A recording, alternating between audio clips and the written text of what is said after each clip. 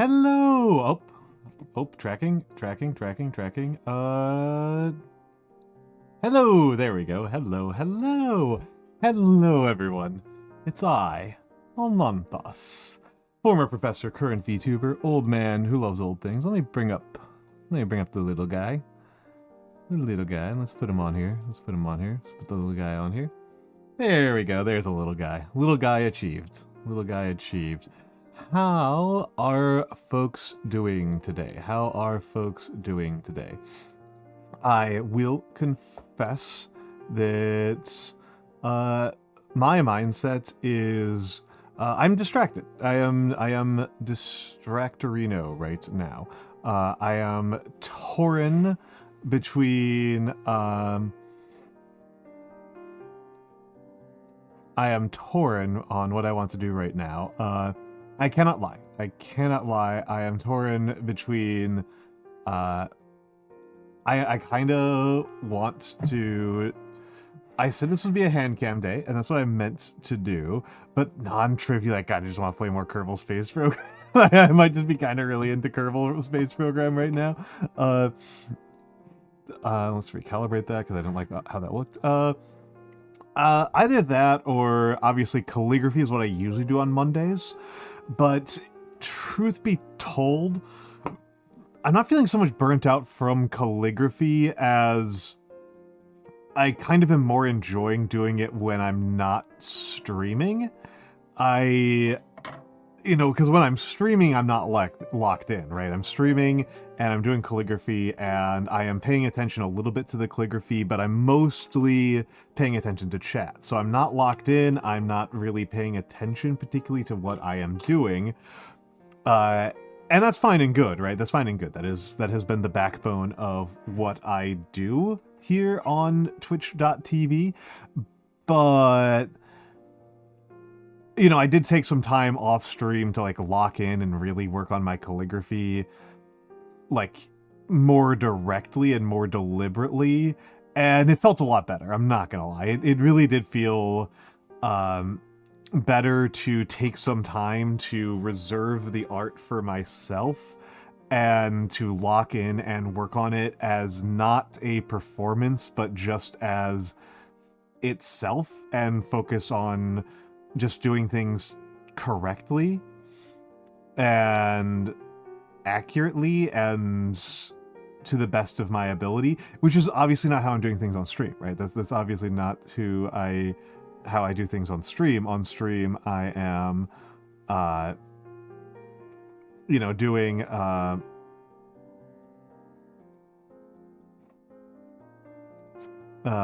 Thank you, Juno. I do like this outfit a lot. If you want to switch things to the old outfit, that's there. My phone needs to charge. Can you do voicemailography? That's VA work, right? That's VA work. I've gotten paid to do. I technically have been paid to do some voice work. Like $10. To do voice work.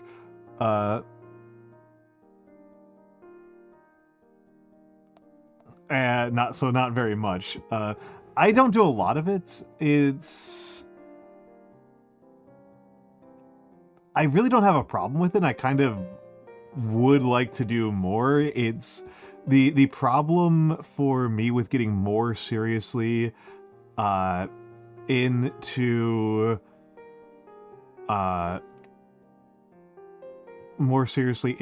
VA work is just that it stretches me out very thin, right? It's stretching me out very thin. I don't mind doing it, I actually like doing voice work. I will admit to not being good at voice work, I don't think. I think I'm still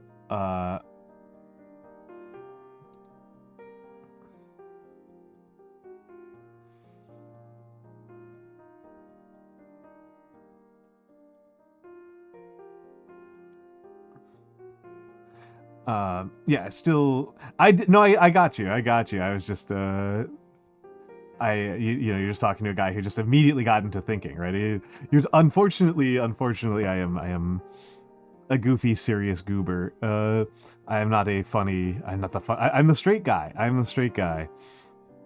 I am the straight guy in these situations. This is why I need Manomancer so badly.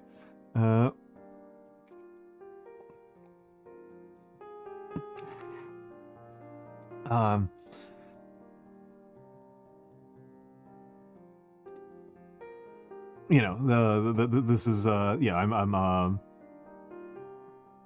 just kind of a goofy goober now. Yeah, hello, Hex. Sorry, I didn't get into any of the hellos. I just got distracted by seeing Hex. Hex has made some really lovely fan art of me. Hex is a good that's a dangerous rumor. Hex has made some lovely fan art of me. Hex does very good pixel art. Hex does very good pixel art. It's one of those things that I have appreciated is that one of those forms of fan art that I like to see. What are you sorry for? What are you sorry for? There's nothing to be sorry for.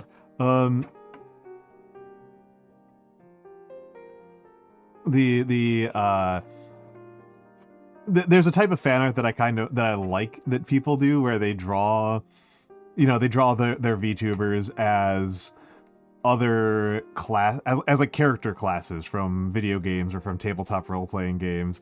And Hex had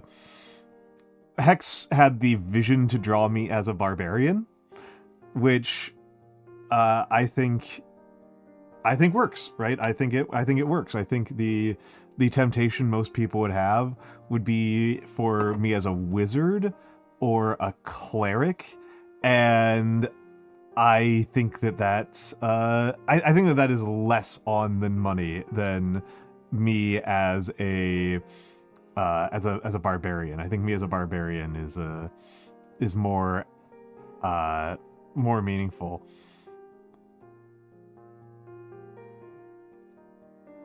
I think it works better. Well, like I said, you had the vision for it. You did. It was good. It was good. It's in the fan art gallery. People have probably seen it a few times.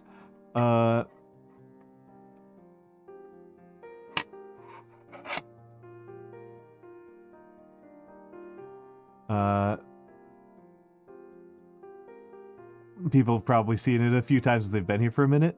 And it's a good one. It's a good one. It's a good one.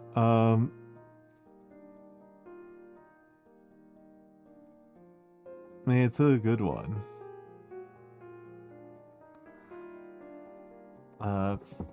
It is it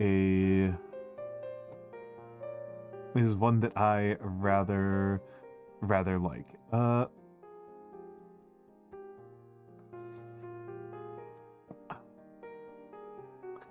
Yeah. Also, I may as well get in the hellos.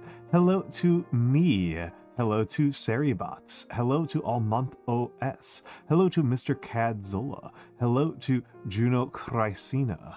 Is it Chrysina or Christina? Hello to Hexingale. Hello to I Am Penis.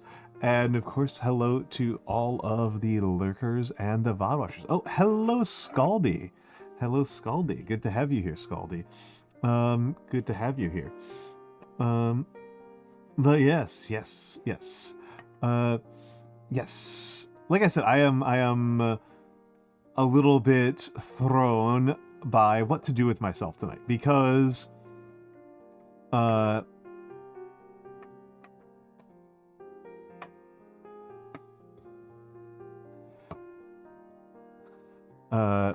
being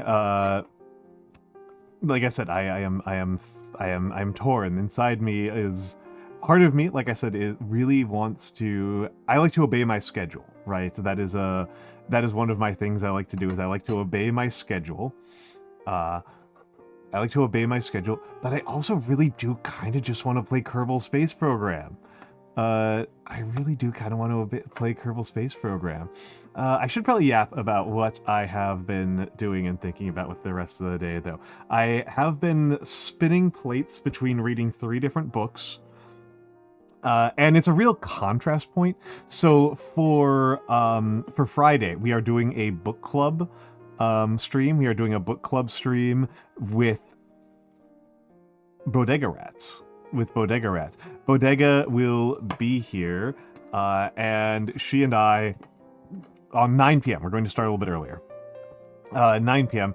and we'll be talking about octopus pie, which, if you have not heard of octopus pie, I think it's one of those pieces of art that serves as a real cipher. A pretty large percentage of everything I know about millennials I learned from octopus pie, and so far I've been pretty accurate in following along what the millennials are talking about. I have not struggled with millennials in the way... I have not had too much trouble with millennials. Like, there's definitely, like, references I don't understand. But in terms of, like, the attitudes and norms and mores of the millennial, of the American millennial, Octopus Pie is a really good exploration of it. And it's...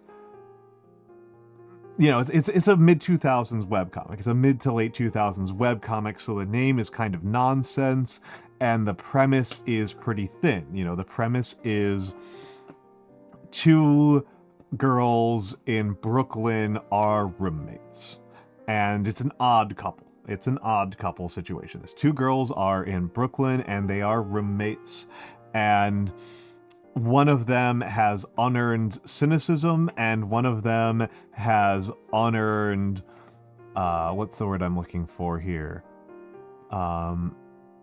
Sanguinity. One of them has unearned cynicism, one has unearned sanguinity. And over the course of the series, the two of them kind of trade places as they earn their respective optimism and cynicism. You know, they earn these things, and by the end of the series, the stoner baker is a cynical, cruel businesswoman, and the burnt-out clerk is a excited young mother. Well, they are not gay. I'm sorry, Momo. This is not a Yuri story. This is not a Yuri story. This is not a story about two people who were pushed into circumstances, and then those circumstances led them to having sex with each other. This is a story of two people who were pushed together and learned weird lessons from each other. They learned weird lessons from each other and became very different people as a result of their many mutual encounters. In fact, I'm pretty sure they are both pretty firmly straight. I would even say that it's a kind of a difference. One of the things that I was thinking about while I was running today, and I'm looking forward to talking with Bodega about this, is that the two women have vices, right? As we often do, right? As we often do. And the cynic's vices, I should say, the person who becomes a cynic by the end, Hannah starts out adventurous and friendly and happy, and her vices are cigarettes and weed and overworking. Weed is barely even a vice for her. Weed is just kind of an ambient component of her life. Cigarettes are much more her vice. And Eve, who goes from being a cynic, being this very harsh, judgmental, sharp person, goes and becomes soft and loving and pleasure seeking. Her vices are alcohol and casual sex. And I think that these vices tell us about the direction that these characters are going, right? You know, the overworker becomes increasingly unable to, over the course of her life, accept other people as they are. She becomes unable to accept other people as they are and becomes increasingly unable to relate to and forgive and be kind to others. She becomes more and more impatient and less. I am actually really interested to see how Bodega talks about Hannah, because I think I'm very harsh on Hannah. I think I am very, very harsh on her. And this is a thing that happens with some frequency. I tend to be pretty harsh on people who work really hard for their own self-advancement. If somebody works really hard for the common good or for other people or for a moral principle, I tend to have quite a bit of respect for them. I do have a lot of respect and affection for zealots, but for the straightforwardly, ambitiously selfish, I have very little patience. I tend to be very harsh on them. And Hannah is straightforwardly ambitious and selfish. So I am...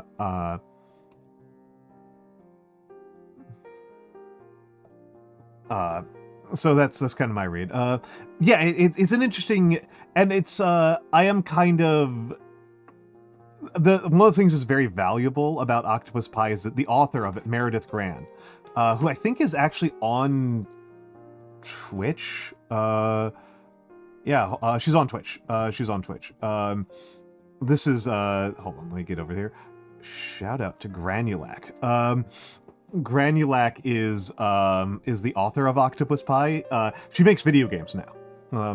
Meredith Gran makes video games now. She reran the entire comic with commentary. There's a commentary track for the entire series. And in the commentary track, she relates how Eve, who starts out cynical and becomes soft, how Eve resembles herself a lot, and a lot of Eve's habits are her own habits. Most notably, and the one that I really remember Meredith bringing up as being particularly amusing to me, is the habit of going to a party, having like 1 or 2 beers, and then falling asleep on the couch. I always thought that was a funny trait to give one of your characters in a story, that like the sleepy one at the party. Well,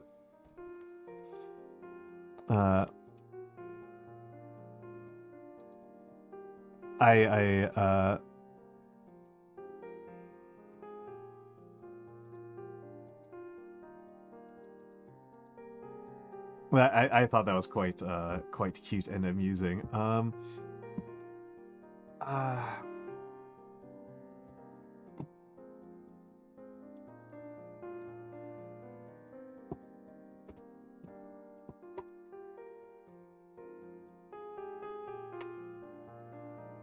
Oh, hello 47 Fuse. Hello 47 Fuse. Welcome in, welcome in, welcome in. So yeah, I was thinking about that. I was thinking about this relationship between that the characters have between their vices and the trajectories that they go on over the course of their lives and how they age. Because it does follow them through quite a bit of aging in their lives. And Eve's, I'm probably gonna pay more attention to this than the previous times I've read it. I understand Hannah's trajectory more clearly than I understand Eve's, even though Eve is the character I find much more relatable. Have I seen the moon today? I think I did. I think I did. Unfortunately, Momo, I have become so insanely Kerbal space pilled that I can't remember how much I've seen the real moon and how much I'm thinking about the moon. I do remember it being big. I do remember seeing it being big when I went out for a run like super late. I like the sun was set but while I was running, which is a cool way to run.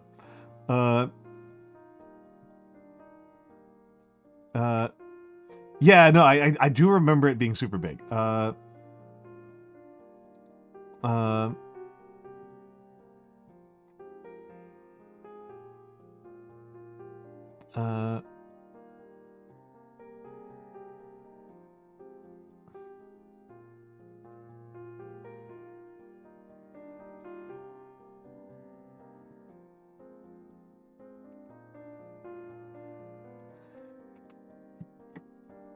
When you see the moon being big. I mean, Momo, if there's one thing I know about you, if there's one thing that you have been consistent about, it's that you like a big lady.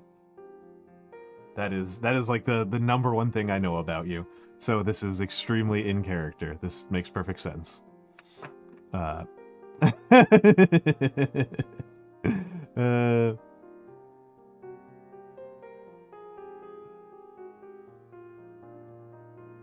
What?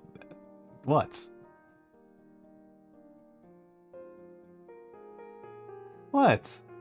I can make it worse.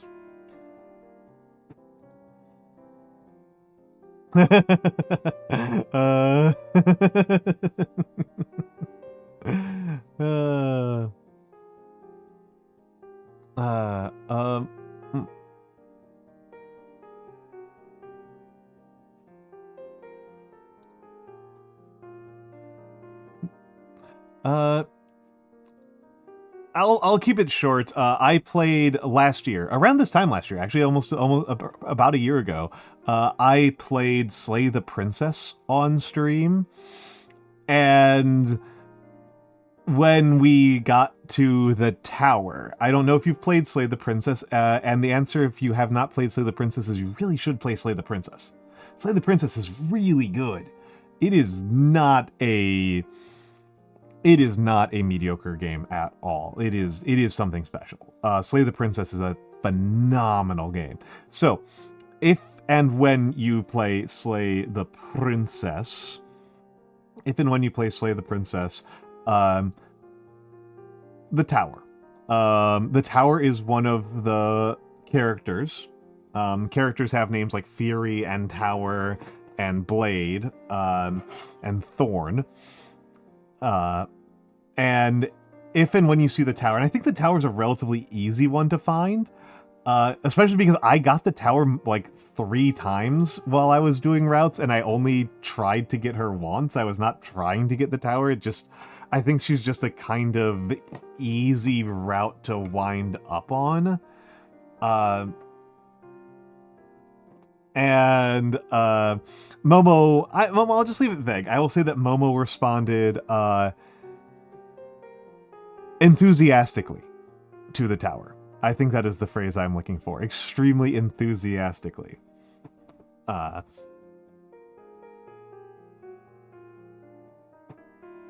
Am I wrong? I could read it out loud. We've got a screenshot of it on the server. I can find it if you want me to embarrass you further. I can embarrass you further. And hello, Alexandra Luna. Hello. Hello.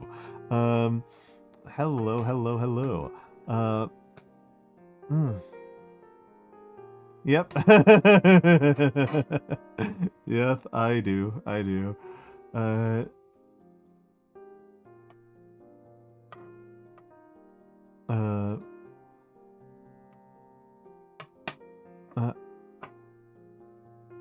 I'd play Cult of the Lamb as a challenge. I haven't played Cult of the Lamb. It looks fine to me. It's not a game that like I'm like really super enthusiastic about. It does have one thing I really like, which is Twitch integration. I do like Twitch integration. If anything, I kind of want to like one of my real dreams on here, and I think I need to wait until I like have like an actual big. I don't think it works unless you have like at least like 100-ish people in your channel at a time. I really want to do King in the Castle. That one I'm really excited about. I've tried it before, but if you are at like 20 or 30 viewers, it's just not enough people. The game falls apart with that few people. I have not played Spiritfarer. I mean, the challenge game that I want to play that I haven't gotten around to playing is Getting Over It. I do want to play Getting Over It. The subathon reward, you know, look up here. This big old number up here, that's for sending me back to Dark Souls, which is I suppose a challenge game. I don't think it's supposed to be a challenge game. I think I'm just really bad. Is all. I think I'm just a very bad one. Hello, Gamma. Hello, Gamma. Excellent. We could always use some good news here. I'm so slow at playing games on stream, guys. I am so slow at it. I am so slow at playing games on stream. MR23, you are deep in it, my dude. That is deep. MR23 is deep. MR23 is very deep into the mastery grind. I remember back when there were only 19 mastery ranks, when it was impossible to get above MR19. Holy crap! Total War 3 Kingdoms is $12. I was just booting up Steam to like look at what I have. The Rome series. I've never heard of the Rome series. The game that I haven't played on stream that's weird that I haven't played on stream is Factorio. Like, that's actually kind of weird that I haven't played Factorio on stream. I do like Factorio. Mage Arena is something I really want to play on stream. I really want to Keep Talking and Nobody Explodes.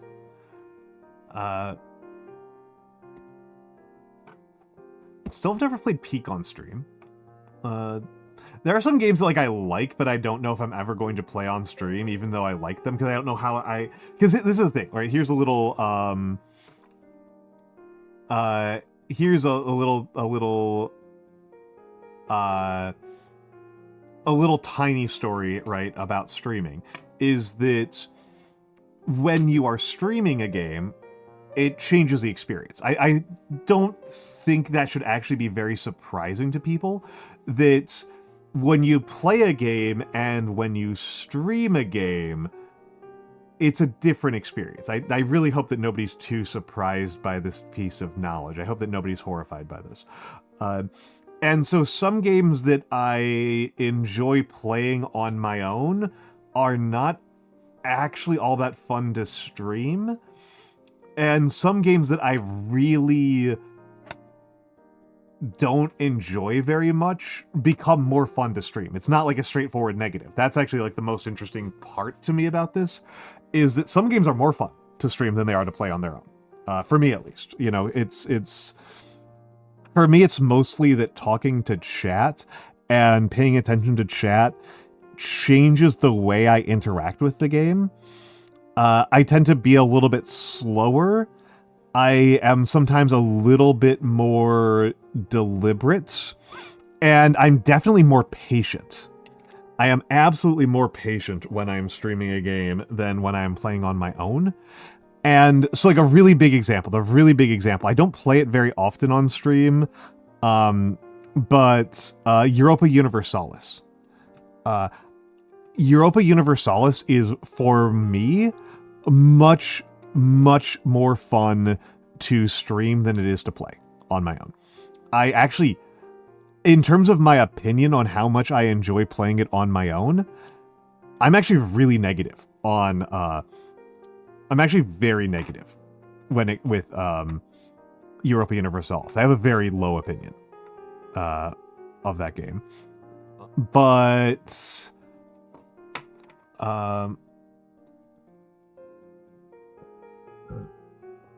taking a big chunk of water.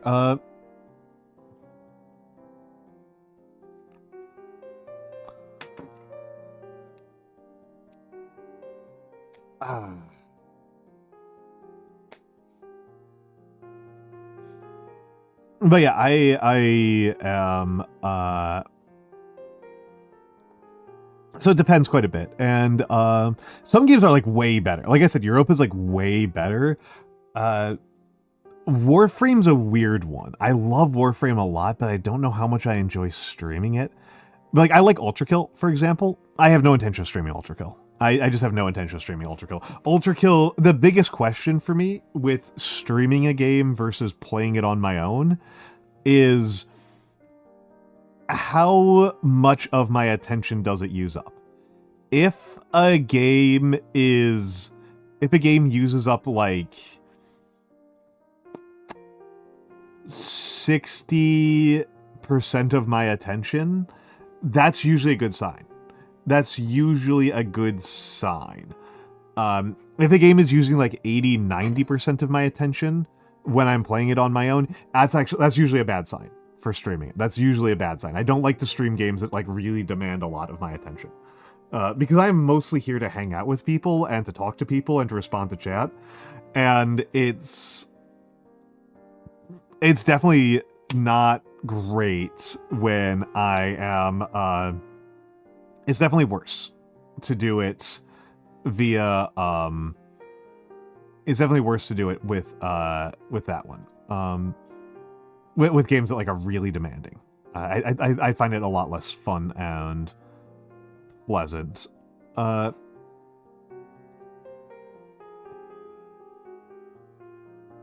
find it a lot less pleasant. There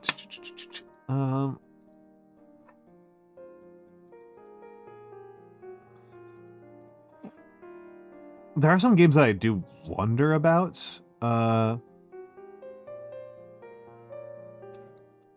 Like, God, could you imagine me streaming? Could you imagine anybody streaming? Actually, no, I've seen people stream Dominions. I've seen people stream Dominions, but it's an insane thing to do. To stream Dominions, that's complete insanity. A thing that I really want to stream, that I'm like, this is like slow gear churning, and I have no idea when I'll get around to it. Tabletop wargaming. I really want to stream Tabletop Simulator, like Trench Crusade. Trench Crusade, Conquest. Not sure about Infinity. Infinity would be kind of a weird one. I love Infinity possibly too much. Hello, Dom. Hold on. Make sure I do this right. Dom Nominomer. There we go. Dom Nominomer. There we go. I got it. Dom. As long as there's no R's there. Hold on. Dom Nom Iminer. There we go. Dom Nom Iminer. Dom Nominer. There we go. Yes, the one, so like I have talked, it's I've never gotten very far with this. Obviously the one that people would want to see on stream would be 40K. And this is a thing, I mean, I'm just talking about back end stuff that like is boring and crappy, but you've provoked it. I have provoked it in myself. I think 40K is kind of bad. Like, and that's like the real problem with it is like, there's a lot of people who really like 40K, and there's a lot of people who really love 40K, and then people will come in here and ask me questions about 40K, and I'll be like, the honest truth of the matter is that I'm playing 40K because it gets more people to watch than if I were to play Trench Crusade. that's like what it would be like. That's what it would be like, which is like not great. It's bad performance on my part. If I'm like a good performer, I would be like, oh yeah, no, for the Emperor. It's like, well, that's not me. That's not me. That's not honest. That is not honest to how I actually feel about these things. Is like I feel I like tabletop wargaming. I think it's really fun. I think Warhammer 40,000 is the worst one I've played. I'm sorry. I'm sorry. It has this like it's yeah. I'll play it because it's the one that other people will play. It's super expensive. I will say one kind thing about 40K and Games Workshop though it's more a matter of 40K, of Games Workshop, I should say, than 40K specifically. Games Workshop's models are really good. Games Workshop models are like really, really good. I have in range of me, within like hand reach of me, I have Hail Caesar, Conquest, Trench Crusade, some other, I think I've got some other Atlantic Wargames, and some 40K figures. And the 40K figures are like really good. Like they're like really, really well made. I hate having to admit this, that the 40K figures are probably the most well made in terms of their like actual construction. I do not like having to admit this, but it's true. They are the most expensive. I will say that I paint minis with some frequency on stream. It's not like the #1 content I do, but I do it pretty frequently. And part of what kind of happens with mini painting from my perspective is that I paint very slowly, so getting the miniatures being expensive is not that big of a deal. And I have so many miniatures. I have so many miniatures. It's going to take me so long to get through my backlog. It's going to take me so long. And so like I'm not that deterred by it because I prefer to play on tabletop sim. Genuinely. I genuinely prefer to play on tabletop sim because I live in frigging New York. And putting a 2,000 point army on the subway is very, very stupid. It's very, very stupid. I hate it. I hate it. So like I prefer to play on tabletop sim because, and also honestly, I am not really trying to play games to play games, if that makes any sense. Does that make any sense to anybody? I don't know if that made any sense. I think that made sense. I am playing games, particularly like a lot of war games. I want to like hang out with people and try out things. That is my set of motivations for playing a tabletop war game, is like I want to hang out with my friends and I want to see what happens when I try some dumb bullshit. In Magic the Gathering terms, I am a Johnny. In the game analytical framework of player typology, in the Magic the Gathering player typology, I don't play Magic the Gathering. I just think that this is an influential paper. Within the player typology of Magic the Gathering players, I am a Johnny. I am definitely a Johnny. And so I'm not particularly deterred by the fact that that Warhammer fits. Johnny fits. Yeah. Cute. I am not particularly deterred by the fact that 40K is expensive, but it is noteworthy. 12 Warhammer figures is like the same level of cost as 100 historicals. Admittedly, that is somewhat unfair because historicals are crazy. Historicals are absolute madness, and I think I'd have to check with people who do more 3D printing, but I think historicals can frequently beat 3D printing, which is pretty bonkers. Because they're taking advantage of like of scaling processes, so the 3D printing can't. 3D printing relies ultimately on 3D printing itself, which is going to really struggle to be as efficient as injection molding. Injection molding's so freaking efficient. Casting in general is just so efficient, and I don't think any of the stuff that you 3D print with is as cheap as the materials that they use for 3D printing. Not for 3D printing, for casting, for injection molding. Yeah, injection molding will have better quality. I've got some. I've got both injection molded and 3D printed miniatures with me. And I can definitely notice a difference in quality. I can absolutely notice a difference in quality. There are there's a range of quality. What I would say is that some of my 3Ds are pretty good. Some of them 3Ds are not so good. I think the 3Ds kind of vary pretty heavily in quality. The 3D prints vary somewhat.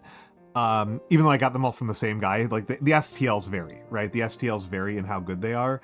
The historicals I have, the generic historicals I have, are generally not very good. I don't think I have any Victrix, which is like the famously good one. I don't have any Victrix ones, which are like famously good. The Conquest minis are really good, but I still think they're not as good as the 40k. And I don't have any Age of Sigmar. I have a lot of old Warhammer Fantasy Battle. I have a lot of old Skaven.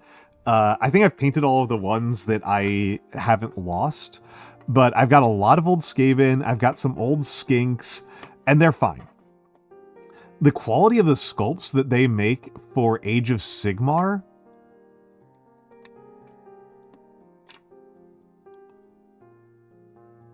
those things are crazy. They're making crazy stuff over there. They are making some amazing things for Age of Sigmar. And yeah, I mean, yeah, no, Dom. I mean, like, I am taking it for granted that hobbyists are not going to be doing injection molding at a very basic level. I'm just really taking it for granted that that's the domain of people with factories, right? That like there's no point in worrying about injection molding in your backyard. We are not going to great leap forward miniature wargaming. That's not happening. That is not happening. Oh, okay. Yeah, I know a guy who worked with who worked with injection molding for laboratory equipment. Who made like bespoke laboratory equipment, and I don't know a lot about the process. And 3D printing wasn't really available when he was working.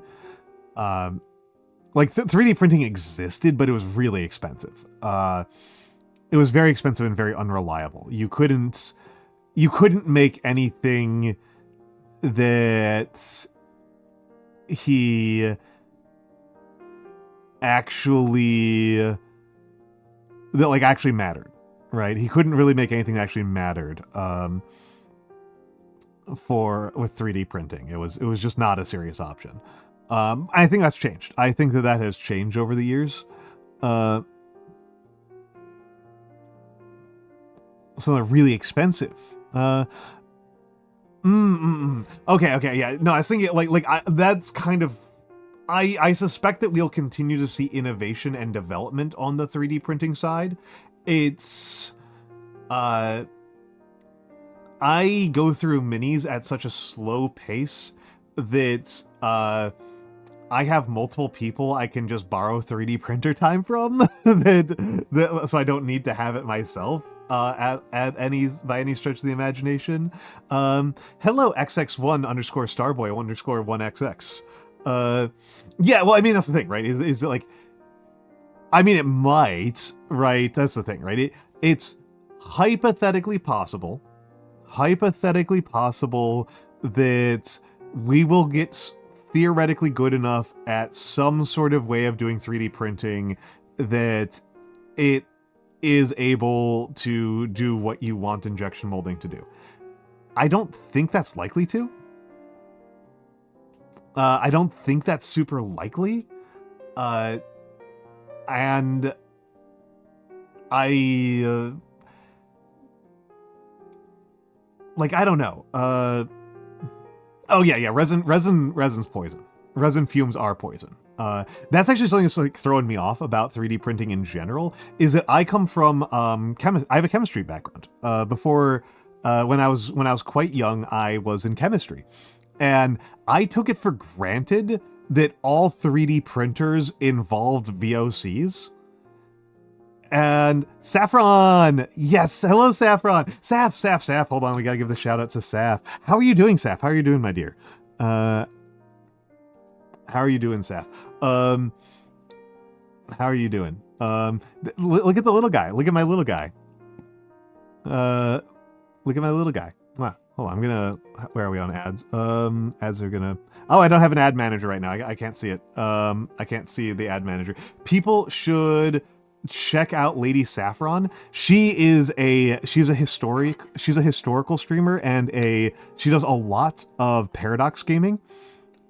She does a lot of paradox gaming. She is much smarter than me. If you want to hear somebody have big brain Marxism takes while flailing around in Anbanar, Lady Saffron is your one-stop shop. I adore Saf. Saf is responsible for the Saf was my collab mate in the infamous Crusader Kings collab where we nuked both of our computers. Both of our computers were destroyed in a single collab. It was amazing. It was amazing. Yes, that was my thing, right, Shark Ray? Is like, you're still melting plastic. It's still gonna produce VOCs. It's still gonna produce volatile organic compounds. Like, you don't want that stuff in your lungs. That's bad. It's really bad. It's really bad. But yes, Saf, check out my little guy. Check out my little guy. Mwah. My little guy. He's so cute. He's so cute. Okay, we are going to ads. I still haven't decided which form of little guy we're going to be doing today. We're going to be doing some form of little guy. Not the Dutch East India Company. Don't eat the well, actually, do eat the Dutch East India Company. They're evil. But not volatile organics. Avoid the volatile organic compounds. They're very nasty. They're very nasty, and I don't know that there's anything to be done about it. I haven't come up with a name for this little guy, but he is very cute. He is very, very cute. Oh, okay. Ads are gonna hit any moment now, and I can't see where they are because the ad manager is just not here. Let me think about this mathematically. I hit go live at 58. And so the ads started at 59 or at 10 o'clock on the dot. So they should be like 3 or 4 minutes out, actually. Okay, guys, help me out here. What should I do tonight? Like I said at the top, I kind of don't really want to... I could do calligraphy. I'm not incredibly enthusiastic about it at the moment. It is my usual Monday content. But we're really down to mini painting or Kerbal Space Program. I have been really enjoying Kerbal Space Program. Saf, I don't think that you will be surprised to know that I finally played Kerbal Space Program and I've gone insane. I've gone insane with Kerbal Space Program.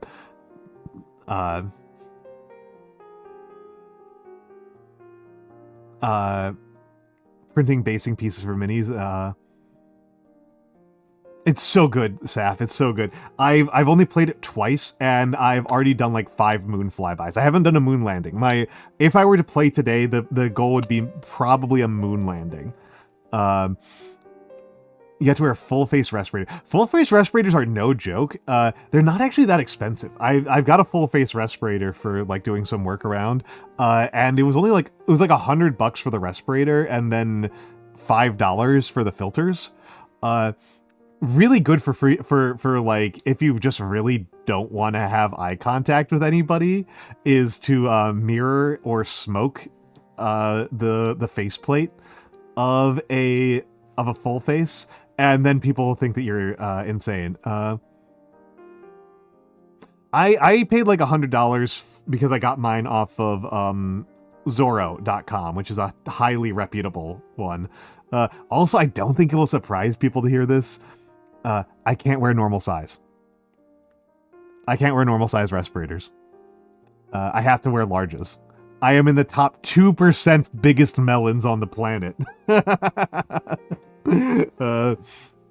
I am actually in the top 2% biggest heads.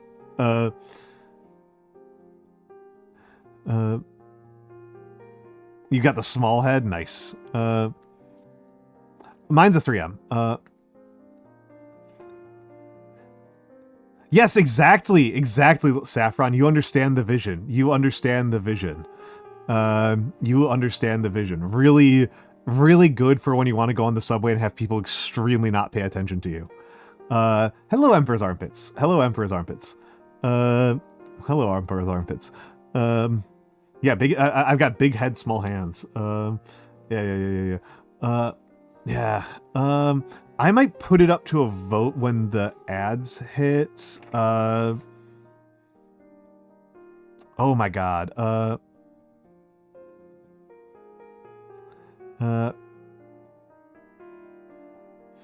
Yeah, no, that makes sense to me, Saf. That makes sense to me. That makes sense to me. I'm still. Oh my god. Why is Twitch being bad? Is Twitch being weird for anybody else, or is it just me? Whatever.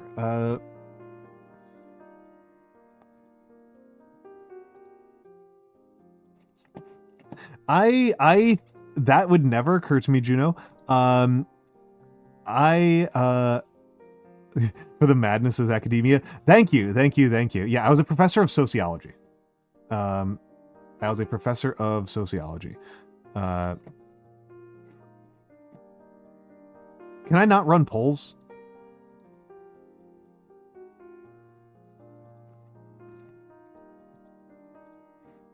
Okay, even going to the Twitch dashboard doesn't allow me to run polls. Have I been banned from Twitch? And whenever Twitch like really breaks down, I worry that I've been banned briefly. I get like this brief moment of paranoia. I get this brief flash of paranoia that I've been banned from the website, from twitch.tv, like while I'm live on the air. And they're just like letting me roll. They're just letting me continue to roll. Teaching gang. I actually love teaching, to be honest. Hello, Cotton Candy Floss. Yes, it's my little guy. It's my little guy. Mwah. Look at his eyes. They're so round. Yeah, it would be funny if they like banned me, but only in a way that like affects my ability to use the dashboard and like allow my stream just kind of keeps going. My stream just keeps rolling. Shadow ban. Yeah, this is what people mean by shadow ban. I'm not very online, so I actually don't understand what a shadow ban is. I genuinely don't know what people are talking about when they talk about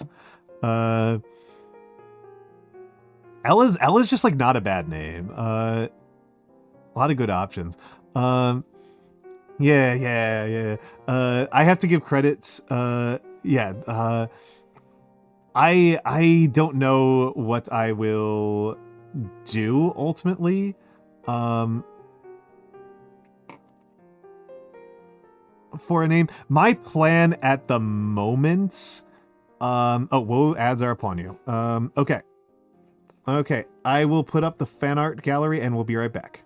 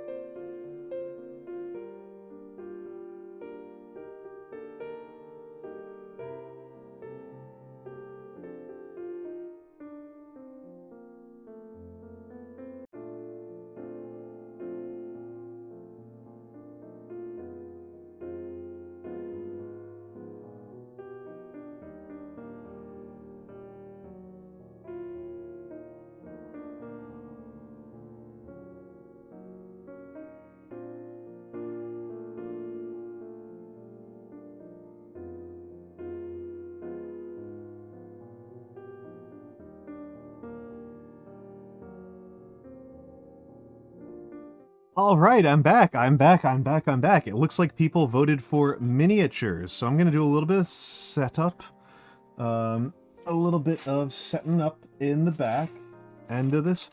No, actually, it's not very much setup. I think I'm like halfway done. I think I'm like halfway done. Let me edit the stream info. Yes, thank you, Nano. It is Wednesday. It is Wednesday.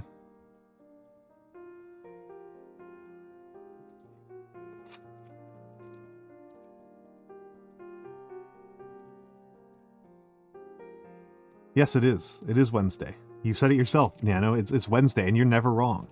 If Nano says it's Wednesday, it has to be Wednesday.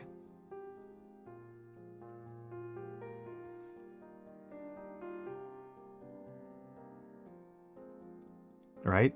Right? You can't be wrong.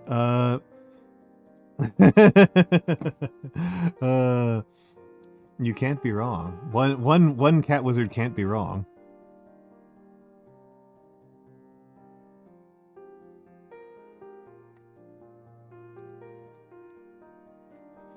All right, let's go over here, and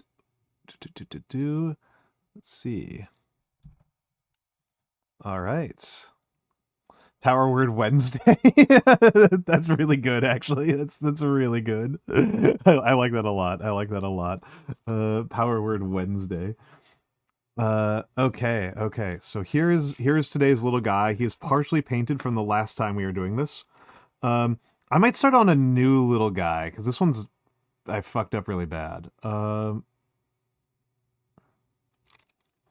It's really good. It's really, really good. I really like Power Word Wednesday.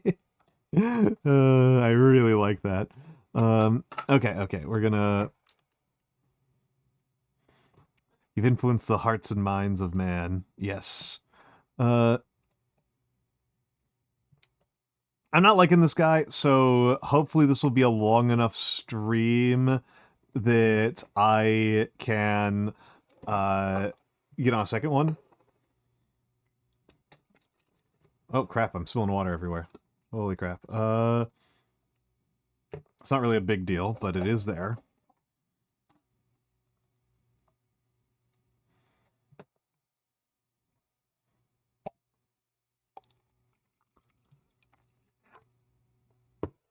Power Word Wednesday. Alright, let's turn on the light. I changed where my light switch is slightly, and it's in a better location, but I also can't remember where it is. And let's turn you on. Okay. And we've worked on this guy before. I think I was doing a pretty shit job with him, if I'm honest. It looks like I haven't done that much highlighting on him.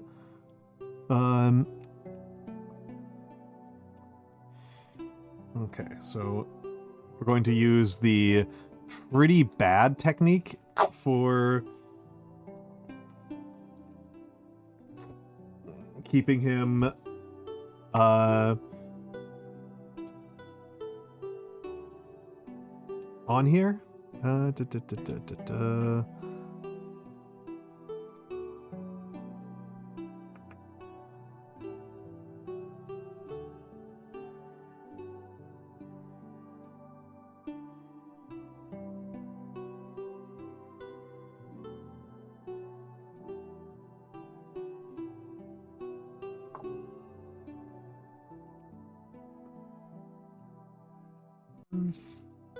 There we go.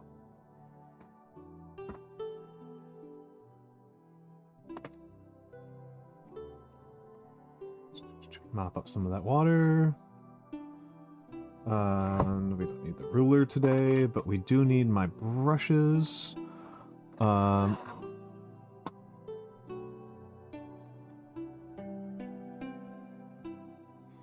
see. not the 3. I need, let's take the 2, the 4, and the 0. One of these days I will actually start using my 1 and my 3, but so far I've been preserving them like an absolute miser. I will confess that I did kind of want to stall on doing mini painting until I got to watch some more mini painting tutorials, but there's only so many hours in a day. There's only so many hours in a day.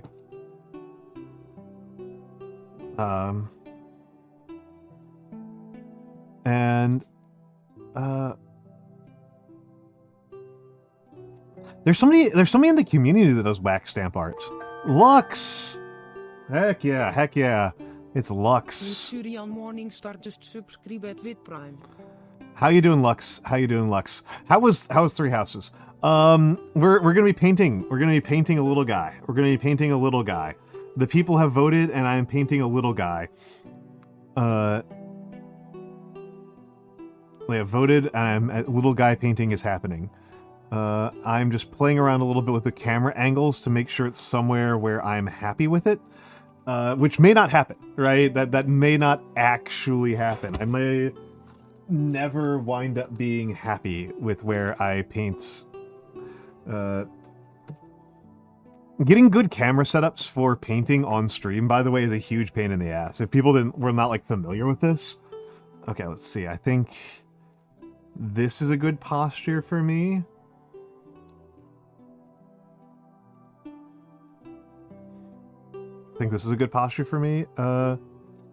Oh no! What happened to your voice? What happened to the throat?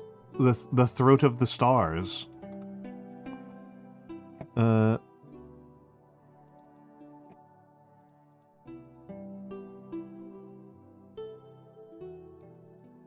think that might be like the worst thing I've ever said about or to you, is saying the throat of the stars. I think that might be the worst thing I've said to you, Lux. I'm sorry. COVID, I am sorry, my friend. The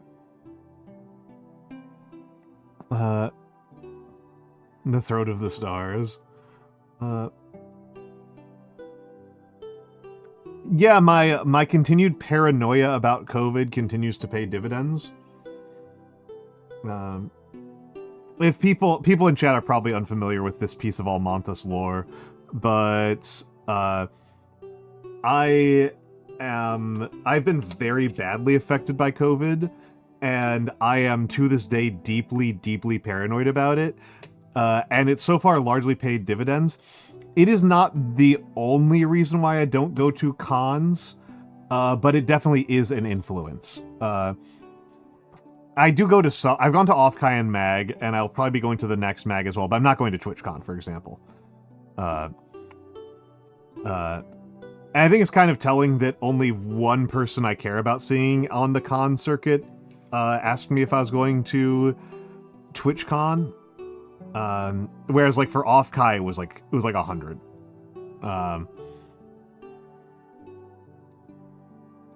For Offkai it was interminable. Okay.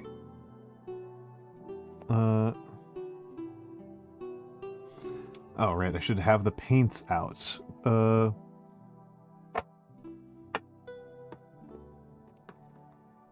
Yeah, that happened a lot. That happened a lot. A lot of hospitals did. A lot of hospitals did.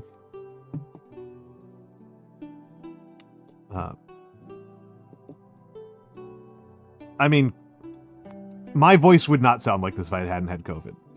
COVID literally changed my voice. I would not have become a VTuber if it wasn't for COVID. So, my paranoia is mostly kind of in the form of, like,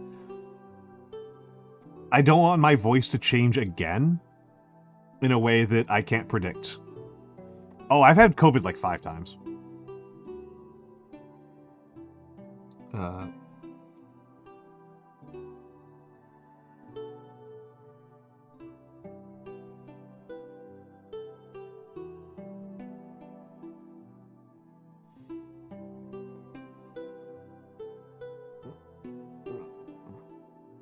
You can also change what day of the week it is. I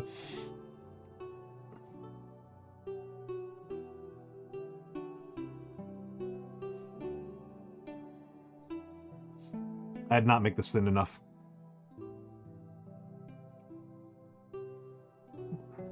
This is actually the one I want to use. Is it ever feasible to predict your voice change? I mean, kind of. Kind of.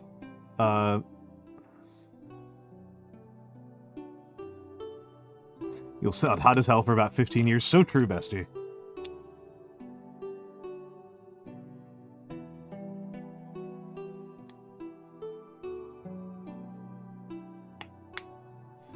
And then die.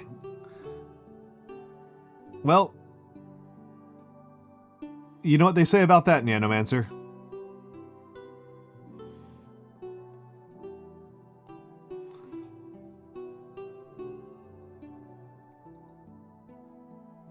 "15 years versus 0.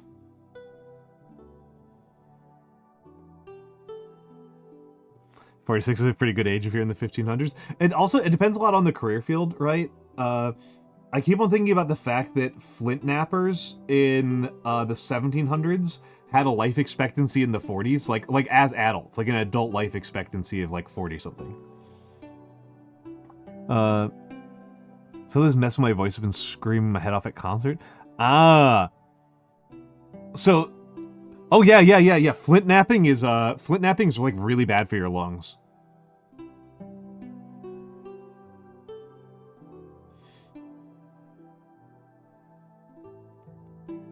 They even had a disease for it, napper's lung.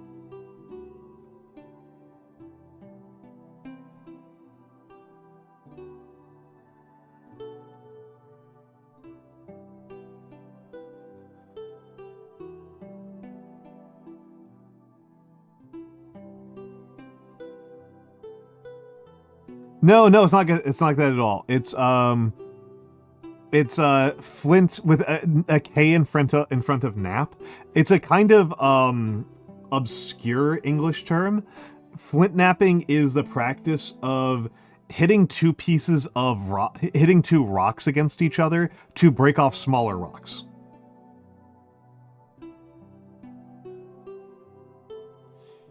So like it's like the main way that you did Stone Age tool production. But in the 1700s, that's, if you've seen a flintlock musket, that's how they got the flints for those, was from flint nappers.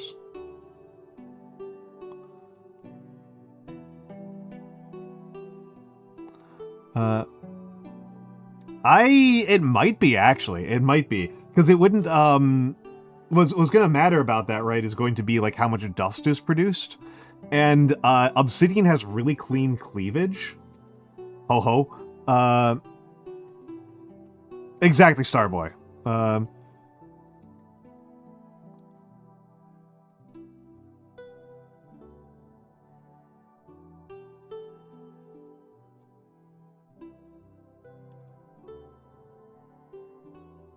had a horrible job on this helmet. I fucked it up horrendously. In general, this model I've done a really bad job on. I'm very displeased with him. With this fellow.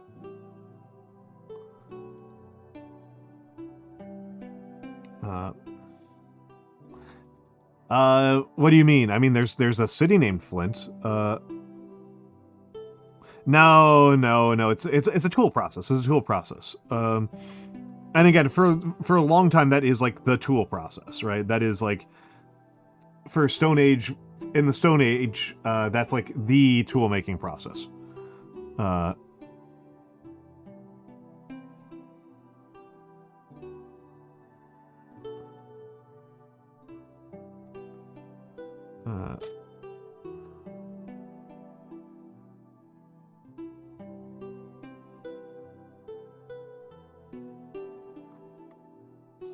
This is probably not worth it.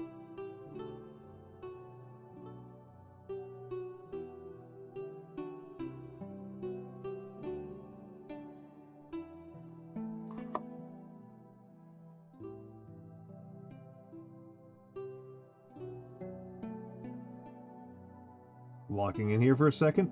Sorry, folks.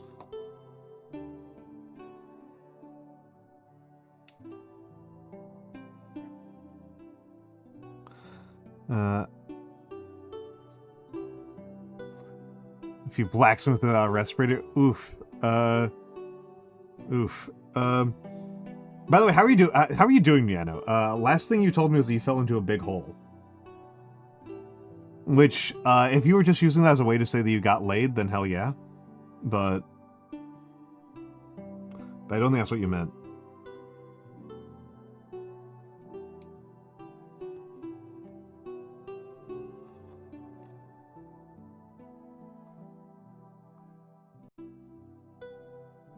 Fell into a bigger hole? Bigger hole the size of a smaller hole?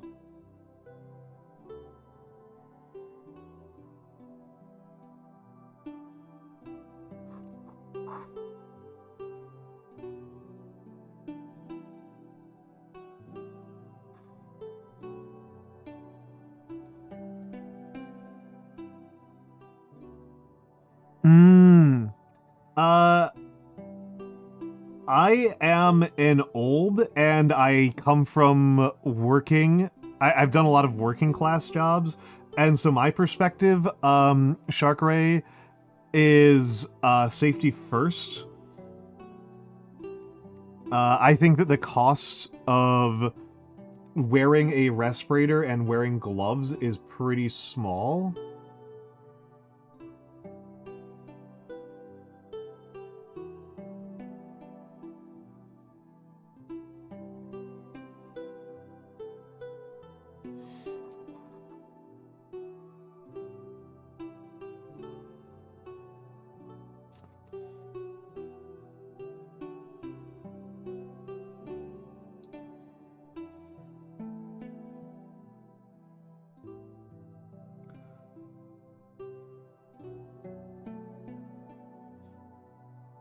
I do think that it's worth, kind of keeping in mind that some forms of protection are actually kind of counterproductive, which I think is interesting. I watched a World War Wisdom video earlier. World War Wisdom is a pretty good channel. It's this young guy who's just like clearly obsessed with World War II and like posting pretty decent videos explaining things about World War II. And he's US obsessed. He's American obsessed. So he's like focused on the US Army and Marine Corps for that matter. US Army and Marines, the infantryman and his rifle. And like, so armor basically doesn't exist in World War II.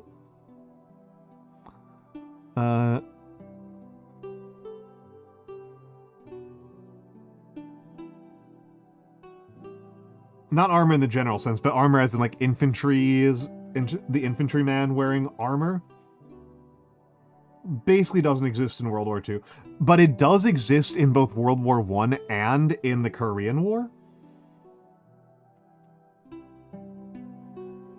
And it's actually just kind of, yeah, the helmets always. Yeah, helmets. And not even every army did helmets. Right? The Soviet Union didn't really do helmets. And the thing about like full body armor, like even like a full chest plate, is that it restricts mobility, right? And so armor is, and this is just true of armor at a abstract level. Armor, like what this guy is wearing, is a trade-off between protection and mobility. And for the types of warfare that the armies were engaged in World War II, and the quality of armor that existed for those armies, the armor was just like generally not seen as worth it. You would be slightly better protected against. Well, that's the thing, right? Is like the types of full plate that you could have possibly had in World War II were just not good enough.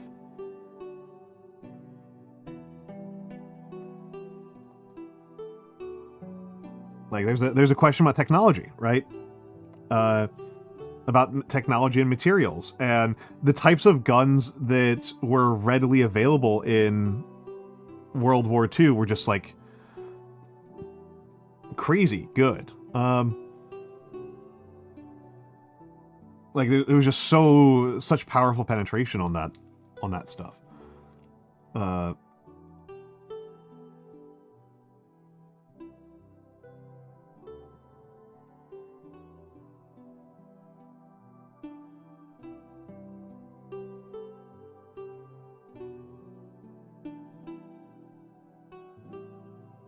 And you can see me here painting a, you can see me here painting a Roman, right? I'm painting a Roman. And the Romans are insanely heavily armored for their period. I am sorry, but the Romans also invented the SMG in World War I.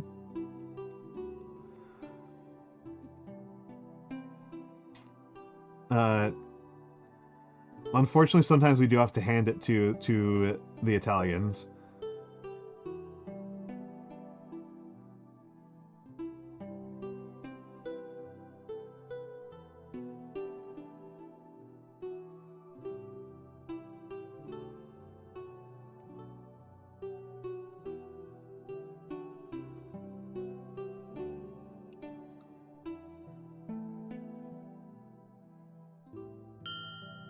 Oh.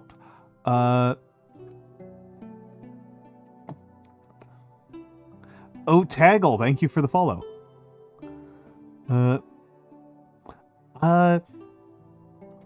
Thank you for the follow. I am doing all right. I'm doing all right. I mean, I'm happy that I'm here, right? It's anytime that I am live on camera is pretty good as far as I am concerned. It's kind of how I view it.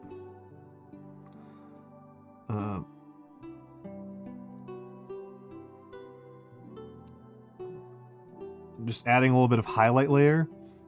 Oh, and that Shark, just in case anybody might be missing the context, a little bit of context, just because of like not knowing a lot about World War I.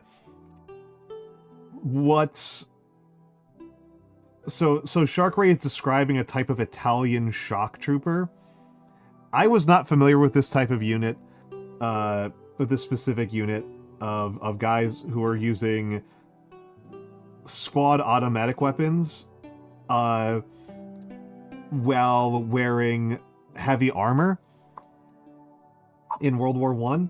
But I can tell you something pretty confidently, which is that it was almost certainly not very successful. The Italian record in World War I is, like, really bad. World War I went really horribly for the Italians. It's... yeah. They're separate from the armed forces, of course. Oh my god. Yeah, it's one of those things that video games never portray accurately, is just like how many like bureaucracies you have in an army, where there's all sorts of things that seem like they are part of the same army but are actually not. Like the German army was actually 4 separate armies. Like the Bavarian army was functionally an independent army of the Prussian army in World War I. Very obnoxious. Not functionally, I should say. Technically. Technically. Functionally, they were not. Call me Zombie. Thank you for the follow. Yes, yes. Yes, Shark Ray is alluding to kind of the main action that's the World War I that Italy participated in World War I, which was what's the name of that battle? The Battle of the Isonzo. The Battle of the Isonzo, which is to say the Battle of the Isonzo, the first, and then the second Battle of the Isonzo, and then the third Battle of the Isonzo. I can't remember if it was a 12 or 13 was the final one. And so what happens at the Battle of the Isonzo, because this is a remarkable thing, is so Italy enters World War I. Sorry, a second. Hold on, something's being funky here. Yeah, so the Italians fight at Isonzo, and the well, actually, let's back up here. The Italians joined World War One. The Italians joined World War One on the side of the Allies because they want a chunk of Austria on the other side of the Adriatic. Trieste, I believe, was what they were trying to get off of the Austrians. And Italy is a young country when it enters World War One, and a not very functional one at that. And it enters World War One as one of the lower manpower forces available out of the major powers, and the worst artillery ratio. They are the most undergunned, least sophisticated force.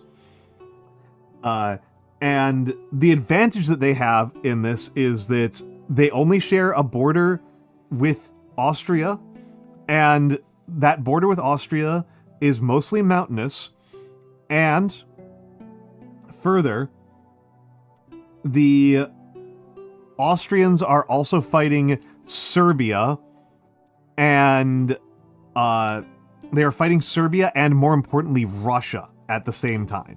Austria is very besieged already and is in a lot of trouble.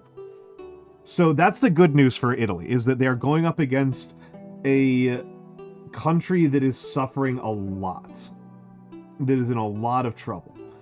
That's their advantage. The disadvantage is that they are extremely undergunned, they have very little manpower, and a large percentage of their population doesn't have a lot of buy-in on this whole Italy thing. A large percentage of the population is quite skeptical of Italy as a concept. And into a situation where they have a manpower shortage, where they are bureaucratically unsophisticated, where they have a massive signals intelligence deficit relative to the Austrians. The Austrians had pretty good signals intelligence. And they have very little artillery. And they're going into the mountains. The Italians adopt the most aggressive operational pace of any country in the war. They go so fucking hard into this war. They go super duper hard into the war. They do. I think the ratio that I remember seeing somebody calculate was that for every offensive that the British or French did, the Italians did like 3. Which means that they didn't plan them out either, right? They have less artillery and they have fewer men, and then they attack more aggressively and with less planning and less careful thought.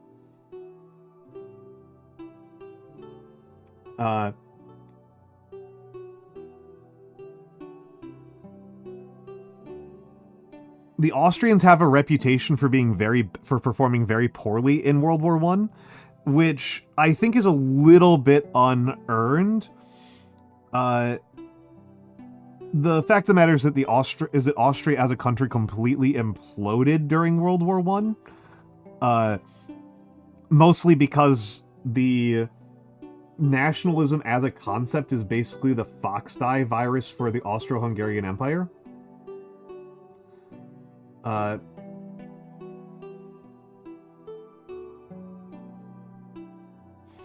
And so the Italians are fighting in the Austrian Alps into emplacements against somebody who doesn't feel any need to attack and who is cracking all of their codes, right? The Austrians know know everything, basically. The Italians lose the Battle of the Isonzo like 12 times in a row. They fight the Battle of the Isonzo like 12 times, and they win it once. Which turned out to be the only one that mattered. They win the final Battle of the Isonzo very dramatically. But they were on a really radical losing streak for most of the war.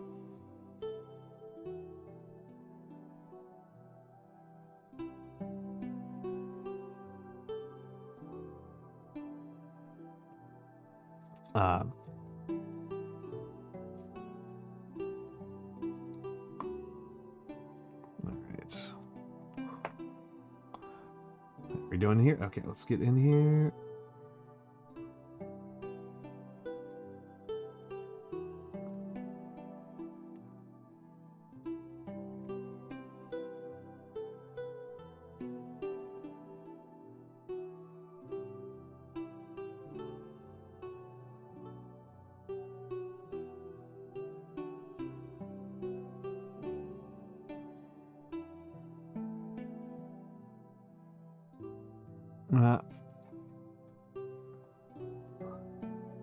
Warm colored or cool colored accents?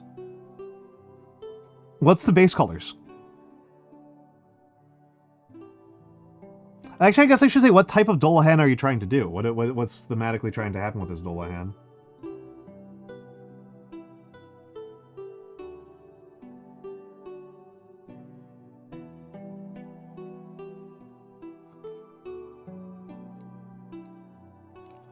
Yeah, I try not to, there's a lot of,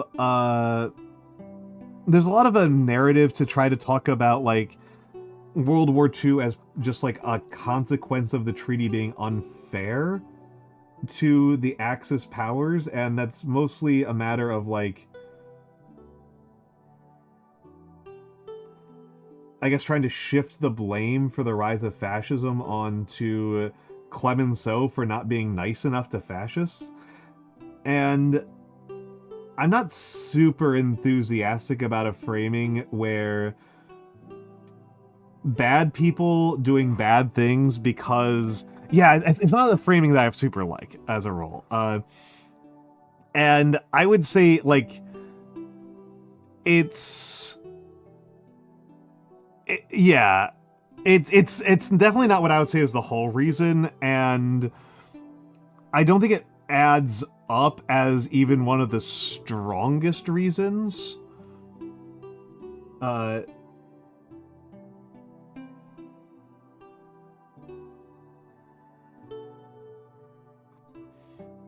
Like, ultimately my problem with is that, like, it's kind of accepting that a bunch of violent, dishonest dipshits are telling the truth for some reason.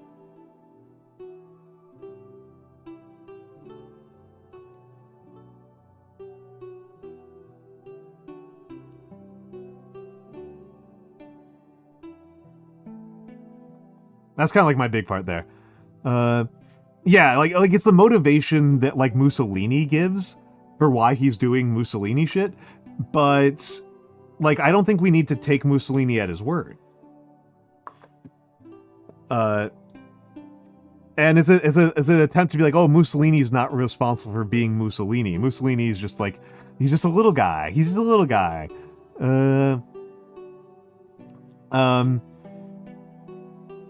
I say cool, Starboy. I say cool.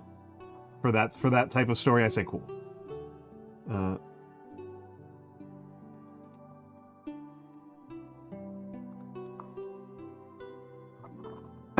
Excuse me.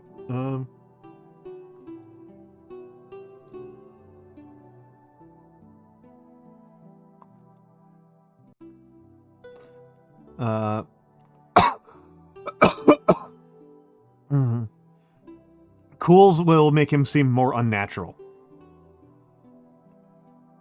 Is my read. I am not, like, an expert, by the way. Just making sure in case anybody watching this, you are not watching, like, a pro or super good mini painter. You are watching a stumbling dipshit.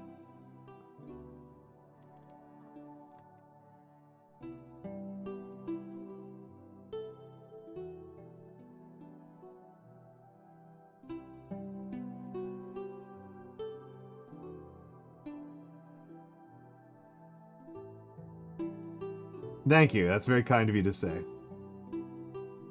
Stumbling dipshit might be too strong, but I am not an expert. I am a novice.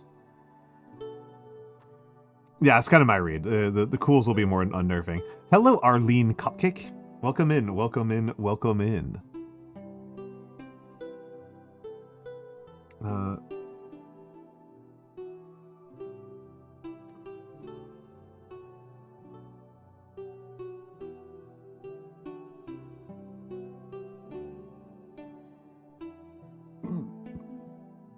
This is a bad green to use for this purpose. My hands are beautiful. Thank you, thank you, thank you.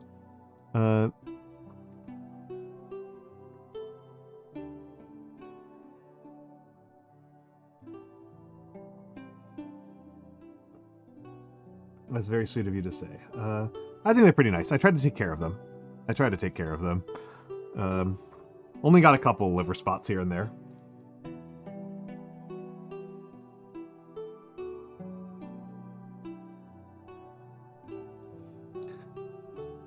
I will say that from my perspective as a mini painter, as a person learning this process, I do think that I just like generally have really big weaknesses at understanding color and understanding light sources.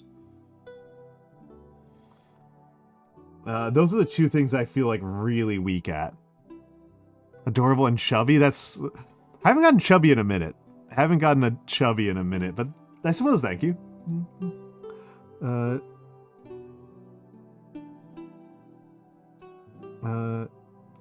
I am trying to lose weight. I don't think I'm particularly storing it in my hands. I think it's more muscle than chub here in the hands.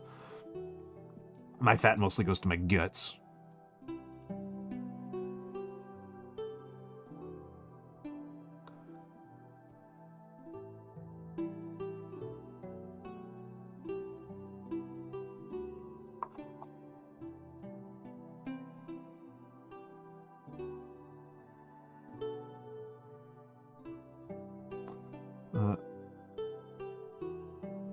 You think it's because I am hydrated? I think so, yes.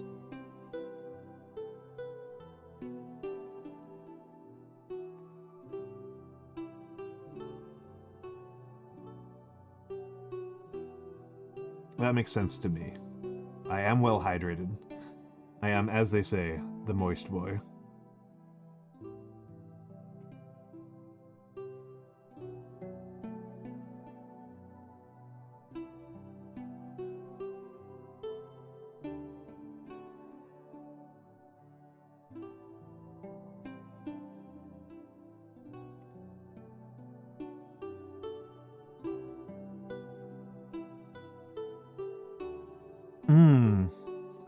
I know that with painting, I am still learning a lot.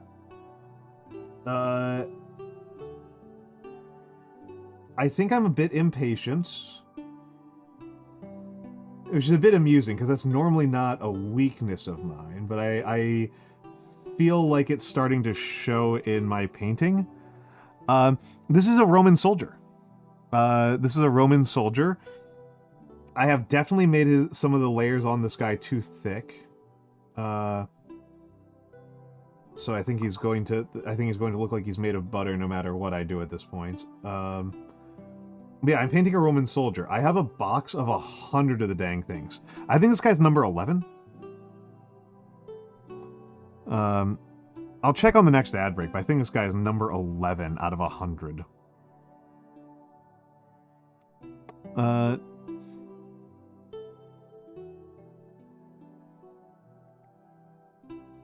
And just kind of, I don't know why I'm putting on a base layer on the ground. It's just kind of a way to fill in some time. Arlene Cupcake, thank you for the follow.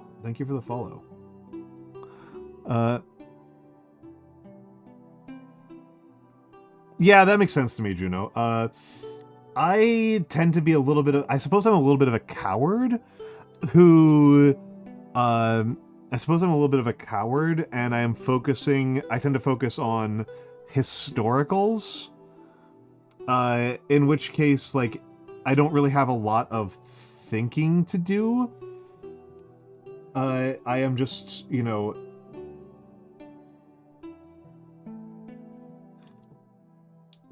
I'm just trying to match my understanding of the uniforms that existed historically, which, like, you know, there's a lot more room for creativity than people might think.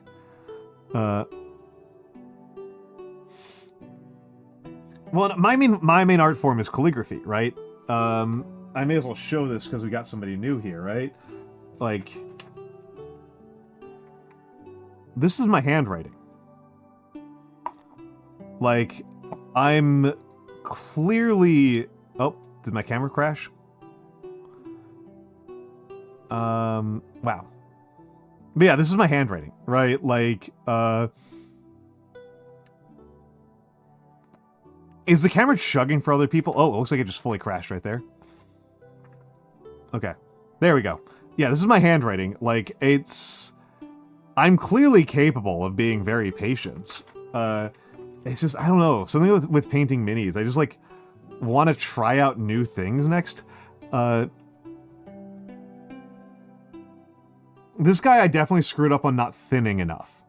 I definitely screwed up by not thinning enough.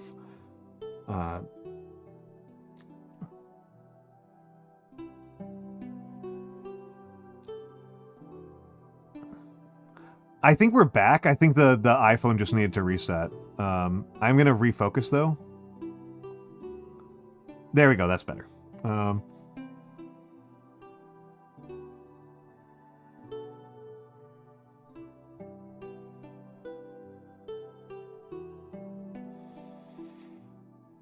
I did have somebody point out recently that something I hadn't really thought about, which is that we've kind of all universally decided that the color of the Roman soldier is like dark red, which would probably mostly be matter. But historically speaking, like there would be VoD. There should be some Roman soldiers would probably have like deep blue uniforms.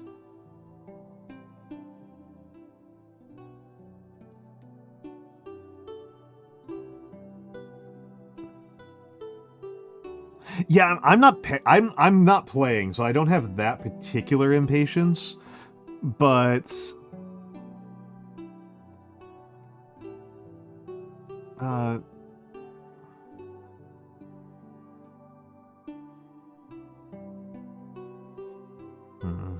just load this thing up with paint and then I immediately deloaded it.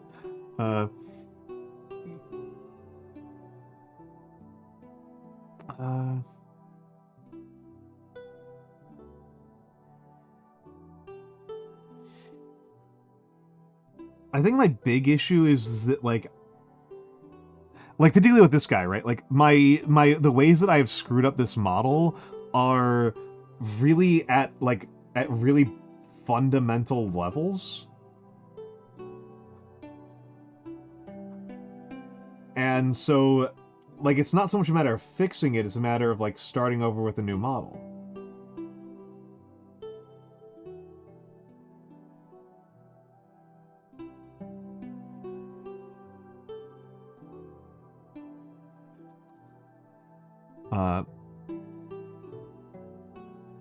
Mostly wishing progress. There's faster progress. Yeah, that's common.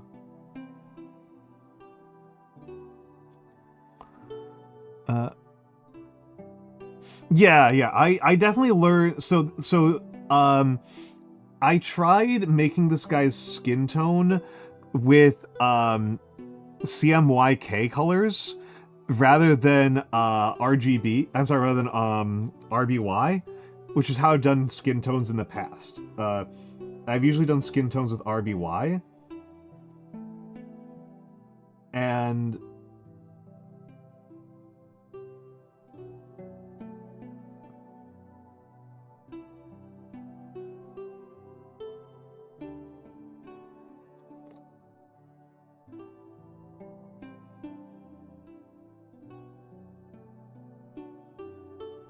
so I guess getting in here.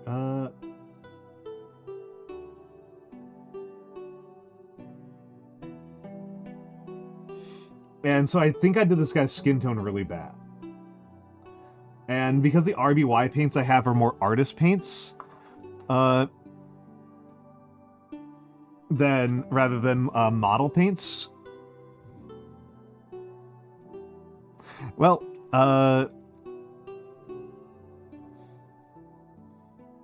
compounding associations? Maybe. Maybe.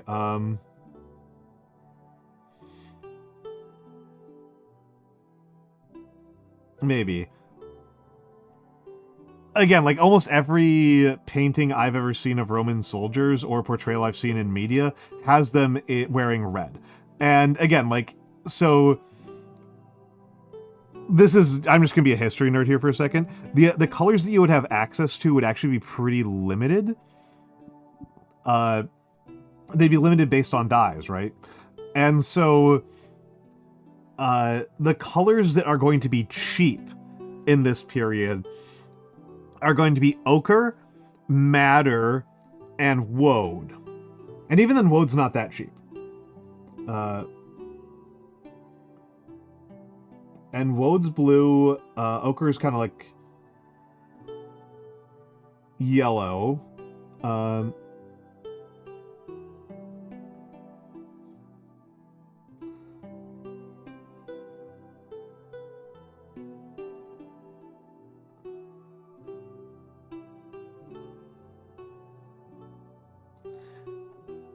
And madder's red. Madder's a pretty dark red, too. It must be said. If I recall correctly, I'm trying to remember what these things look like.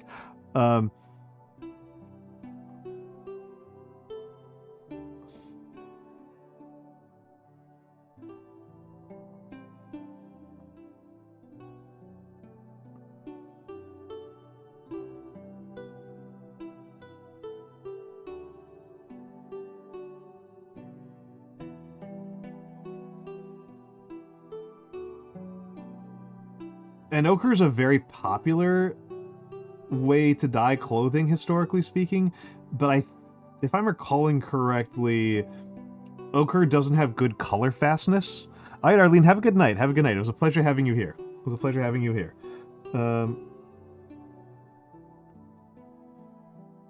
I hope to see you again.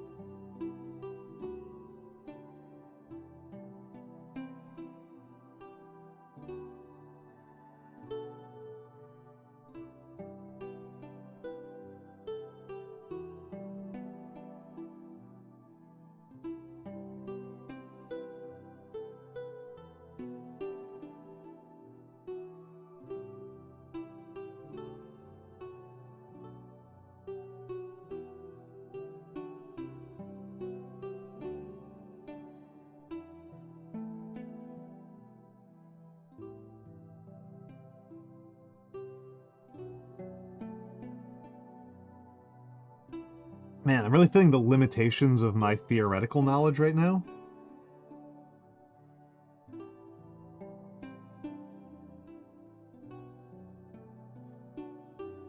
Hello, Jack Crispy. A Roman soldier.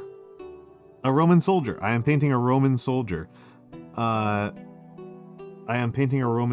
think I've done a very poor job on him. I feel bad. I feel bad for this guy.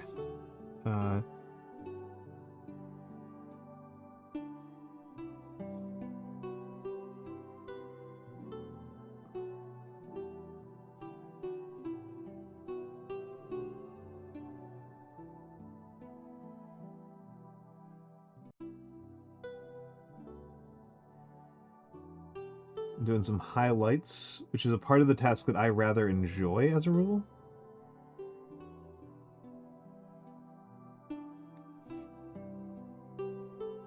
Though I think my highlighting tends to be kind of chaotic.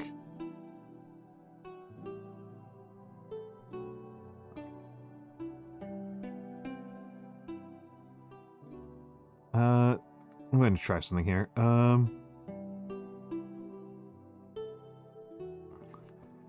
I've done Warhammer. I've got some Warhammer guys painted, but currently all of my unpainted minis are non-Warhammer. All of my non-painted Warhammers are either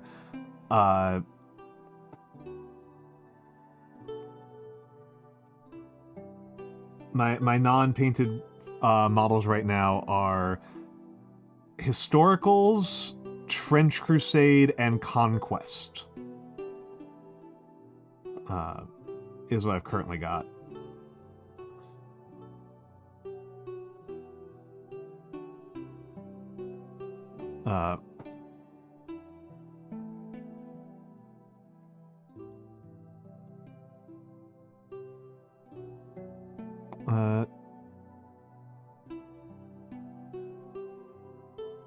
Let's try this.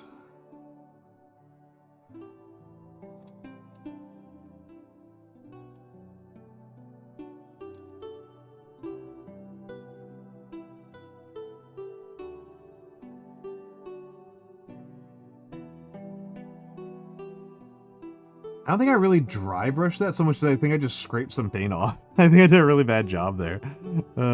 We're trying. We're learning. We're learning.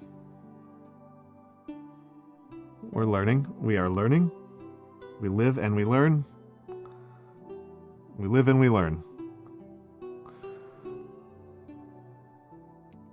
There's an old webcomic called The Damage... A lesson is learned, but the damage is irreversible.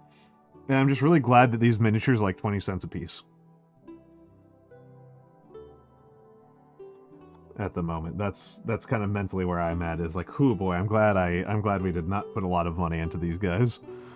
Yeah,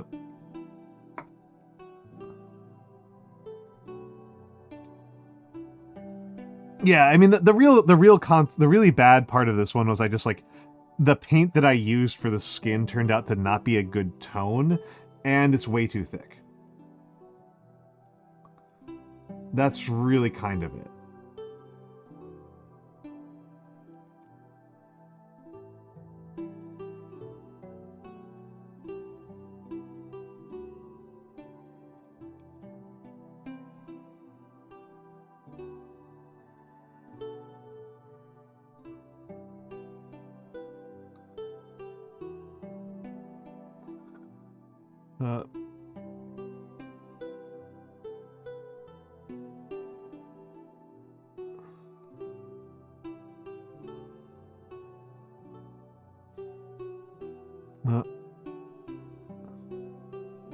Is that because we hate ourselves? Yeah. I mean, I will be honest, with some egotism here. It's Noir. Hello, Noir. Hello, Noir. Noir. How badly can I pronounce your name? Renoir? Renoir? There we go. I think that's the worst way I can say your name. Renoir. Renoir. How was the 14ing? How was the 14-a-thon? The 14-ing. How was the 14-ing, my dear?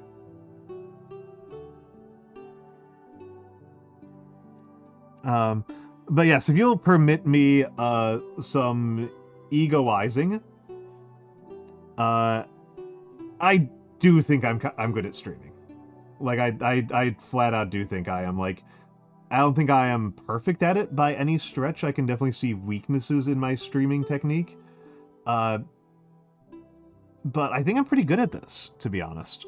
I feel pretty confident that I am executing on my artistic vision as a streamer.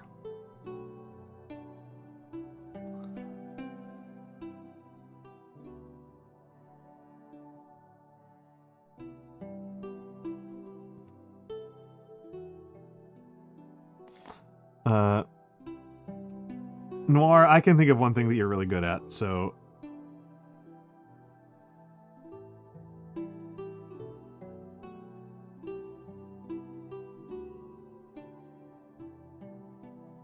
Oh, we got ads. I'll see you all in a few minutes.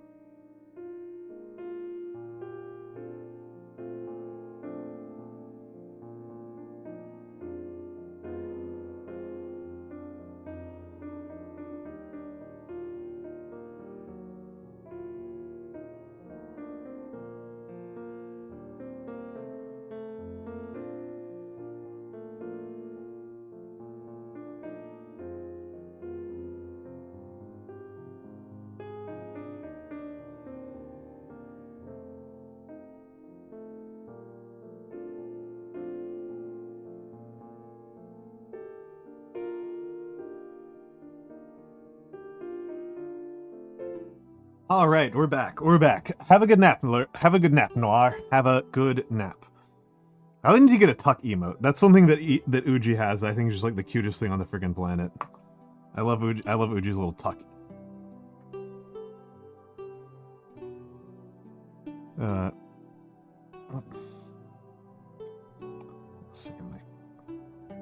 we go.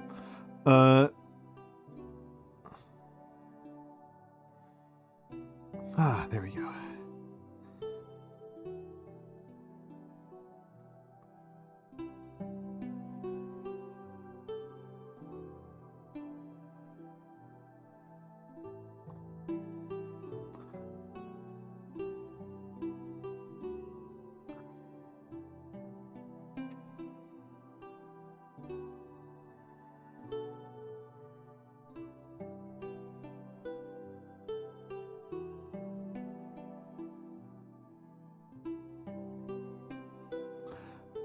What a little man. Hello, Sarek. Hello, Sarek, and hello, Lore Master of Sotek. Hello, Skinks. Hello, Sotek. Lore Master of Sotek.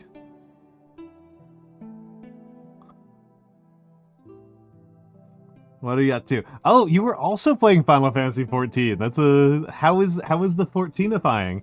Were you doing MSQ or Dark Knight today? I caught you the other day and you were doing, I think, Dark Knight. So were you doing MSQ today? There we go. You forgot goddamn maintenance was tonight? LMAO. Well, if you got time, Sotek, hold on. Let me double check something here.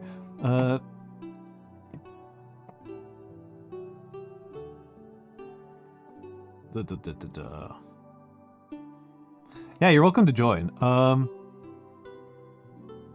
Didn't you have time to get through your dailies? That's so tragic. That's so tragic. I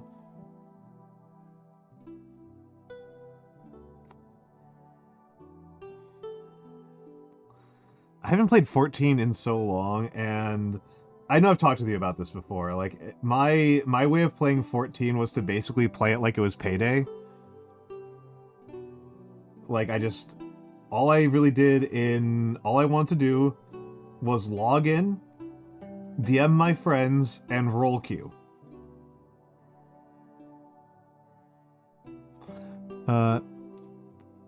Okay, you did finish the Dark Knight Stormblood.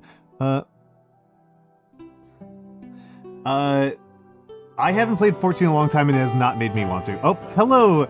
Hello, Ivory Tower. Hello, hello, hello. Sorry, we literally just had another raid like 2 seconds ago. I didn't even do my introduction for the last raid. Holy crap. So I get to do the double introduction. Ivory Tower. Ivory Tower. Hold on, I'm spelling it wrong. Ivory Tower. And hello, Juzen Live. You were doing retro, the most descriptive category. Hello, hello, hello. For the raiders from both Ivory Tower and Lore Master of Sotek, if you are not familiar with me, my name is Almantas. I am a former professor of sociology and a current VTuber. I'm an old man. I love old things. I mostly do calligraphy. As a... Oh. This is, I guess, my go-to piece. Oh. Dropped something. That tells me even less information. Tell me it came out in 2024. This is my handwriting. So, you know, I'm better at handwriting than I'm at miniatures painting. Miniatures painting is I am doing it for fun because being bad at something means that I get to improve quickly. But which game was it? All I can think about from what you were describing is it sounds like you were talking... Oh, it's called Alyssa? Okay. I thought you might have been talking about mouthwashing. Thank you, Ivory Tower. Thank you.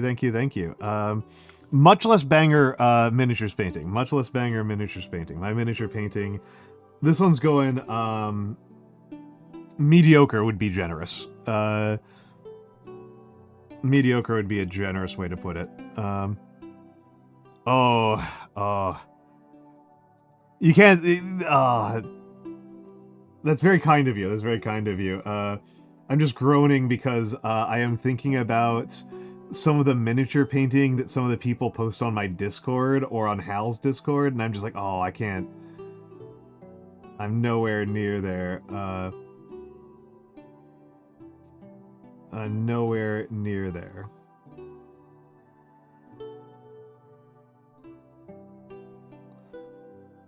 I'm just doing a little ink depositing into the chainmail to make the recess of the chainmail really deep.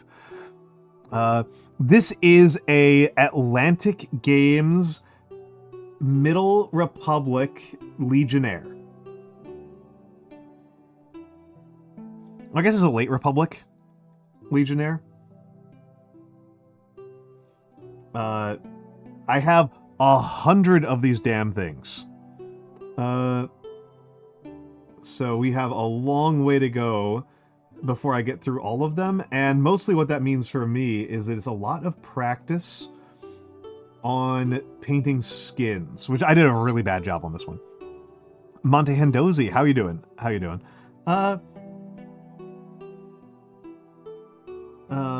But yes, obviously for the raiders, for Sotek and for Ivory Tower, if you need to raid and run, please do so. I hope that Alyssa was good. I am sorry that you got scammed out of doing your questing today.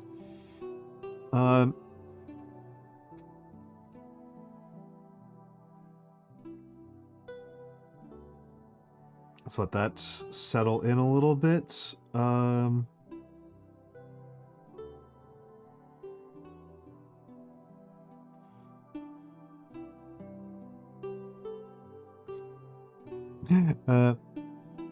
Because the Total War community is on fucking fire.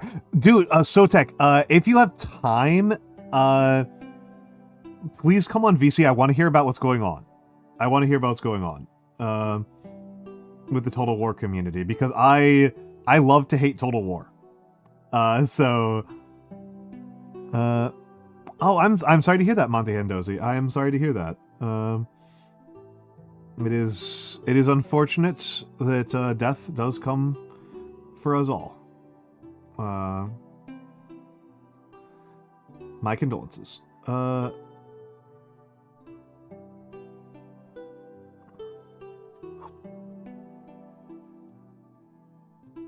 Let's try that out a little bit.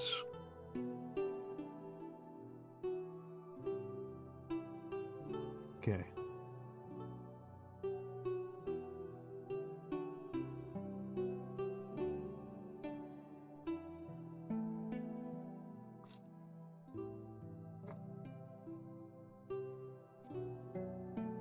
Yes, please. I want to hear. I do want to hear. Lore Master of Sotek, for the people who don't know, Lore Master of Sotek is a friend. He is functionally a professional Warhammer critic, is what I would say he is. He is functionally a professional Warhammer critic. We bonded over the Warhammer guys trying to avoid making a political stance on the war in Ukraine in such a way that they made an extremely strong and really unpopular stance on the war in Ukraine. It was pretty funny. You know, they tried to take a neutral stance, and their neutral stance was so badly conceived that it wasn't so much a neutral stance as it was a complete and extremely strong endorsement of Putin's claims.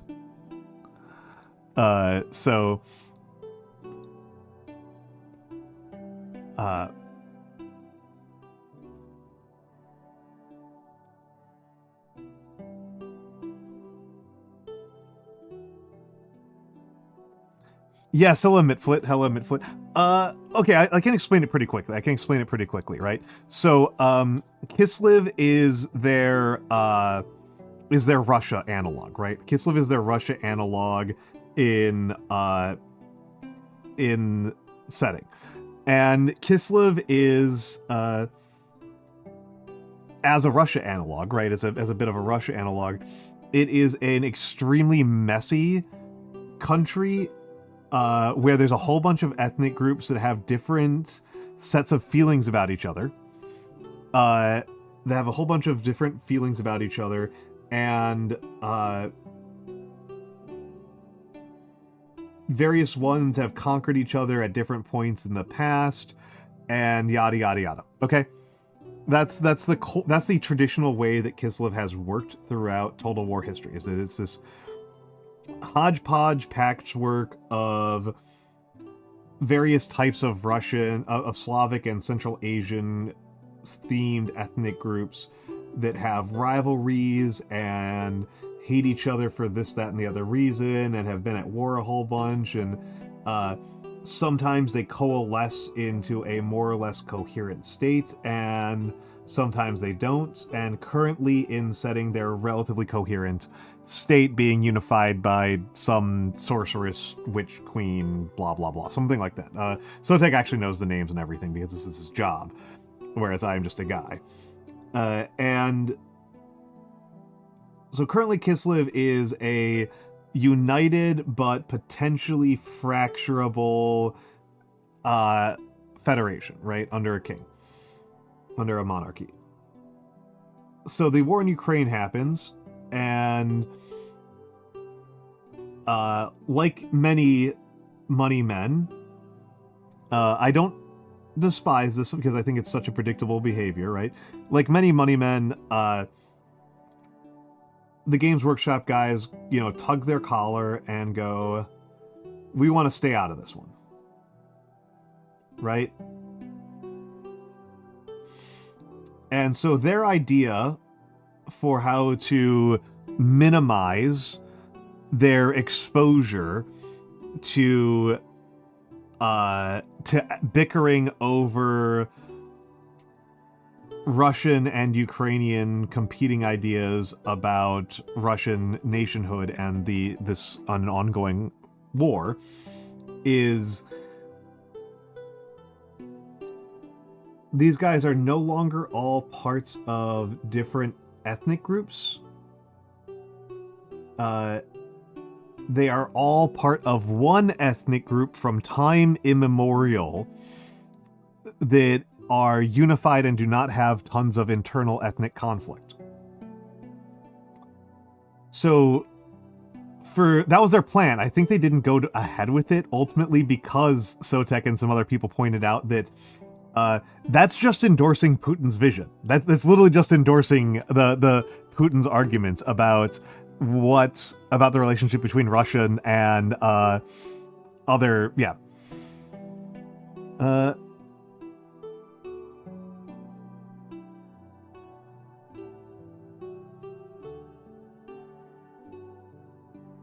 Yep.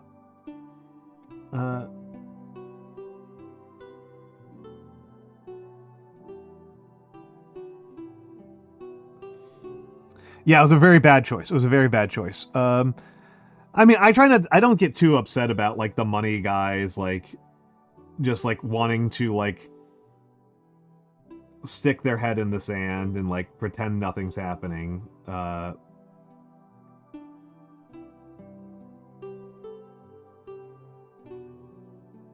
Like, that's kind of their thing, right? That's kind of where they're at in the world, and that's kind of, these are amoral, weird beasts that we kind of live around, and there's a point where I kind of feel like I'm getting mad at water for being wet. However, this was also an incredibly bad strategic misplay. This was also an extremely bad misplay. I think again, this was just like in draft.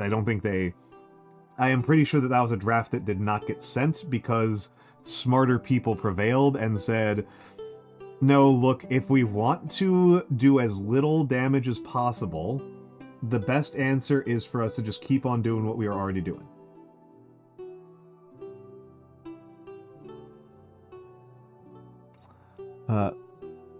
Oh no, not that shark ray. Yeah, people angry about. I mean, yeah, that's. I mean, it's again, Emperor's Armpits. Like this is me kind of having. Let me talk about something where I feel more comfortable, which is talking about history, right? Talking about actual history, and how people engage with actual history. And Emperor's Armpits, you've heard this 1,000 times. You've heard this one 1,000 times, so apologies to you in specific. No apologies to anybody else. The phrase so-and-so was a product of their time. So historians will sometimes, like, look at a type of analysis and be like, yeah, well, this person was a product of their time. And then that will get used in other contexts in a similar way, right? Oh yeah, this person was a product of their time. Up Memoria 90. Thank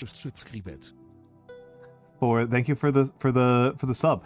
If you didn't know, the name of the song is Memoria.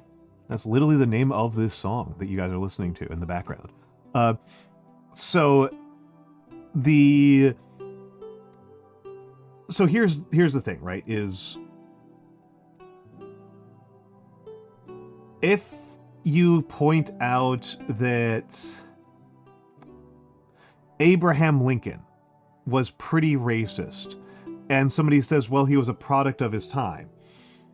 The claim being made there is that Abraham Lincoln's racism is, from a historian's perspective, uninteresting. That's the actual claim being made there. When people say that, is like, it's not that he wasn't racist, it's that his racism was uninteresting and unremarkable. And kind of the whole point of doing anything in the discipline is to talk about things that are interesting and remarkable.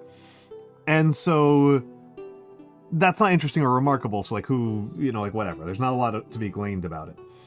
But if somebody were to say, what my favorite punching bag, not my favorite punching bag, but one of my favorite punching bags, Robert E. Lee. No, we can't be too mad at Robert E. Lee. He was just a product of his time. There's a couple of problems there. Not least of which is that a lot of other people were the product of Robert E. Lee's time, including his own family members who had the same sets of family loyalties and geographic loyalties and everything as him, and he was the only one who went to the Confederacy. It was just him. None of the rest of the Lee clan went to the Confederacy.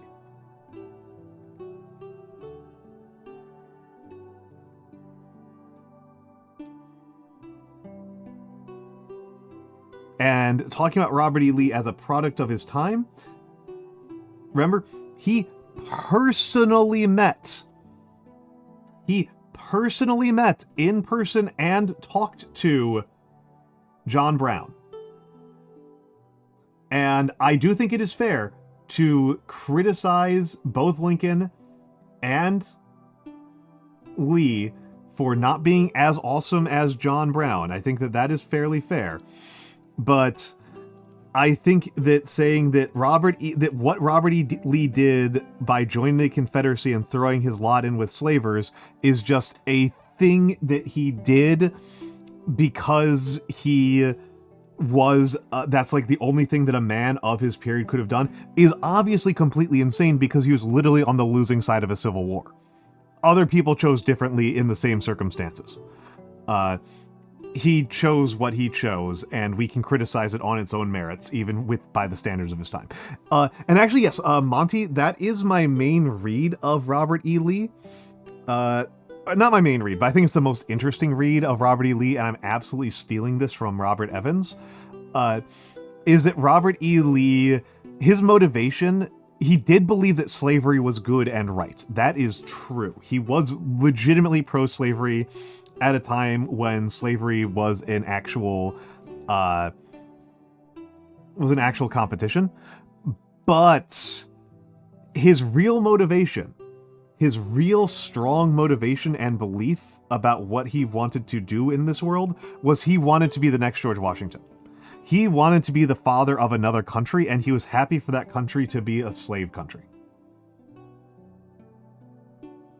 That is kind of my read of him. Is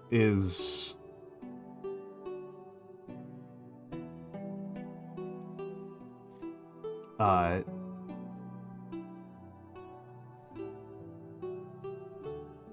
hold on. Now I'm gonna try to do one of the hardest things for me to do, and I've never done it at all right. Yeah, he worshipped George Washington, right? As Monty Hendoze points out, Robert E. Lee married into the Washington family.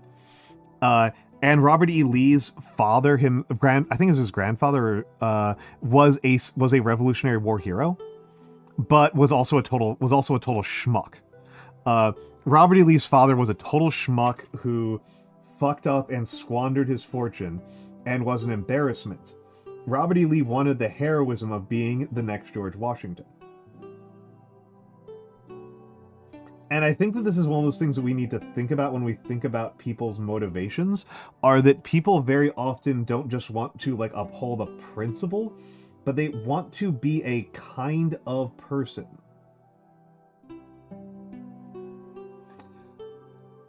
They want to be a kind of person. Hold on a second.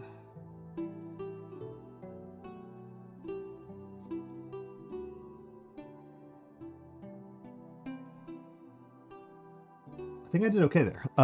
They want to be a kind of person, and the kind of person that Robert E. Lee wanted to be was, a grand war hero. And that wouldn't have happened if he was inside the Union.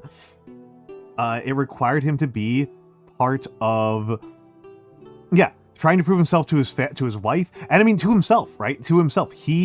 His father was a schmuck and was kind of a scumbag, in a very traditional mold, not just in like a world historical mode. His father was like a running away from debtors kind of guy, and he wanted to be more than that. He felt like he was capable of greater than that, and I think he saw, not unreasonably, that the kind of historical personage that he wanted to be would never have happened if he had fought on the Union side. The Union cause was just and righteous and more likely to win by dint of all sorts of strategic factors that would have stolen glory from him as a person. He wanted the glory, the individual glory. And so in the quest between being merely a war hero and being a glorious world historical figure, if the price tag was having absolutely no morals whatsoever and supporting one of the most evil institutions in all of human history, he decided that supporting one of the most evil institutions in all of human history was a worthwhile cost for his own personal aggrandization.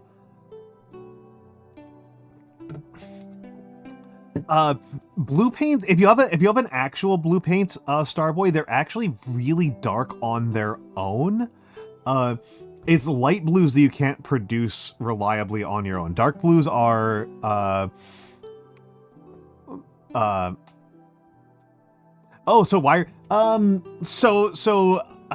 yeah, I got off track here a little bit. Hold on a second. I forgot I put my tools over here for a reason.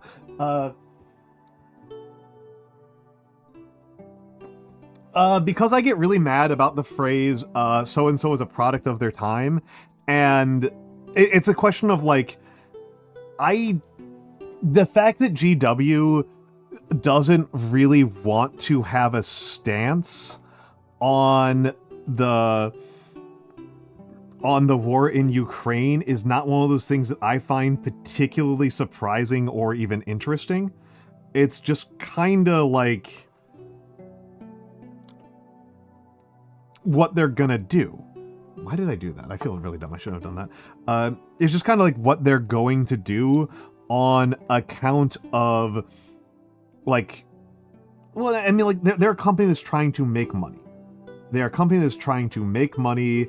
There are ethical boundaries that they can and frequently do cross that I think are worth criticizing. But in general, the fact that, like, they look at the war in Ukraine and they don't go, this is an opportunity for us to change the world to suit our vision, and instead go, oh god, this is going to fuck with our money. That's like something I don't even think is particularly worthy of criticism. It's just like, well, this is what this is for as an institution.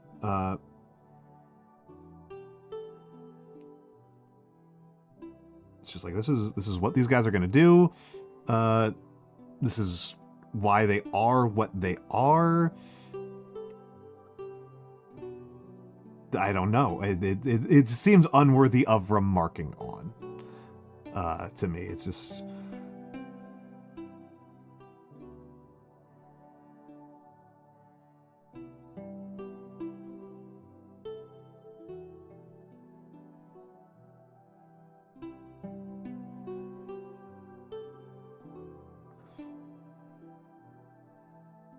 That one I don't know shit about. That one I literally did not know shit about. Also, hello, Vovern. I did not know that they're doing that, in which case, lol. I have no idea what their logic is there, because... like... it's not like they can do business in Russia.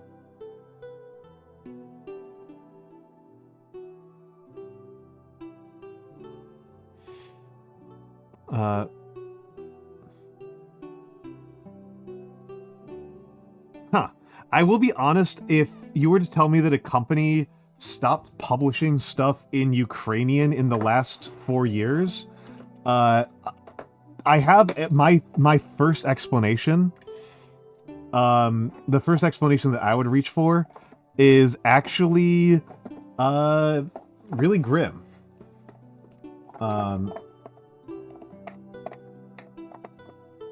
My first explanation, my first thought is, oh shit, their translators died.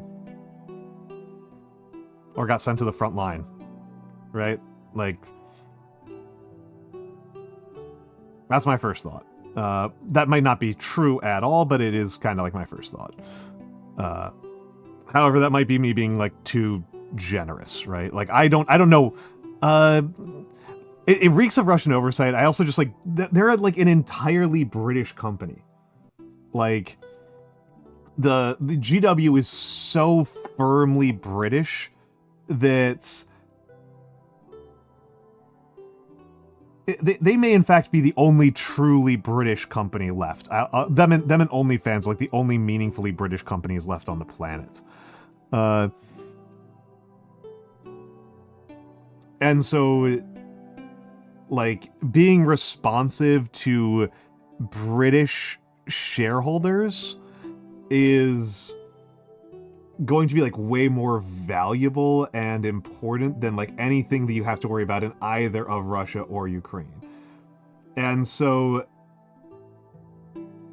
it's possible that the actual, I don't know, I don't know. I kind of hope Sotek comes back here, so because he would know a million times better than I would. I do wonder if it's, like, not just Russian oligarch money, but, like, right-wing GW fans who are pro-Russia.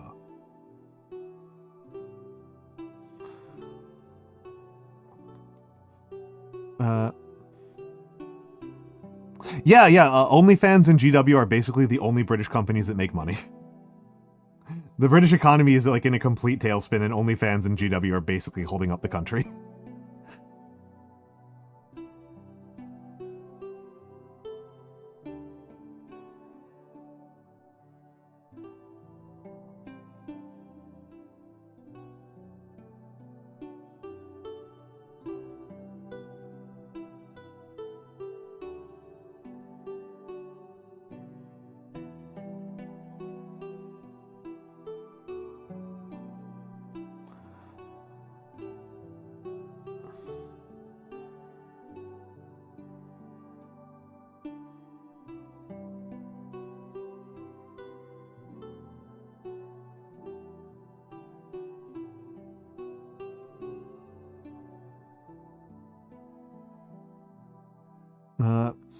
Yeah, I mean, so I've been thinking about this quite a bit, right? That, like, because of some news out of Japan, I was trying to figure out some metaphors for talking about why the Japan news is quite alarming for Japanese people, and the TLDR, the Japan news is that Japan's got a new prime minister incoming, and the Japanese, it's a woman. It'll be the first female prime minister in Japanese history, and she is on record as admiring Margaret Thatcher. Oh, I love South Sea Bubble. No, I would not say a liberal in the global sense. I would just say a conservative. She's just a reactionary. And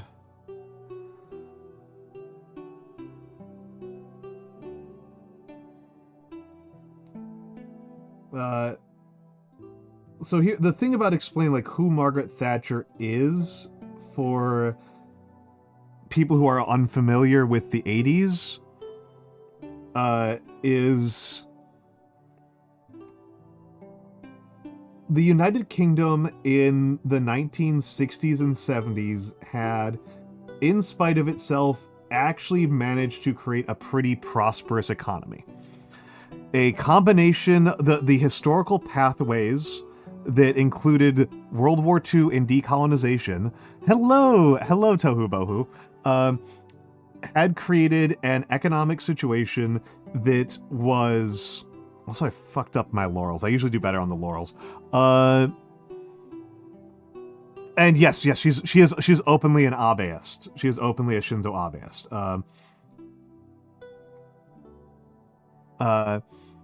Well, and the thing is, like, the UK was in a much more fragile position. The British position in the 70s was, economically speaking, was that decolonization and the post-war settlements had created an international economic situation where the British were, by dint of the history of economic deals they were involved in, pretty economically valuable. There were a bunch of things that made the British economy work that were all fragile continuations of prior existing economic situations that could not be replicated. They were not the result of the British having any special manufacturing or military or geography or production. They are results of the history wherein it was usually better to let the British continue to do things than it was to try to figure out new ways of getting around it. The whole thing was very fragile, but it was quite prosperous. And Margaret Thatcher's whole thing was, what if we burn all of the things that make the economy work down and sell it to my friends? And it's a credit to the strength of the labor in the 50s and 60s that she didn't manage to just completely destroy the country, and that they managed to struggle along until 2016, and ever since 2016, the British economy has been a basket case. And I bring all of this up because Japan is also in a bit of a fragile situation. The Japanese economy is quite good in a lot of ways. People talk about lost decades of growth, but that only really matters if you are an investor. If you are a Japanese person or you're a person who's invested in living in Japan, the Japanese economy is quite good. The Japanese economy has been a genuine success case of managed decline, and perhaps the only one that the world has ever seen. However, this also means that their economic situation relies on a lot of legacy. It relies on a lot of legacy institutions. I mean, I would say, Tohu Bohu, there's 180 countries on the planet, 180 something countries on the planet. How many of them have economies you would rather be in than Japan's? It is a little bit fateful, yeah. It does. Lox KXUN. Hold on, let me do that. Lox K Shun. There we go. Lox K Shun. Thank you for the follow. It is not the greatest, but also, like, the majority of economies are much worse ones to live under than the Japanese economy. But this also means that in order for that economy to continue being good, that relies on the maintenance of infrastructure, that relies on the maintenance of infrastructure and institutions that cannot be readily replaced. That's really my point here, as I'm going for, is that the things that work in the Japanese economy have to be continuously maintained and not interfered with too much. It is a genuine case for a specific type of conservatism. For being very, very cautious with your institutions. And if you were a person who was going to say that you want to be if you want to be the Margaret Thatcher of Japan, you know what the number one thing you would do is, if you're the Margaret Thatcher of Japan?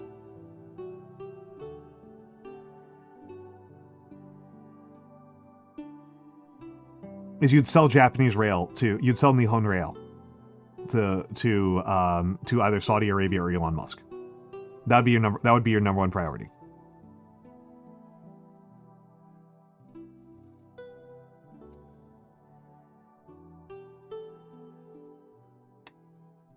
So, so, yeah, not that far-fetched. Yeah, you better. Yeah. I mean, to be honest, I think it would be hard to sell to China for a lot of reasons, most of them political. I think that selling it to Saudi Arabia is actually just entirely possible. I think that's actually just entirely possible. I think China would just be very difficult for like political reasons. Possibly, it depends on who is who. Or some French guy. I mean, if you were trying to produce a decently functioning rail system, accept no substitutes on the Japanese, right? Like, nobody is as good.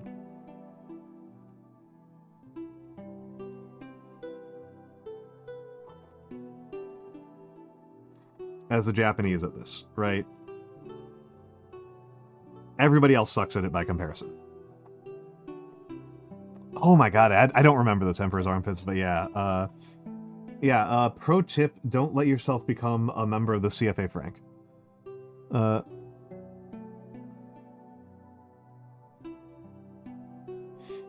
and I mean, the way that Margaret Thatcher thought about this, right? The way that I would describe Margaret Thatcher's governing strategy is, if we sell things today, so we have something that's durable and powerful and valuable today, and if we sell it today, then that means that not only do we have the money now, then that means it doesn't create value for my successors.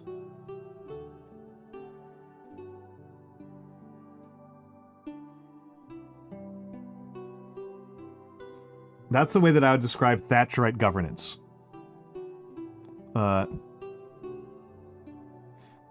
Is that, if we sell it now, then even my successors don't get to take any credit for it. You know what? Fuck it. You're out of here. That's my read, right? That's my read, Shark, right? Because people, like, don't blame... Like Thatcher destroyed British access to North Sea oil, which means, like, this is like a big reason why, like, Britain has not benefited as much from the North Sea oil as Norway has, is because of this kind of management. Yeah, it's why Norway is rich and Britain isn't. But because Thatcher sold it in her own tenure, that means it's not her fault, right? Right, it's that just means it's an asset that she was canny to sell out, and that means that the money was there when she was in office, and the money wasn't there when her successors were in office.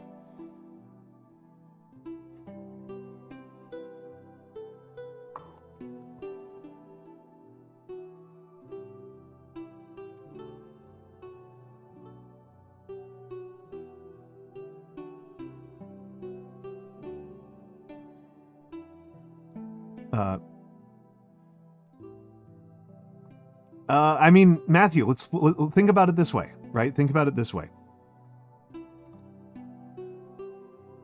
If you're playing a game with a turn limit, assets that are not spent by the end of the turn limit aren't yours anymore, right? I think it's pretty rational. It's just also devastating, and it's actually a traditional critique of governments that have high turnover rates. Well, of course not. Why would it be on them? It's on their successors to pay it back, right? Like, let's think about it in terms of a video game, right? Let's say that you're playing a game of Civilization, and in Civilization, you fairly frequently have a choice between things that will pay off now versus things that will pay off later, right? That's fairly common. And let's say you're playing Civilization, and then after a certain number of turns, you have to hand over the save file to another person. And you get evaluated based on your score at the end, right? Yep. Succession games rule. I love Succession games. I'm trying to highlight, like, I'm using Succession games to highlight, like, a bit of an issue here, right? Which is, you know, if you only get credit for what happened during your own tenure, then you don't have any reason to think about anything that happens after it. And if your legacy is based on only the things that happened while you held the save file, yes, it's a problem for American politics. Honestly, this is a thing that monarchists used to raise about democratic governance in general, is that monarchy has the advantage where people care about their kids. That's what you're counting on. You're counting on people's natural inclination to be nice to their own kids as the check on this, which, good luck, right? Boat Murdered is so good. Boat Murdered is a load-bearing piece of, like, life for me. I do think that, yeah, he's, yep. Twitter Habsburgian is such a character. What a character to have in our political spheres. What a person that we have to care about. Why do we have to care about him? I mean, I know why we have to care about him, but it's absurd. Twitter Habsburg guy.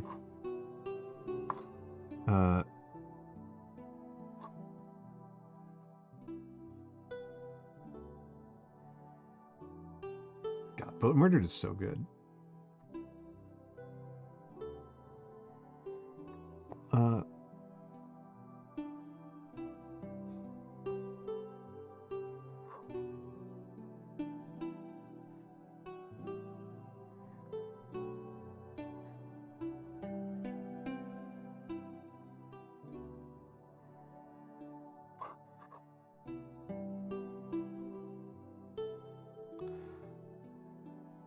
Oh no.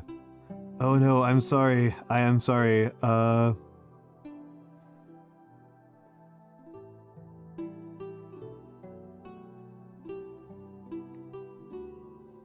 Personally, the monarchist that I'm enjoying making fun of the most right now is Curtis Yarvin. Fuck that guy.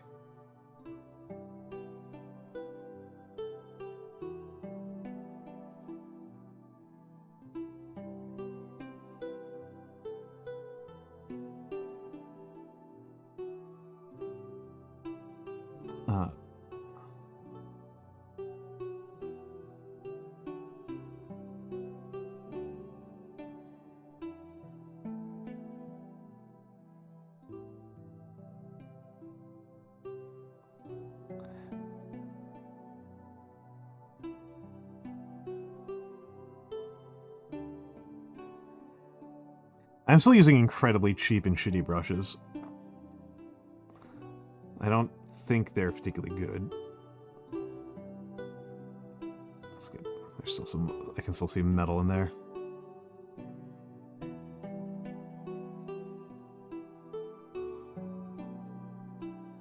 I think if I was really smart, I would literally have a separate brush for doing all of my metals. I would just have a separate brush. I would not even cross the streams, even tangentially.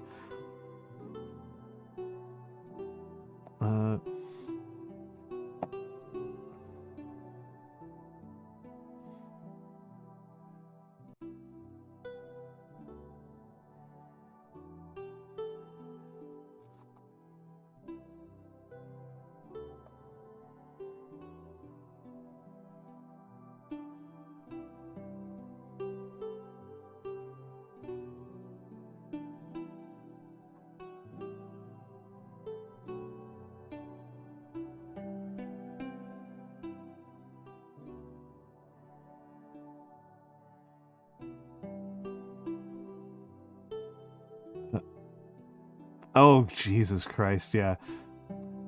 I mean, my lack of children is both a positive and a negative, I suppose, for me as a potential dictator for life.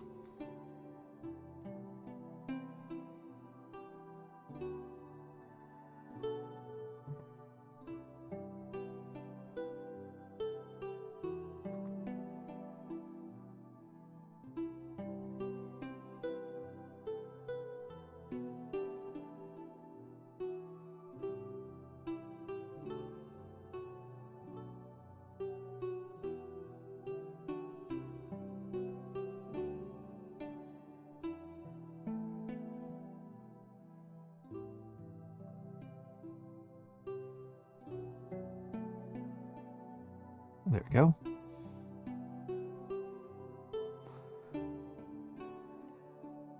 I take a VTuber Monarch. There is a VTuber Monarch. There's Lee. There's Lee and Lai. It's literally her whole gimmick.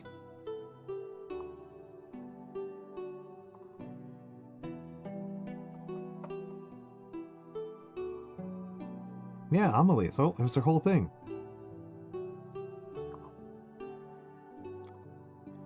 Yeah. Hello, Arvin. Hello, Arvin.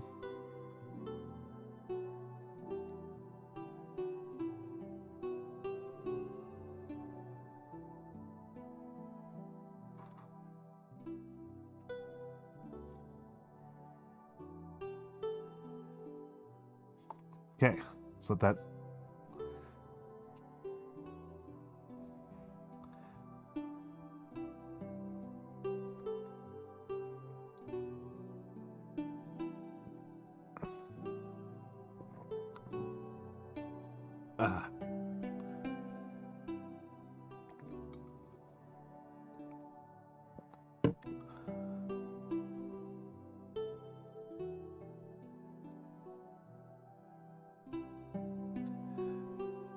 Tired court advisor. Yeah, I know, right? I know, right? I have always said I have always said that I take a, if I am a character in a video game, it's Deckard Cain, right? Like,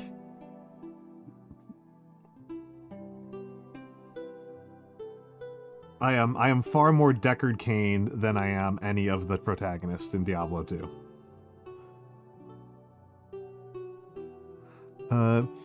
I mean, Sharkray, that's a thought experiment that people have had. I like to point out that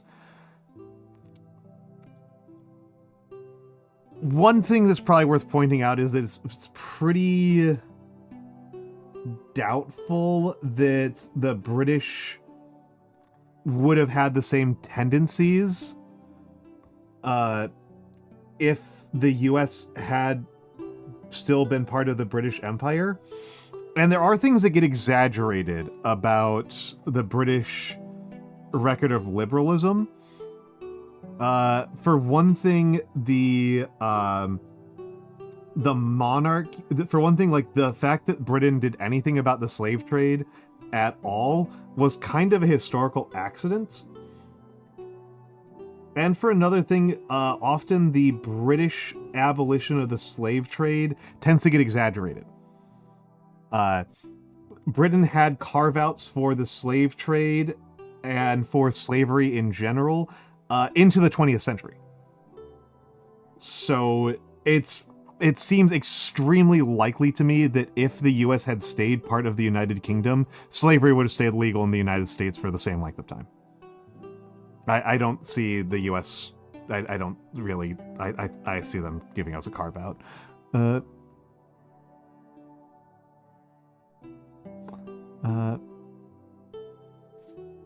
I would say, Juno, that's just celebrities, right? That's just celebrities.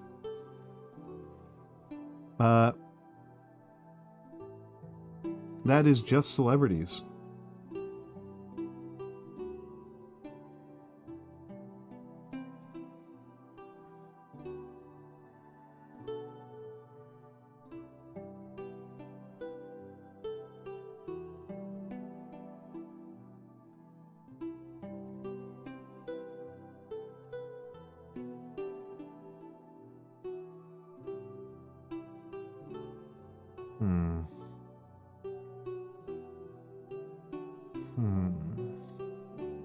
I think I am going to put this guy behind me. Okay, ads are incoming. Folks, I am going to put this guy behind me. I think I did a very bad job at painting him. I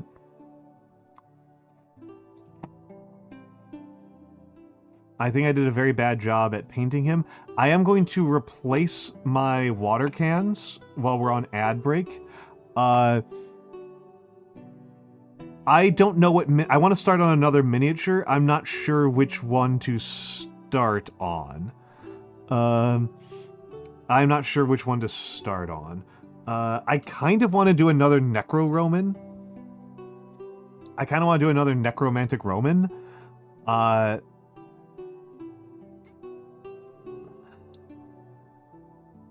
What are people thinking? Yeah, from Conquest. Are people I could do Trench Crusade, I could do a regular Roman, I could do a Necromantic Roman. Those are kind of my options. That I've got that I'm thinking about.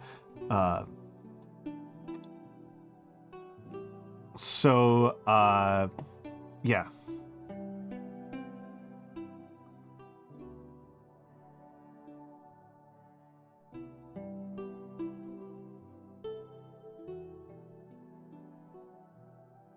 Or what are these guys called?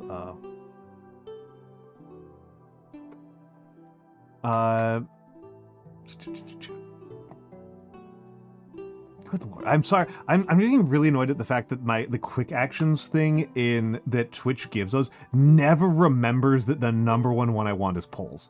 Polls and predictions do not stay there consistently, and it's like those are like the ones that I care about.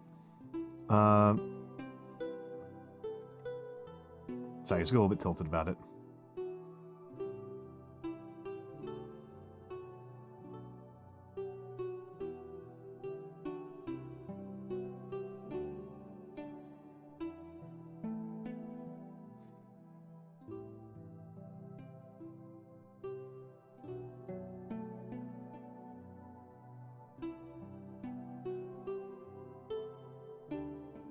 I have done one,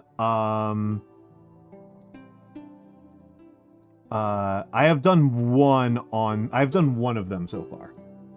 It's not 5 minutes. I've done one of them so far. I'm gonna create the poll. I'm gonna run the ad right now, and I'll be back in a few minutes.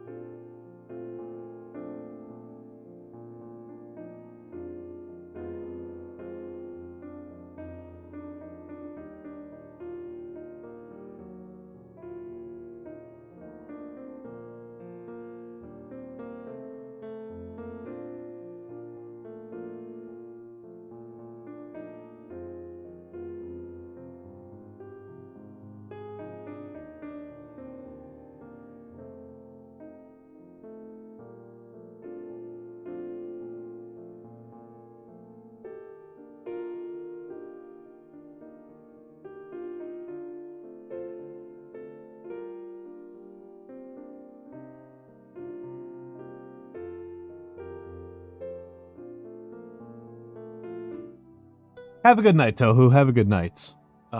Thank you for stopping by. Thank you for stopping by.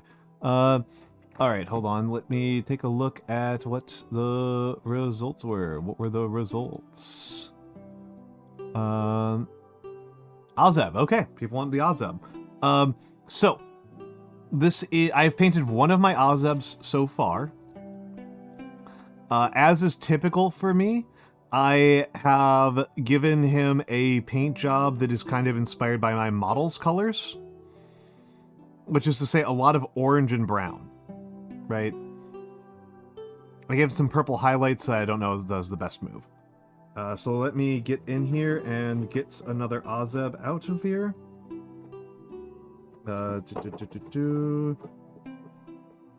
This... My big box minis. Okay, there's another Azeb. I don't know if I want to do that one. This is the same pose Azeb. Do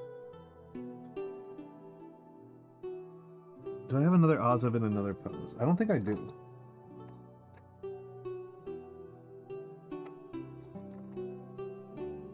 Nope, that's not an Azeb.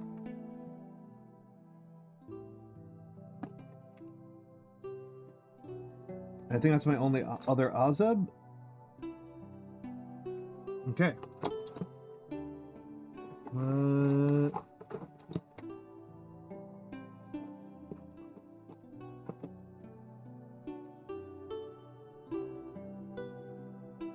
Okay. Yes, you did print them. You did print them. These were printed by Matthew Rice-Seeker. Let me give you this shout out for that one. Let me give you a shout out. Shout out. Matthew Rice-Seeker. Yes, Matthew's a much better painter than I am. And let me do a little bit of... Oh, Kyo the Lorebreaker, Kyo the Lorebreaker, welcome in, welcome in, welcome in. Apologies, I am getting myself put here together. Welcome in, Kyo. Hello Raiders. My name is Almantas. I am a former professor of sociology. And I am a current VTuber. I am an old man. I love old things. I mostly do calligraphy. Sorry, I'm bouncing around right now. I mostly do calligraphy. But today I am going to be painting a miniature. I'm going to be painting a miniature. How was your stream, Kyo, and fellow... What are they? Also lore breakers? Kyo the Lore Breaker. You were painting minis. Excellent. What kind of mini were you painting? How did it turn out? How did it turn out?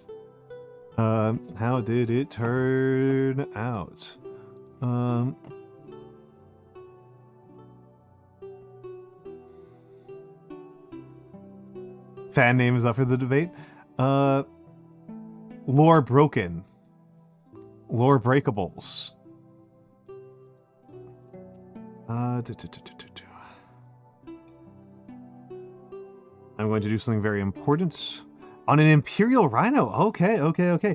I am still, like, relearning how to paint. And so I am very, very unwilling to paint anything particularly large. I mean, I don't know. I still haven't done a fan name. It just seemed obvious to me to think of them as also fellow lore breakers. I don't know if that's fair or not. If you just want to be the one lore breaker. Okay, now time for one of my most unpleasant tasks. I tend to call my class as a collective.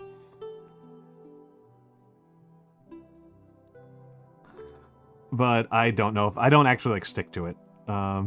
So I think that I am kind of failing at it, right?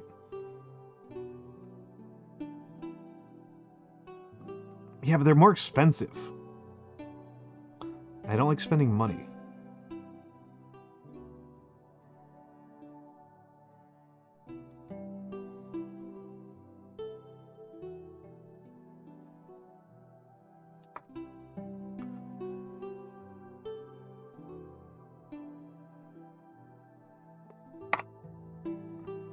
Makes me very anxious. Oh, no! Okay, hands are ruined, hands are ruined, hands are ruined.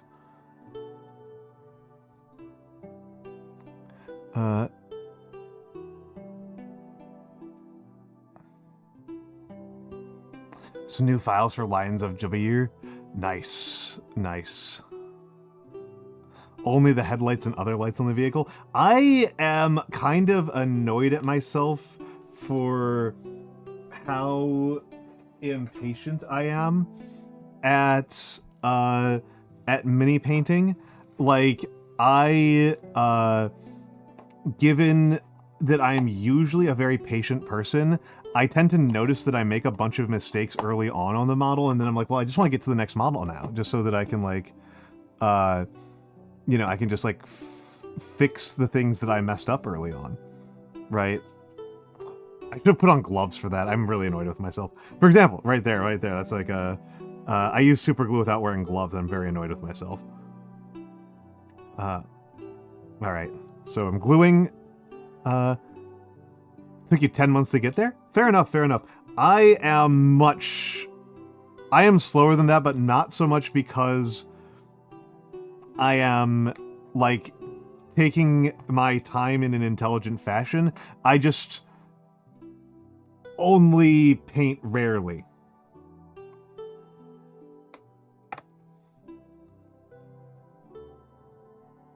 I just only paint pretty rarely.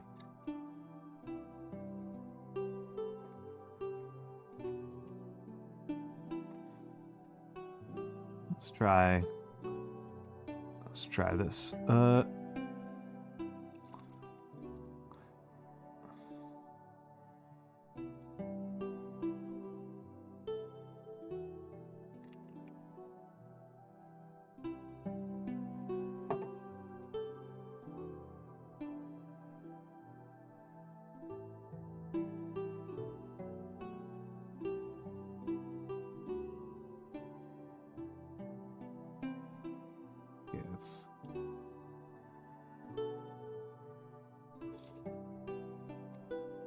Okay.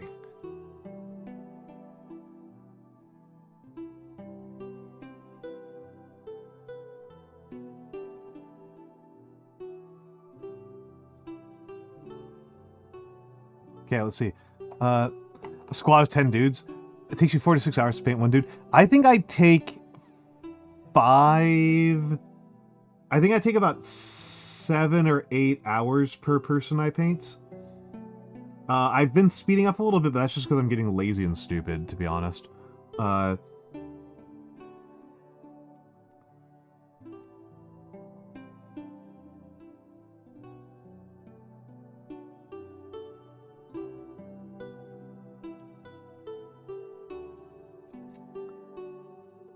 yes. So Scott 10 days. You're painting... I paint, like... I basically paint only on stream. And I do, like, one painting stream every other week, probably. And I paint, like, one mini. So, like I think I actually average a little bit slower than that. Maybe one... I think it's come out to basically one miniature per... A little bit over one miniature per month. Over the entire time I've been streaming.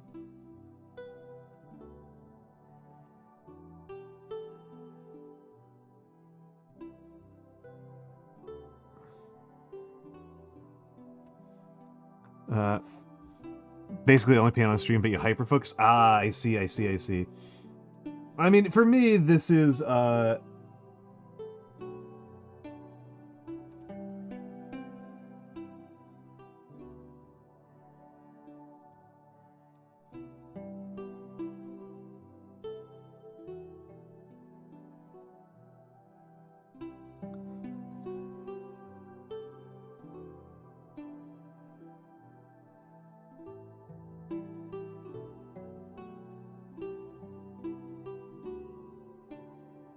for months now. Oh, ooh, that's what you mean by hyperfocus. Okay. I thought you meant, like, while you were on stream. I thought just, like, while you were on stream, you're very hyper-focused. Yeah, I am painting pretty heavily as a way of, like, chilling out. Part of my goal with painting on stream is that, unlike my calligraphy, right? Unlike my calligraphy, I am, like, still making newbie gains. Whereas with calligraphy, any improvement I make at this point is really subtle.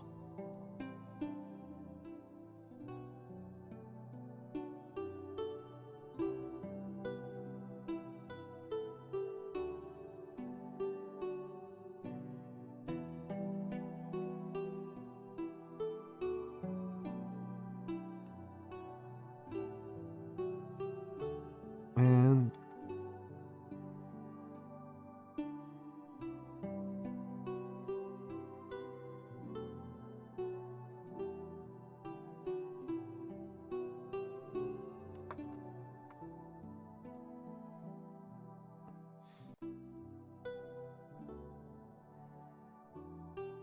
well, yeah, I'm not really painting towards having a completed army in anything at the moment. I think in terms of actually being able to, like, have a completed army, I'm probably actually closest with Trench Crusade. Which is to say, I am painting my second Trench Crusade model, but Trench Crusade armies are like 6 models. So,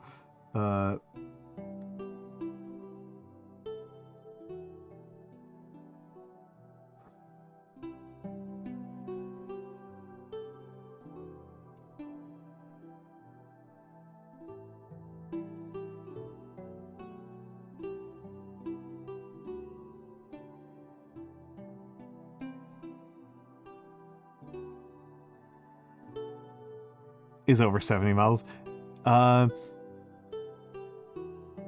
Yeah, so my first miniatures war game that I played was Warhammer Fantasy, like 5th edition, and I played Skaven. Alright, Starboy, have a good night, have a good night. And I'd love to see it, I'd love to see it. Yes, for the raiders, including Kyo, obviously I forgot to say this. Kyo, if you need to raid and run, or any of your other folks want to raid and run, they are extremely welcome to do so. I do not expect anybody to feel beholden to being here out of some sort of sense of politeness towards me. But yes, my first painting was was Skaven, and I painted like 100 something, right?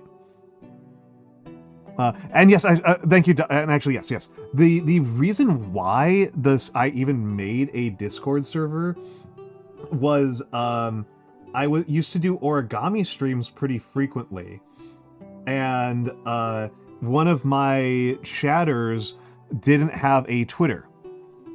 And she wanted to show me her origami. So I made a Discord server so that people could share art that they'd made. That's actually like the main channel as far as I'm concerned.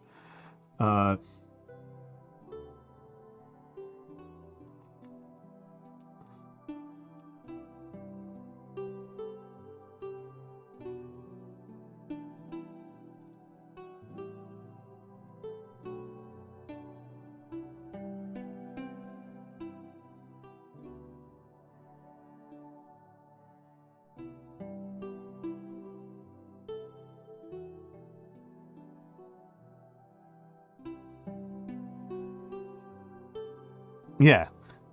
So, yeah. So that's that. Like the Galeria Personnel is the real, the heart and soul of my Discord server, as far as I am concerned.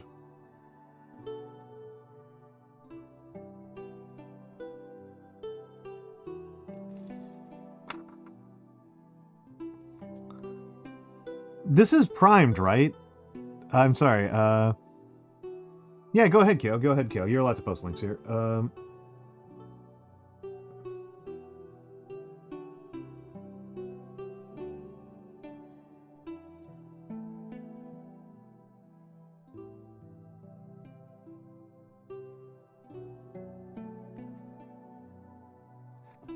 Yeah, okay. So I'm just having trouble with my paint. My paint is merely misbehaving. Yeah, painting the city do be tough. Okay, so I'm just having... My paint's just not cooperating with me, that's all. Okay. Really good work on the flames there, man. Kill, you're a way better painter than I am.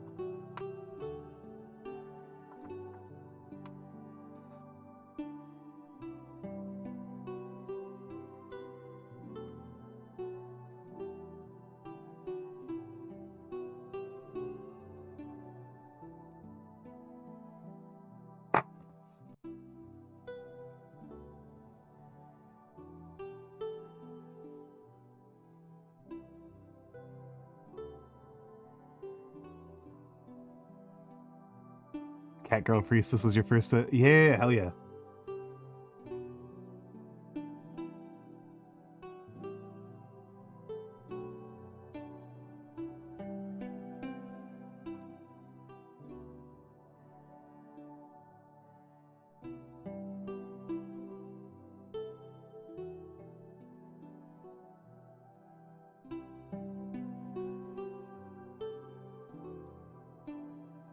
Let's get in here.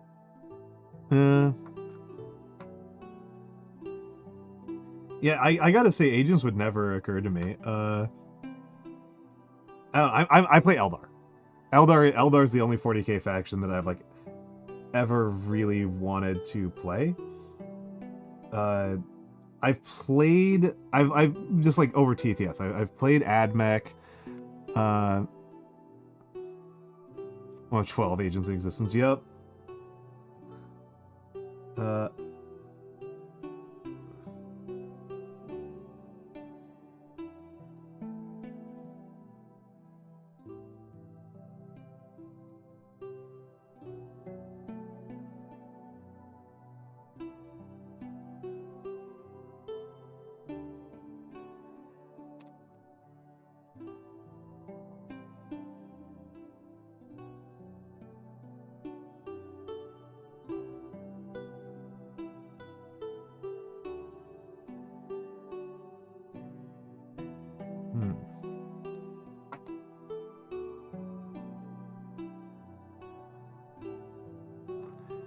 Tau are kind of cool. Tau are kind of cool. I like the Tau models a lot. I mean, yeah, Emperor's Armpits. What I would kind of say is like my familiarity with Tau over the last couple of editions is that GW doesn't really know what to do with them. And so they've kind of given the Tau really radically different identities. Pretty much every, like, couple of months.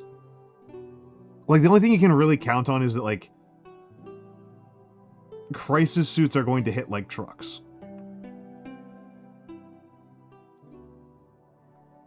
Like, that's kind of the only thing you know about, like, Tau in the long run.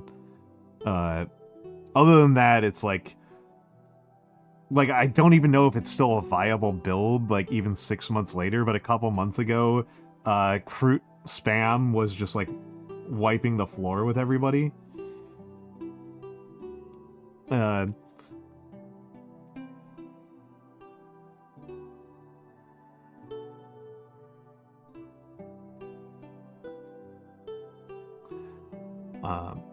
And, like, there was a period in 8th edition where the real center of Tau as a faction was shield drones.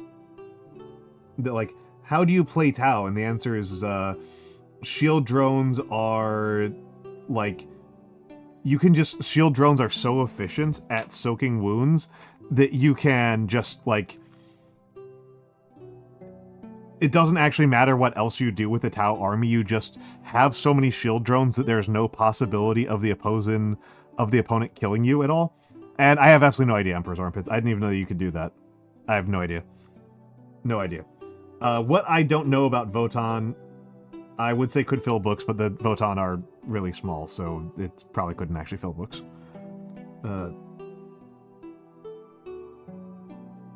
You could probably figure it out in a couple of hours. I did have a roommate who was a Votann player. He loved Votann.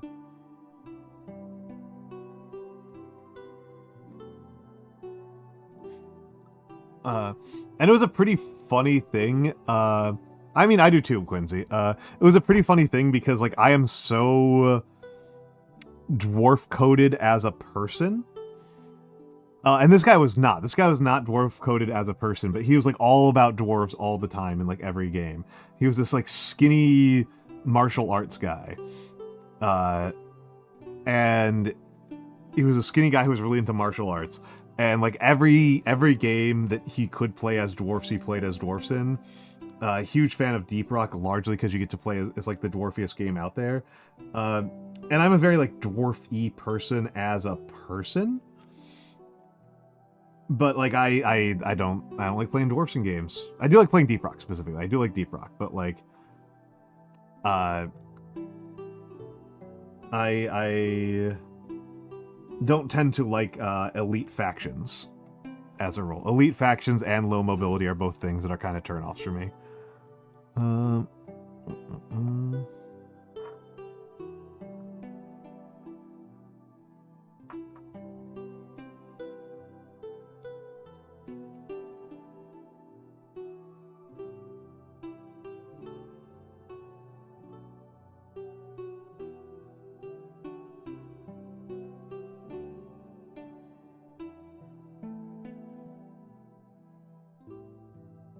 I don't know why this orange is giving me so much trouble.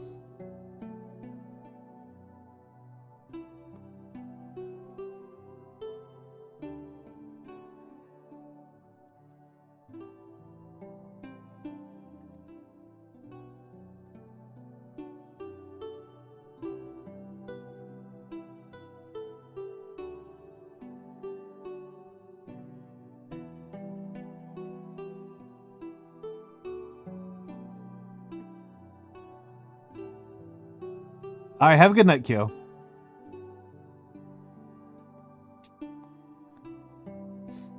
Oh yeah, taking good pictures of minis is a huge nightmare. This is like a longer term project. Hello,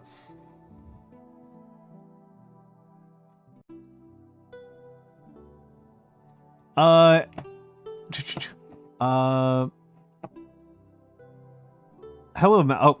Workout time from Zrekil. I missed the workout time. I apologize, Zrekil. Loremaster Sotek, you have the rights to join the streaming hangout channel. So if you want to join the channel on my server, you can. I am going to have my headphones out because I am going to be doing squats. Okay, somebody said squats. So I'm gonna do squats. Alright. 10 squats each leg. Gotta get my chair out of the way. 10 squats each leg. Left leg. 1, 2, 3, 4, 5, 6, 7, 8, 9, 10. That's left leg, now right leg. 1,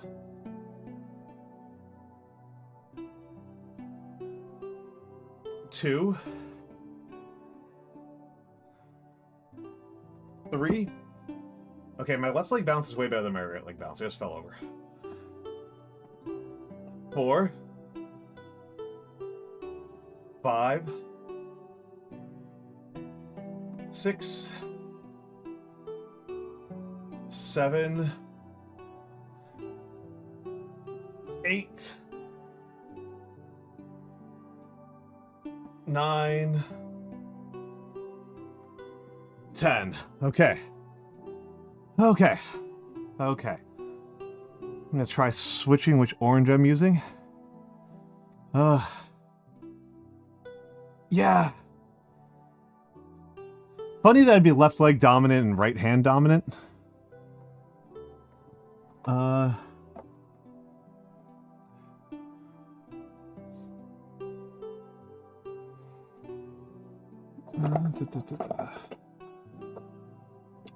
Okay.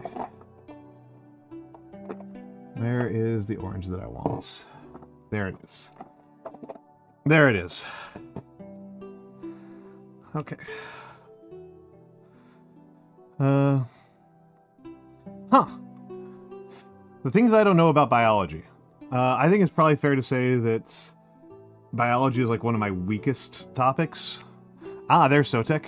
Let me take a look. Hello. Let me take a look to make sure that everything's... okay, you look good. You look good on stream. And just volume check. We're good. We're good. We're good. All right. All right. So somebody is trying to kill you. Yeah, basically, because I refuse to jump on his dick, I guess. Well, so is this like is this just like a pure ego thing, or is this like you disagree with him about some particular take?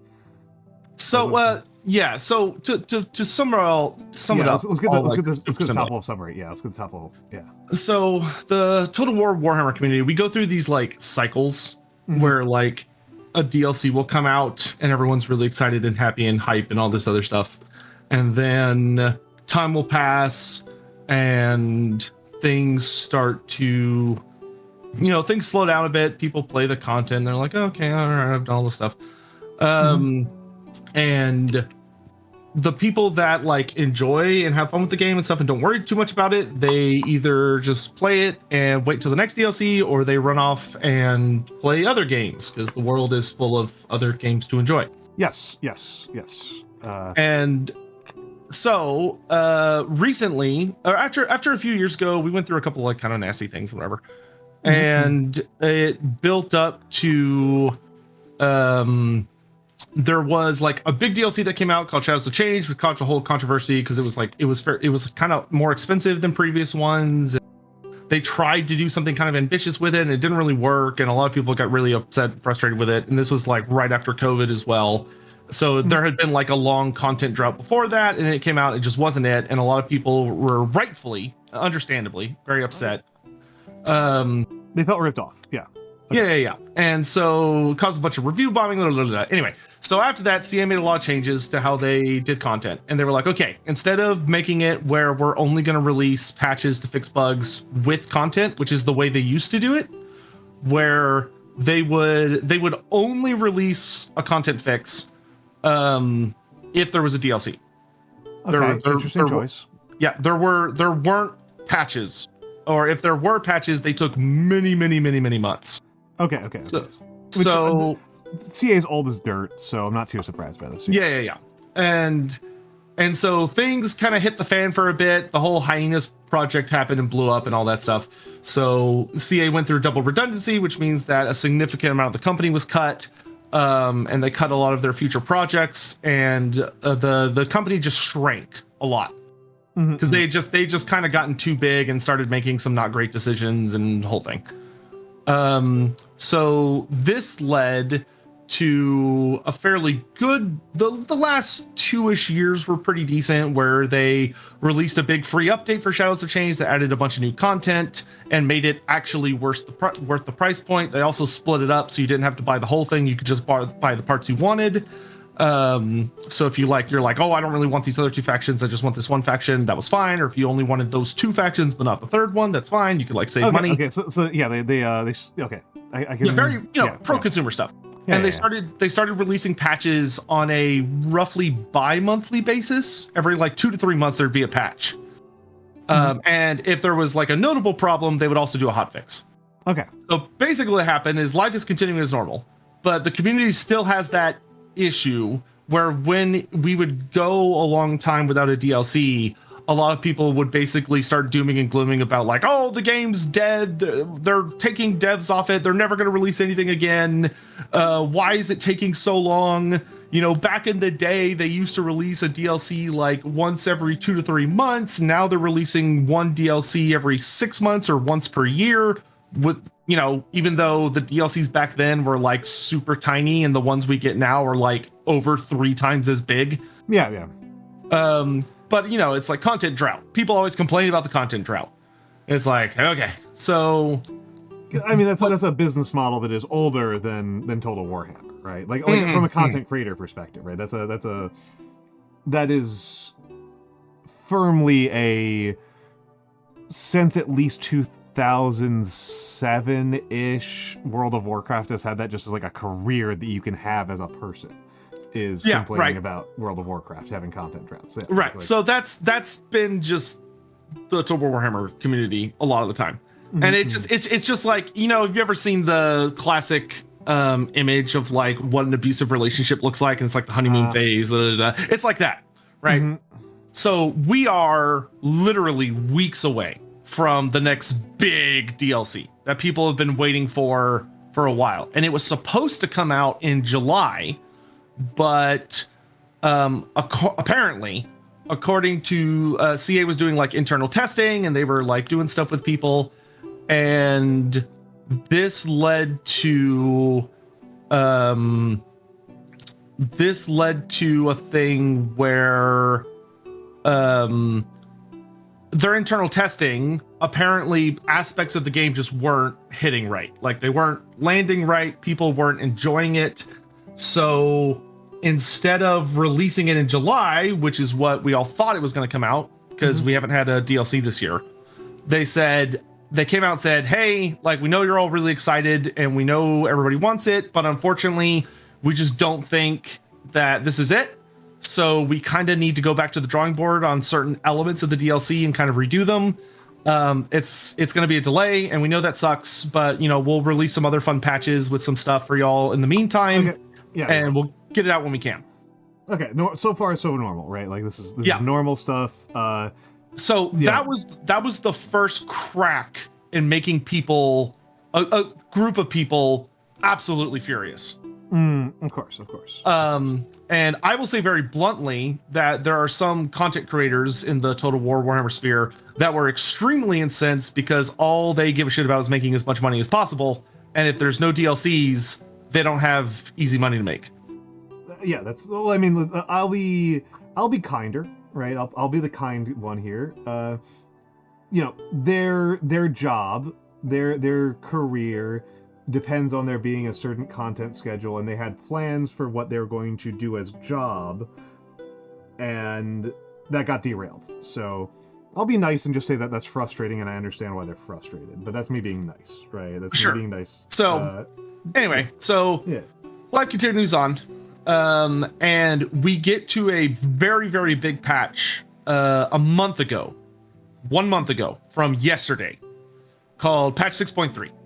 And patch 6.3 had a really, really big update for the Lizardmen and the Tomb Kings. Cool, great. It was very ambitious. It was one of the biggest patches we've ever had. However, in this very big, ambitious patch, there was a sinister little thing that snuck in, which is that there was a bug. And there was a bug in this patch that a lot of people, myself included, completely did not notice. Because the only way you could notice it is if you were doing a very particular play style, because it doesn't break the game, it doesn't like cause crashes or anything else like that. And Total War games have always been buggy. Like I've been playing Total War since Shogun 1. They are inherently buggy games, and they always will be, because they're very ambitious and they're very big and weird. So anyway, this bug was there were a couple of bugs in 6.3. There were a couple of things that they released the patch, and it had a couple of funky aspects, and it was like, okay, it's good, but I'd really like for them to fix XYZ, because like this, like one of the new features wasn't working really the way it was supposed to. So they said, okay, we're gonna do a hotfix. So 2 weeks after the DLC came out, which was less than 2 weeks ago, they released patch 6.3.1. Now, 6.3.1 fixed the vast majority of the issues, fixed the vast majority of the bugs. But there was one bug that got worse instead of better. Okay. And what this bug is, so to paint the proper context, Total War Warhammer has over 100 playable campaigns, all sharing the same map. It is titanic in scale. Like, it is one of the biggest damn strategy games in the world. So, of these 100 playable factions, and all of the AIs that play them when you're not playing them, there were, I think, 10, which are the Lizardmen, the Tomb King factions, had a bug some people started noticing, which was more noticeable because they were the ones that just got like the fancy updates. Yeah. They had a bug where when the AI was playing them, they seemed to get weirdly passive. Okay. And they would just kind of sit there and just not do anything. And the other AI factions would basically just kill them and run them over, and then your campaign would just carry on like normal. So the only way it mattered is if you were starting right next to them, and it just made it really easy for you to just kind of kill them real quick and then move on with your campaign. Or if you were playing as the Lizardmen or the Tomb Kings, and you wanted to confederate the other Tomb Kings and Lizardmen, then obviously if they die before you have the ability to confederate them, it's annoying, right? It's annoying. It derails certain game mechanics. It's game mechanics I'm assuming people were pretty excited about because they were the focus, right, of this content update. Yeah. So a lot of people were like, "Oh, look at this issue. Look at this issue." Yeah. And it built up, and that's not unusual for us. No. A lot of people have pointed it out. I reported it through like the personal way that I have with the developers to be like, "Hey, there's an issue." They were like, "Okay, yeah, we see it. We're gonna start working on it." And then the devs quickly realized that this bug was actually significantly deeper in the roots than they realized initially, because it was not a simple, "Oh, these factions are acting weird because of a new mechanic." It is, "Oh, this new mechanic has exposed a much, much, much deeper bug that has probably been there for a very long time." Yeah, that happens. Codes are crazy. Coding is crazy like that. Yeah, that'll happen. Yeah. And so things were normal. And then, I don't know, maybe a week ago or a few days, it feels like it's been an eternity now, but it really was only like a few days ago or a week ago. Yeah. There is a particular creator in our community that goes by Legend of Total War, who's been around forever. I've actually, that person's been around long enough that I actually did recognize the name. Yeah, I've seen Legend of Total War around. And he has always been a very negative personality. He gets really easily riled up by his community, and I would say very much they enjoy riling him up. It's a content creation strategy. Yeah. So anyway, so they get him riled up, and he does a big video about like this bug, and he kind of goes off on a big tangent about how this is just another example about how Creative Assembly is a super lazy developer and the game is full of bugs, and how dare they not fix these bugs immediately, and it's been a week, so why is it not fixed yet? And just goes off of this whole thing. And then he does a follow-up post where he gets even more vitriolic, and he says, "This is the reason why like CA is evil, because I used to be in the content creator program and I told them they need to fix things and they need to do X, Y, and Z, and they didn't do the things that I told them to do, and then they pushed me out of the program because they couldn't handle the criticisms, and they chased me out, and that's why I'm kind of blacklisted, and this is just an example of why CA is evil, and they've always been bad, and the community is too complacent. Y'all need to tell CA about how terrible they are. You need to tell them how lazy they are. You need to be posting everywhere you can. You need to be review bombing. You need to be doing everything you can to show them that you're not going to take this treatment anymore." That's literally what he says. Okay. And for context, he did not get kicked out of the content creator program. He willingly, of his own volition, left the content creator program. Yeah. And the reason he was not having a good time in there is because he seemingly did not have the capacity to give feedback without being incredibly rude about it. In that he was like, "I am a YouTuber and I have many subscribers. I have big number. So if I tell you something should be done, you should do it. Poor argument.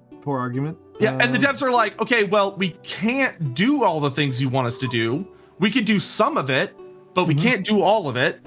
And they're like, and we're also not, we don't have the time for a developer to sit down with you and explain and argue with you about why we can't do something when you are not a developer. You do not know jack shit about making video games.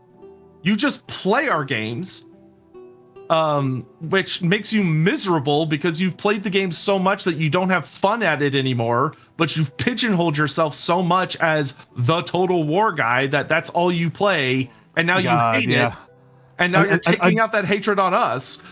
Genuine fear in the content creator sphere. This is genuine fear, and it's why you don't see me committing exclusively to one game at a time, is because it's just like, hoo boy, like this is what happens to him, right? This is what happens to him. And yeah, no, that's, you know, like you said, bad argument, not a good way to endear yourself to any community of people by any stretch of the imagination, right? Like nobody. No, and like they didn't. It's like people don't want to work with you if you're gonna be a dick. Like just because you like, you could be an expert at something, a genuine expert. But I would say there is a very big difference between being a quote unquote expert at playing the game in a very particular way, which is not the way everyone plays the game. And I would also argue not the way most people play the game. And if you're not having fun playing the game, stop playing the game. We are talking about Total War Warhammer, or Total Warhammer, or Warhammer Total War. I always forget the terminology. So anyway, so he gets everyone super fired up, and seemingly in response to everyone being really fired up, and like, I don't know if he did this on purpose. He's never he's always been an asshole, but he's never been, I've never viewed him as like the conniving sort, but maybe he is, and I just underestimated him.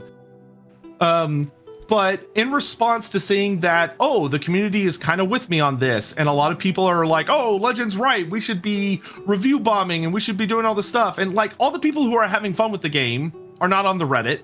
They're just, or any of the forums, they're just playing the game and waiting for DLC to come out. Traditional rule for how game fandoms work right there, right? You know, the people who are the maddest about the game are, the people who enjoy the game are not posting about the game. Right. Yeah. So this just keeps getting more and more vitriolic. And the biggest thing for me personally is that he makes this whole thing about like, oh yeah, there's a community guy, the guy in charge of the community program. I'm not going to say his name and y'all shouldn't go after him, but this one guy is responsible for blacklisting me and chasing me out. And here's the thing. When you narrow it down to a position occupied by a singular individual, you may as well have said the name. Yeah, you might as well have said the name. And also he's like, and I was coming out in defense of this. You know who Voland is? No idea. So Voland is an old Total War creator. That really enjoyed the old historical games, and he fucking hated the like fantasy games. He didn't want to move on with the franchise, and he tried to make it everybody else's problem. And then he became more and more vitriolic, and then kind of turned into like an uber Nazi. Oh, yeah, I recommend against that pathway, folks. So not like a lot of sympathy for that one. So like everybody hates him. Like nobody likes him.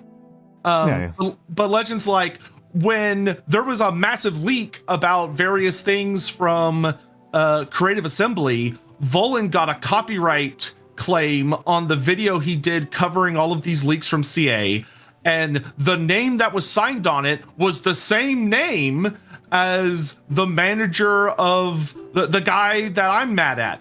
And it's like, do you think that a manager, who is a grunt, by the way, absolute grunt, like this guy's not a developer, he's not a team, like he is in charge of dealing with content creators. Yeah. Do you think it was his personal idea to go, oh no, that guy's talking about leaks and other stuff and revealing a lot of things that were under NDAs and all these other things that weren't supposed to come out, and is doing so in a very vitriolic, nasty way. So I'm going to use the copyright system against him. Because no one else was coming to Volan's defense, because everyone was like, no, fuck Volan. I'm not putting my neck out for that dude because he's literally the worst. And Legend's like, well, it's a matter of free speech. And I'm a martyr, so I'm gonna stand up for the fucking horrible dude that everybody fucking hates. And he's like, and I was the only one who did it because everyone else is too afraid and they're too quiet. And it's like, all right, whatever, dude. But so Volan walks into the chat and goes, oh yeah, the guy he's talking about, this is his name, by the way. This is his full name. So just doxes just a guy. Like, and it's like, if someone was gonna do a copyright strike against you, that comes from upstairs. At the very least, that comes from that should reasonably, in most companies, that would come from legal, because that's what legal is for, not from community management. Yeah, right? And it's like, yeah, so it's like, it's not in any realistic way this guy's fault. And this guy is also running a weekly series right now celebrating 20 or whatever however many fucking years it's been of Total War, and is like, oh hey, like he's like going over all the different historical games, and nobody like, because I talk to this guy a lot, and I have been for many years. The community has no fucking idea how hard he works for them. Like, trying to do cool events, trying to get devs that people have never seen before to come on and talk about how they made the games, getting the like the old people that made the music to come back, the people that made the graphics to come back, the people that researched all the historical stuff to come back, right? So like, he's trying to do all these cool things, and then they just dox him and are like, this guy's bad. And he's supposed to be streaming like every week. And of course, because now they've like aimed a gun at him, the upper corporate's like, yeah, no, you can't stream. Like, we can't let you go out on stream because people are mad at you. Annoying. It's like, no. I'm not, like, I don't give a shit about CA at the end of the day. It's a company, not a person. I don't care. Yeah. And CA has done a lot of shitty things. I think their upper management has done a lot of shitty things. I have a lot of friends who are grunts at CA or have been grunts at CA. And the amount of horror stories I've heard that when the community, the very toxic Total War community would get like super angry at them, upper management's response was just to throw them under the bus instead of like, no, instead of being like, oh, we're going to put a message about, if they were a good company, the response should be, we're going to come out and talk about how this behavior is unacceptable, and we're going to stand up for our employees. And instead, they throw them under the bus and say fucking absolutely nothing. No, CA has not been. I just want to. Sorry, Sotek. Dulcet came in here. Dulcet's lovely. Let me give a quick little shout out to Dulcet if you want to have a more sleepy time. But Dulcet has asked an important Almantas related question, which is, why does hydrate cost so much? Why is hydrate 99,999 points? And the answer is that I don't need help drinking water. I drink about 1 liter of water per hour I'm on stream. That's why I take a break every hour, is because I need more water and I need to use the bathroom. The hydrate redeem is I drink a beer glass full of whiskey. So... That's very funny. So, we have only done it twice, and I got trashed both times. That's the reason why it's on pause like almost all the time, is I don't even unpause it unless I'm like willing to do so. Yeah. So anyway, all this shit's happening, and I kind of reached, especially when they doxed someone that I genuinely think is a very good person, and I've interacted with them for years. And he has put his ass out on the line for the community on multiple occasions, and he's put his ass out on the line for this particular individual who's slandering him. I was like, all right, I've had enough of this. And because most of the time, when the community gets really fired up, in my opinion, it like the best thing is just to ignore it and just to not get involved and stay out they're of it. gamers. They're gamers. You know, they're gonna.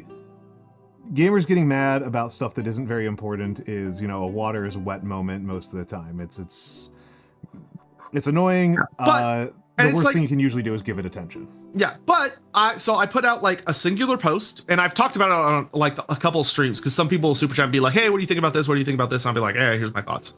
And for me, it's like, okay, it boils down to one simple thing for me, which is that it is fine to give criticism, it is fine to give critique.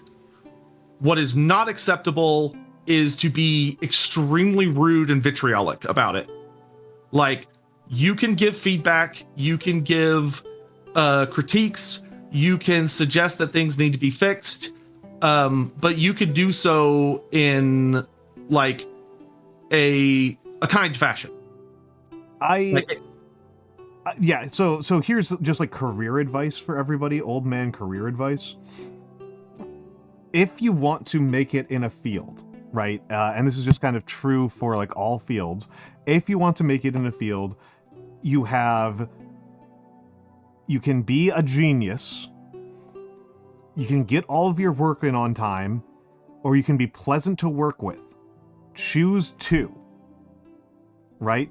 Choose two of those. Choose to either be insanely good at your job, or get everything in on time, and or be pleasant to work with. And I have to tell all of you guys up front, the chance that you are a super genius that is very difficult to replace is really low. That is almost certainly not true, and it's not something you have a lot of control over. And if you are a content creator for a video game, you're not.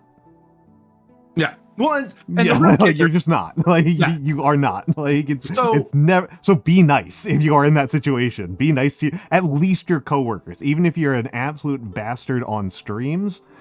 Be nice to all of your coworkers, which in this case means creative assembly staff and community managers. Yeah, like, and it's not like anyway. So the next important note is that seeing that he's getting like a lot of press, and Legend like fairly recently, I think like a year or a year and a half ago or whatever, had to take like a break from Total War and left for several months from streaming and everything because he was getting like so burnt out and everything was so toxic, and then he comes back and just does all the same shit all over again. Yeah. So he's being a dumbass. Yeah, so he puts out a big video about the time has come. I've done everything I can for you guys. So it's time for me to leave Total War. So I'm going to be retiring from Total War on January 1st. Here's a countdown timer for when I shall leave. And it's like, why is he martyring? Like, what is he doing? Like and it's like, by the way, none of you should buy anything from Creative Assembly. You should boycott. He literally calls for a boycott over a bug that has been in the game for 11 days. Goofball. And people are like, yeah, like, and I'm like, no, this is dumb. Like this is genuinely dumb. I was like, it's like, at the end of the day, we should approach this like adults. People should act like adults, and if you're acting like an adult, that means you use your words. And if you have criticisms, I'm not saying this bug is good. I'm saying the bug should be fixed, but there are good ways we could deal with this. Like, we don't have to be assholes about it. And this motherfucker literally walks onto my Twitter page an hour ago, or no, it's almost been 2 hours now, and he says, and also for reference for what I'm about to say, several years ago, this was, oh my gosh, it was a long time ago now, like maybe 4 or 5 years ago. I don't remember exactly, but my channels got hacked. So, okay. For me, it was I got a Twitter. This was way back before I ever had a good sponsorship. I got a Discord DM from what looked like a very legitimate company, and I checked their account. It looked fine. and they offered what seemed like a nice but reasonable sum of money for a sponsored video. And I was like, oh yeah, that'd be great. And they said, okay, cool. Here's like all of the images, and the little things you need for your stream, for your OBS, on what I thought was a totally normal link. Yeah. Of course, I clicked the link and it seems like nothing happened. Yeah. Only for me to realize shortly later that they stole my YouTube account. They stole and they turned it into one of those weird like Tesla ad things. Like they just ran a Tesla ad on it, which is like, if you're gonna steal my account, at least do something interesting with it. But anyway, come on, so man. They stole my account, and I got all of my accounts back except my YouTube account. That was the only one that I couldn't get back through the normal methods. So I was like, all right. And I decided, so I did the only thing you can do, which is I went on what accounts I did have, such as Twitter and all those other places. And I said, hey, if anyone can help me reach out to YouTube to get a response so I can maybe get my account back, that'd be great. And a lot of people were kind enough to show up in support and help. And I got my account back, and that was great. So fucking Legend walks in today and he says, I've noticed Sotek is very vocal about things that interest and concern him. But if it doesn't interest him, then those people are loud and not being an adult. When your channel got hacked a while back, maybe you should have been an adult and waited a few more weeks. What? This is incoherent.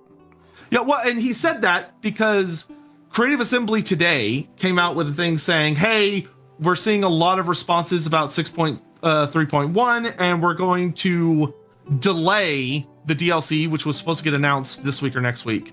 We're going to delay all of that, and instead we're going to focus efforts on a hotfix of 6.3.2 to rush out and fix this bug. And we're not going to do anything with the DLC. We're not going to announce it. We're not going to release it until these issues are solved.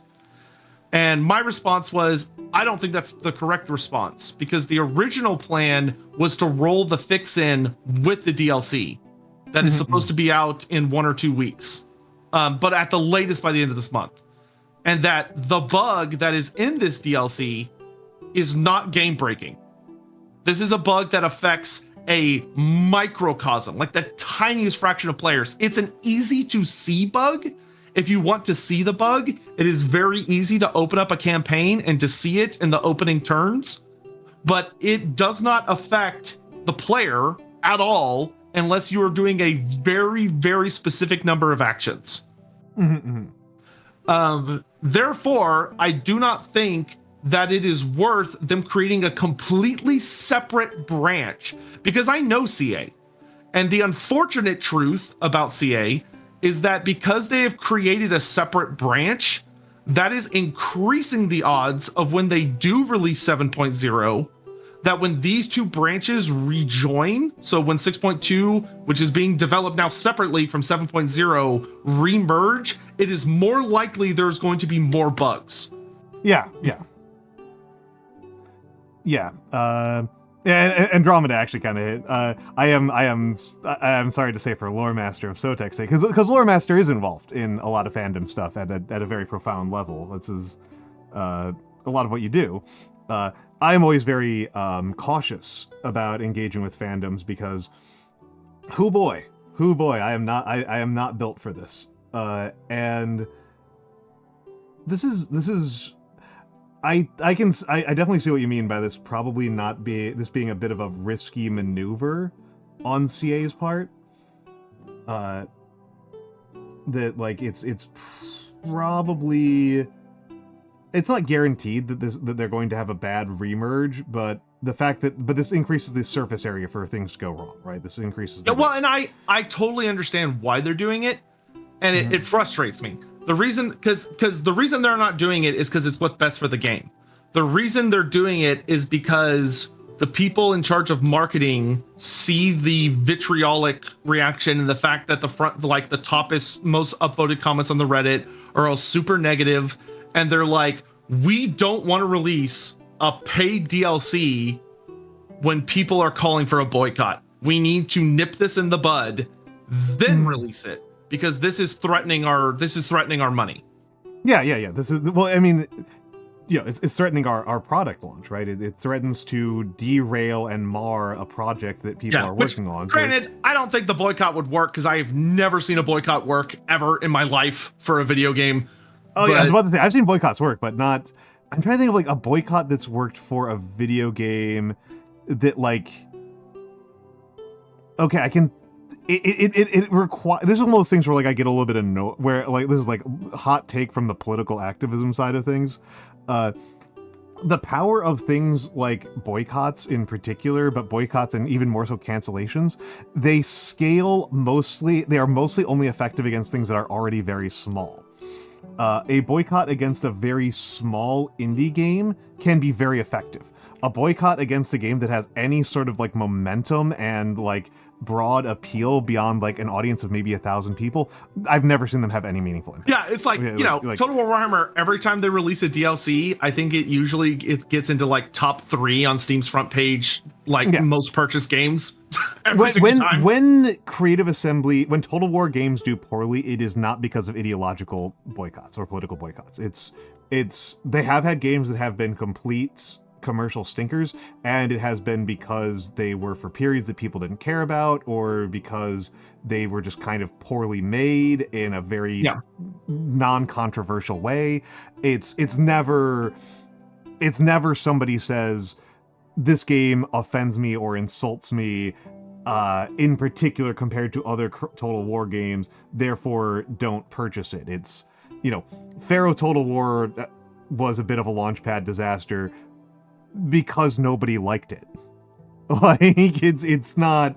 I don't remember anybody calling for a boycott of Pharaoh Total War. Like, I did not see that. You do? Okay. Well, I remember a lot of people hated what the game was so much that they antagonized the studio to the point of genuinely hurting a lot of people. I can believe that. I can absolutely believe that. And they were like, no one should buy this game. But I also mean, reviewers who do not care about it one way or another emotionally are just like, yeah, this game sucks. Like, it was a botched release. Which was a shame because it did have a lot of cool systems in it. I think it's a bit of a shame because I think I actually really love the Bronze Age as a period. And I think it deserves a lot more attention, and I think it doesn't get well treated in gaming spaces. Not completely untreated, but it's almost always treated as a afterthought. Not universally, but generally treated as an afterthought or a thing that that's generally treated very non-seriously. And that makes me sad because I think it's a really interesting era of history with a lot of things for people to learn about. And I know that people will not believe me on this. I think Sotek, you'll think this is very silly when you even hear it. A lot of people do learn a lot of lessons from Total War games. A lot of people do learn a lot of their history from Total War games. Which is unfortunate. Unfortunate. You learn your history from. For better or for worse. I mean, so cards on the table here. So cards on the table. Pengi_EXE. Thank you for the follow. Cards on the table here. I have been playing Total War off and on since the 90s. Since Shogun 1. I generally don't like them. To be honest. I don't blame you. Well, overall, I think in my experience, in my experience, and I do not mean this in any ways as an insult. If anything, I genuinely mean it as a compliment. The more academically inclined someone is, especially if they care about history, the more I feel they're going to play a Total War game and be like, "This is not it." There's two things going on here. Part of it is that. Part of it is also I'm just going to admit to this. I'm just going to own up to this one. I'm an obnoxious contrarian a lot of the time. It's just a personality trait of mine. And so if somebody's like, oh, how much do you like the Total War series? My answer is, I really like the Great War Western Front. That's my favorite Total War game, right? Like, I admit that this is an obnoxiousness on my part. And it's, there are parts, I'm capable of saying nice things about Total War. I actually do like the direction of them going into fantasy.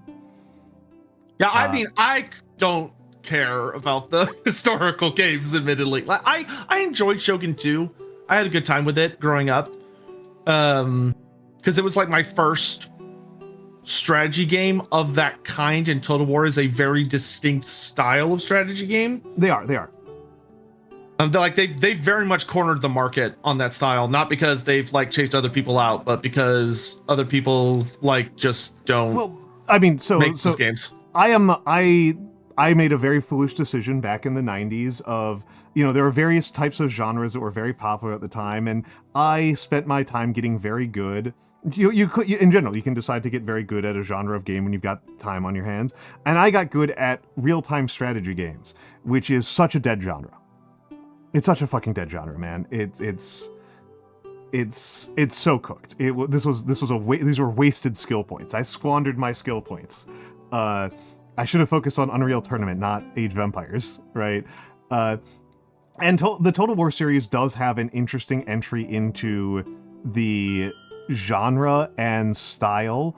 Sir_DB, thank you for the follow. Does have an interesting entry point and an interesting style. I wish they did a better job with it. I know you don't care about the history stuff, but like, this is kind of where I'm going with this, is that the Total War games video games in general can be very useful for teaching certain lessons about history. And Total War is actually the whole style is actually very uniquely positioned for teaching a really interesting and valuable thing about how historical battles happened. Which is, because Total War is like, it's company by company. You're commanding companies of guys, like 100 guys in groups, in discrete groups, which is a very like Napoleonic way of controlling units. It doesn't make any sense for the medieval era, but for the Napoleonic era, it's totally reasonable. And they have morale. And you can't just merge groups of guys together, right? If you lose 50 guys from two different units, you have two 50-unit guys. You can't just make another 100-unit guy on the fly, right? That's part of the Total War formula. That's a reasonable thing. And they have morale, and they have exhaustion, and they have ammunition. And so a very real thing about how warfare proceeds in a lot of history is that it's about getting your fresh units in contact with your enemy's exhausted units. And Total War is really set up for that, and sometimes it works and sometimes it doesn't, and part of this is down to them having like a different vision of what they want their game to be, and what am I supposed to do about that? And part of it is because they're enamored with certain things that I think are kind of silly, like their fixation on counter units I think is silly. Part of this is vision, part of this is like, I don't know, like they have to make games that the gamers will enjoy. And again, this is part of the reason why I like them going into fantasy more, is that like in real life there's not really like a counter unit system. That's not like really how like eras of warfare work. It's much more about like training and how well fed are units and how well rested are they and how well disciplined are they and blah blah blah. Total War could be really interesting, and they don't really do that. And like, I mean, it's not really their responsibility to do so. It's not really like their job. I do wish they did it though. To be honest, that's kind of what I was getting. I was like, they're not doing something that I wish they would do that they get really close to doing, and that's what frustrates me. And also, like I said, I'm also an old head, right? I'm thinking about Shogun 1 and Medieval 1. Yeah, I was like, I remember when I don't know if it was Rome 2 or Medieval 2 that CA had like a partnership or a contract with the BBC, and they did like some historical documentaries where they used Total War as part of the documentaries, and there was also some like exhibits you could go to. I don't know that with the BBC, but with the History Channel, a lot of History Channel content was made in Rome 1. Yeah. The history. That's what it was. It was the History Channel. Yeah. And so it was always really funny watching those and being like, wait a second, I know this game. Yeah.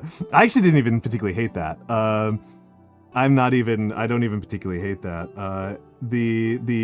But I think like for the type of gameplay that they're trying to make and like the way that they make it, I think it works better in Warhammer that doesn't any of the historical settings that they've done so far.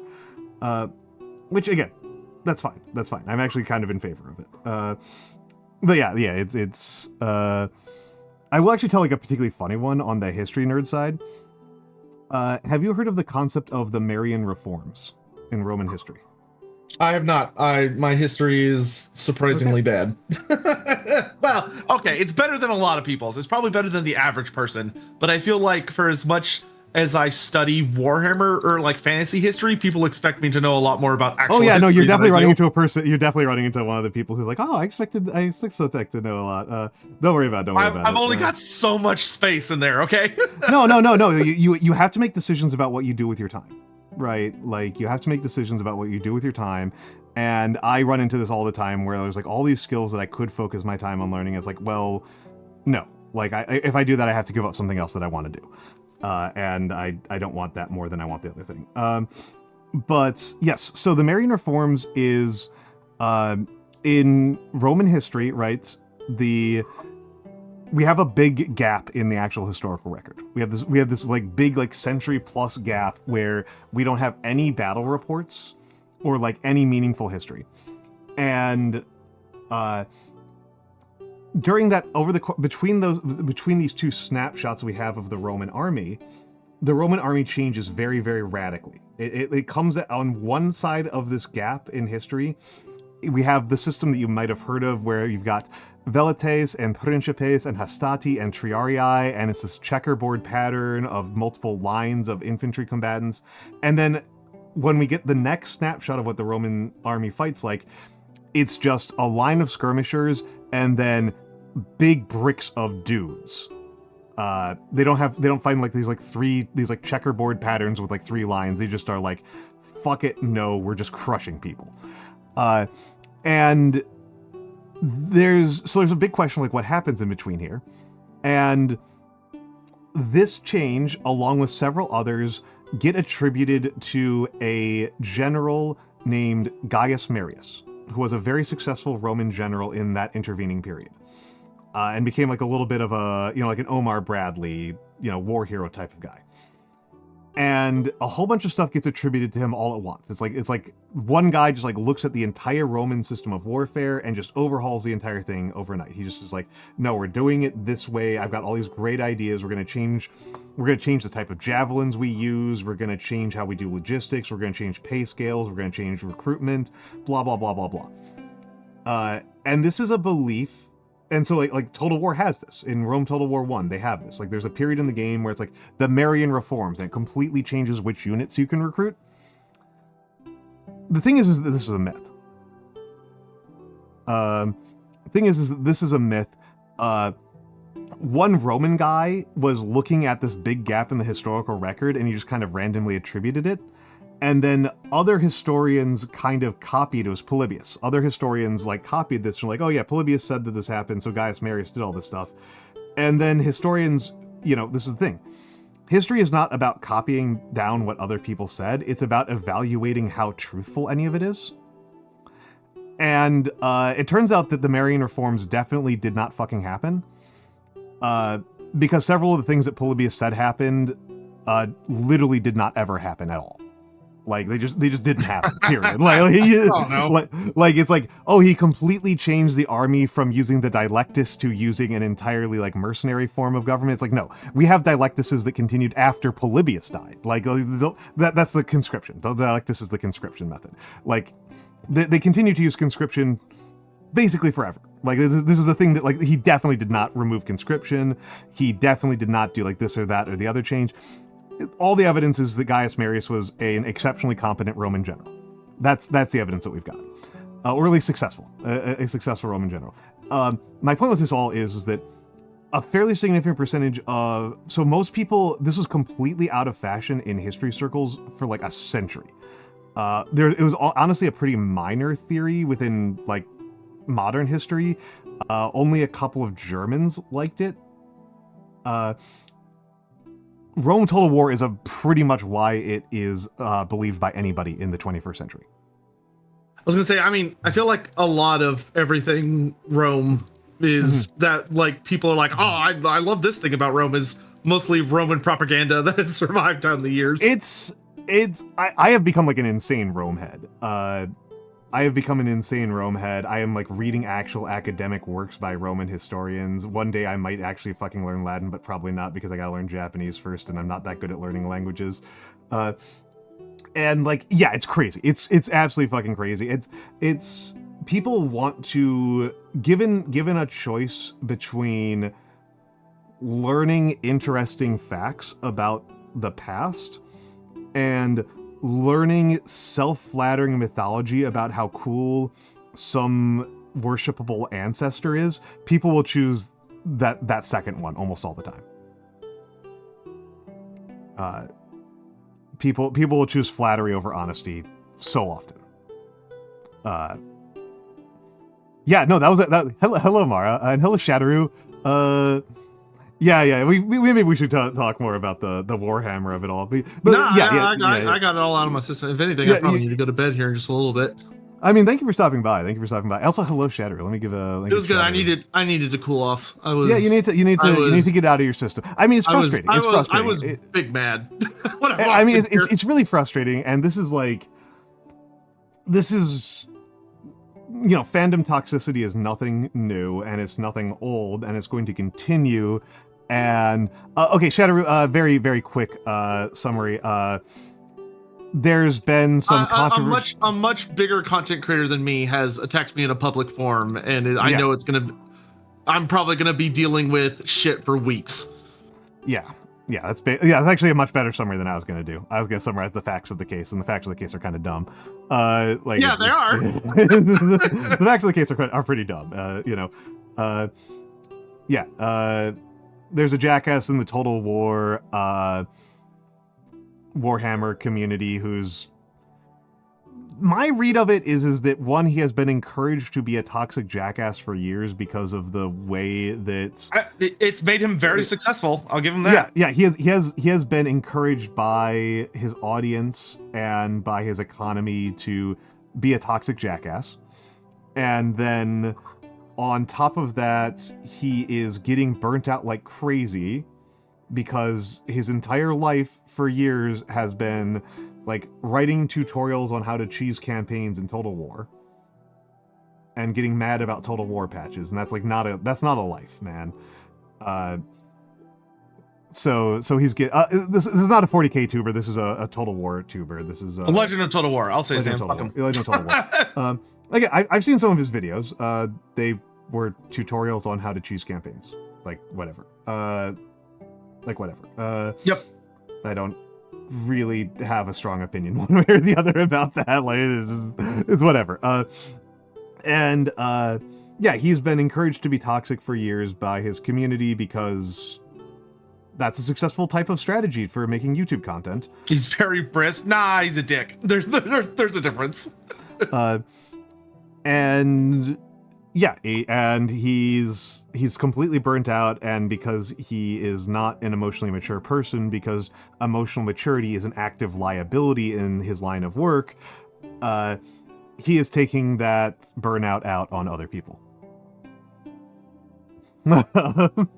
Yeah, so that's my read of the situation. Does that seem like more or less? Okay, Emperor Arpits, I have to comment on that. I have to. Just listen. I'm not gonna say that all Australia. I know some lovely people born and raised in Australia. I know some wonderful Australians. But of all of the people that I've met that are massive raging assholes that don't understand why people get angry at them for being raging assholes, the vast majority of them were Australian, and it's weird. I don't know why it's a thing, but it is a thing. I always assume that this is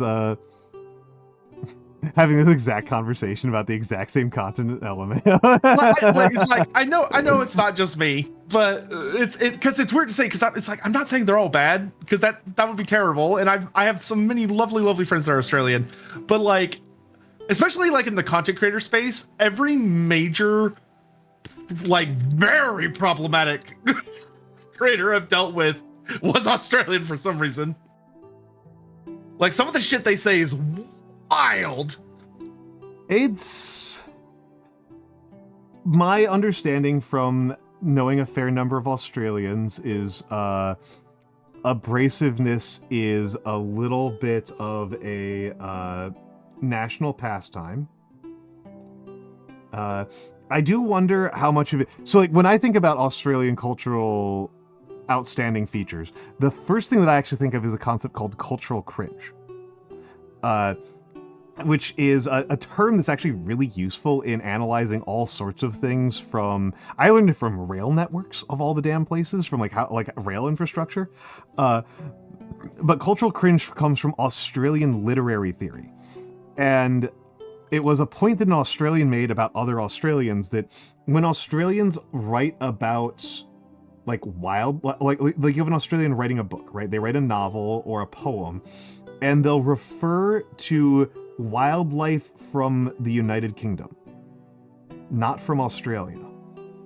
And this is because Australians view themselves very frequently as temporarily embarrassed Englishmen. Yeah, that's actually, I think, a good way to put it. Well, and they also, and the English have very much a cultural tradition of just being abrasive dicks to everybody.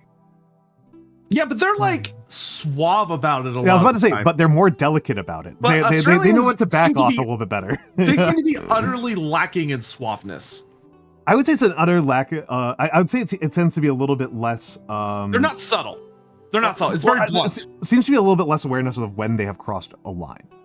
Yeah, it's the big thing that I've noticed as well that gets a lot of them in trouble, and this is usually where it starts, and then they get really defensive when people call them out, and then it turns into a whole thing, is that they also, the rest of the world, in my experience, that you deal with on a regular basis in the internet community, especially if you're dealing with predominantly white Western communities, or just Western communities in general, is like, there are certain subjects that are fairly like, you need to treat them with some care, especially when it comes to things like race relations, or like certain words that should not be used in polite company.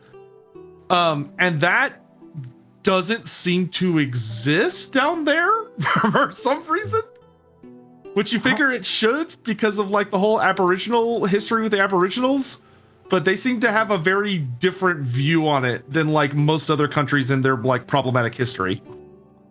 I feel like I know quite a few Americans who are very like that. They just run in different online communities than anybody international tends to run into. I do feel like that's not a uniquely Australian trait, but it does feel like it's a more public Australian trait. Yeah, dry sarcasm is the British trait. That is, they live and breathe for it. They live for it. But yeah, I wish the mean Australians I dealt with were dry sarcasm. At least it'd be funny. They're just mean. I feel like I've been pretty fortunate in the Australians that I have dealt with in the last couple of years, but that's mostly, I think, because they've been female VTubers. So it's like the VTuber community does not count. It's like Uji and VG and VV. Yeah, they're like fine. The vast majority of the VTuber community holds itself to very high politeness standards. Oh yeah. Arguably toxic positivity is like the real contribution. It's so heavily influenced by like Japanese culture, which makes it like almost obnoxiously polite. Well, and it's there's different types of like artistic communities, right? Of independent freelancer artistic communities, and there is the one that people tend to think about more often because it's more fun to talk about, of the like climbing over the corpses of your peers by being a huge toxic dick. And then there is the like, you can't say anything negative about anyone because any person you meet could randomly become incredibly famous in the future and then crush you like a bug.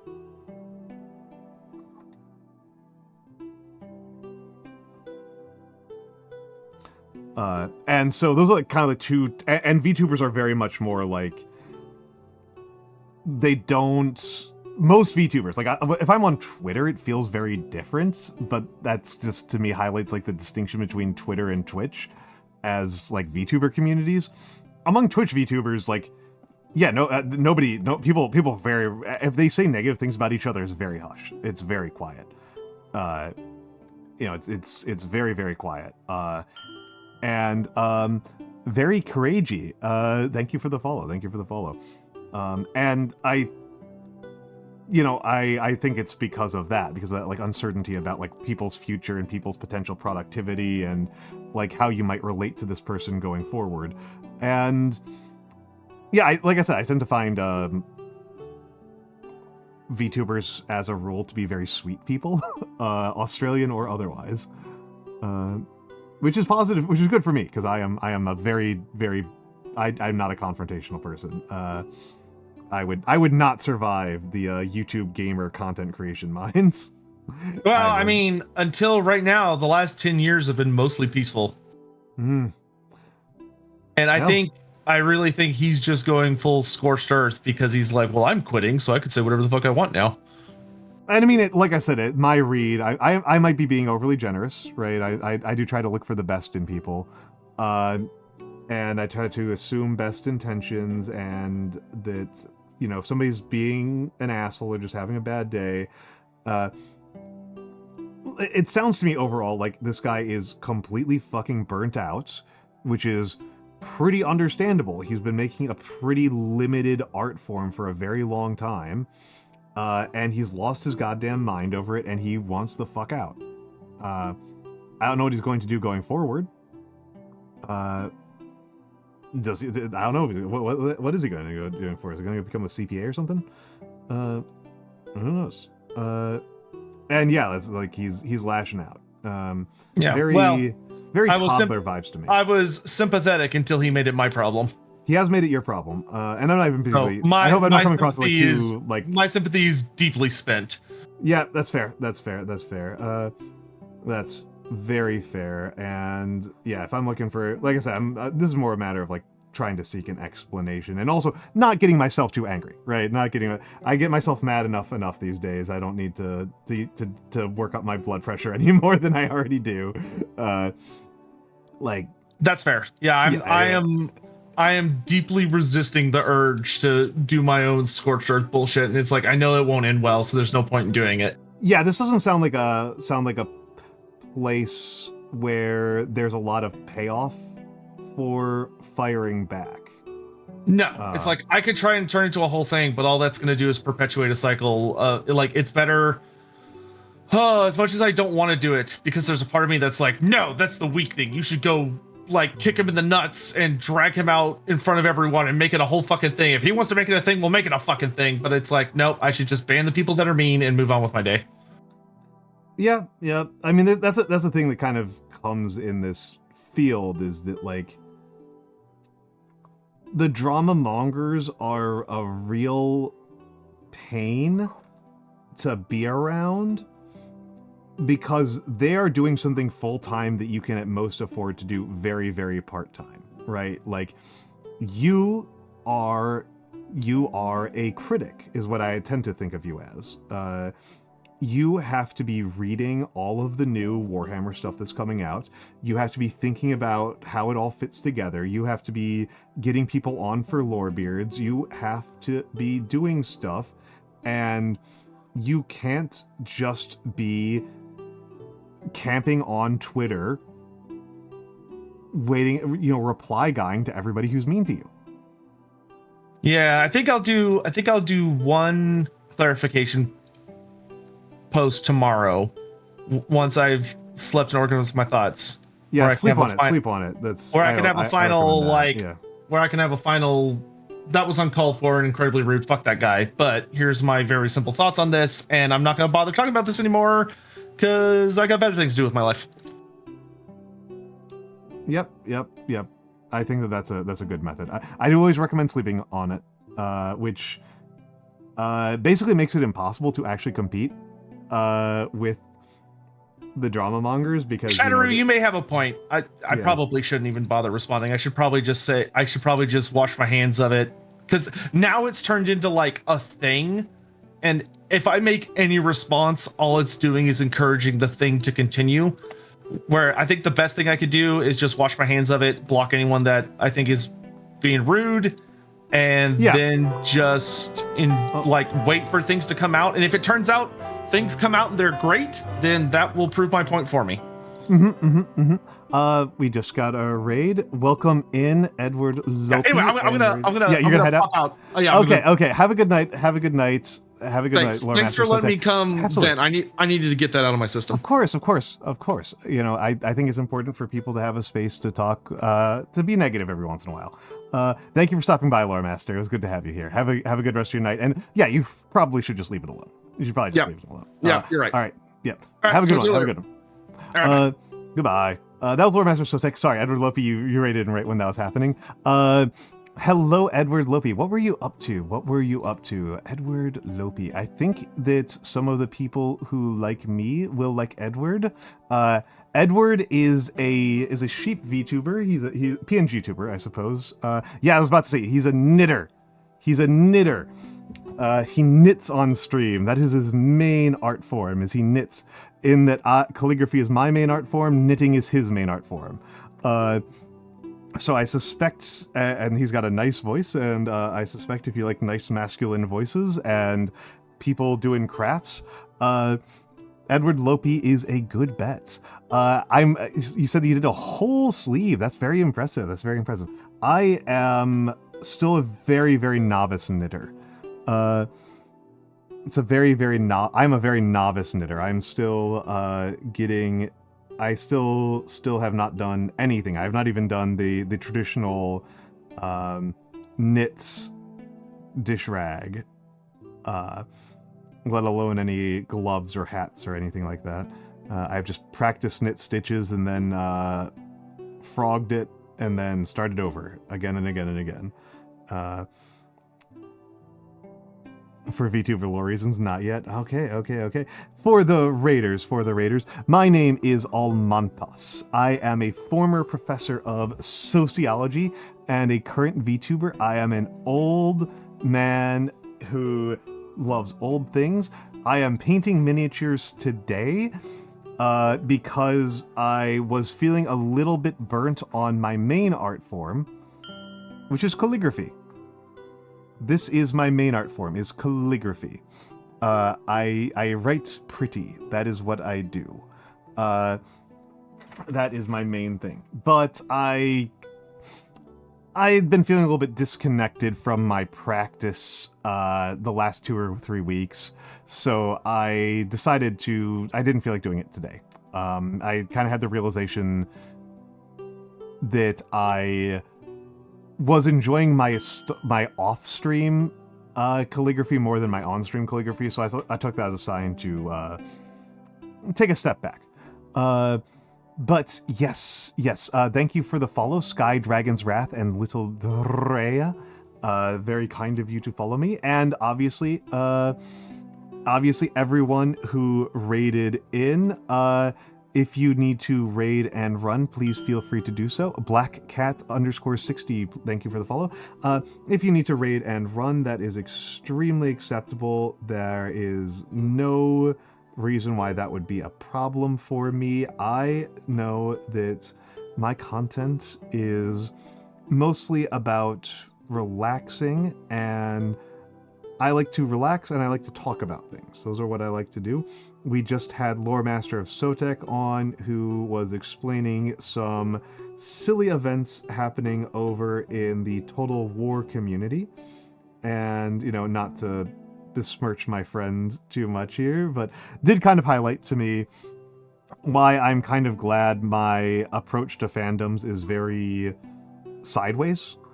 I tend to be very cautious about engaging with any fandoms. And because one of his fandoms is having a bit of a toxic moment. So, yes. And as mentioned, I am painting a miniature. This is a Azeb. This is a 3D printed Azeb from Trench Crusade. Let me refocus the camera because I think the focus is a little bit wonky right now. The focus on this is imperfect. Okay, there we go. That's a bit better. Yes, and it's not even really a break from the entire art form. I'm just kind of having a little bit of a period where doing calligraphy off stream is feeling a lot more rewarding than doing it on stream. And part of the reason why I like painting minis, just to, you know, clarify for people, is that I'm not good at it, right? Is that I am not good at it. I like being bad at things. I like my newbie gains. And calligraphy is something I've been doing for decades, for 15, 20 years, something like that. And so that means that any gains that I make in calligraphy at this point are very subtle. It is very subtle, and if I want to produce calligraphy that's, like, at all good, I need to, like, lock in. I need to be really locked in. And so, normally it's fine. Normally it's fine. I like doing calligraphy on stream, it's just that I do it almost every Monday. I just do it almost every... Well, I'm not really so much returning, but I am doing subathon, right? I am burning the candle pretty hot lately.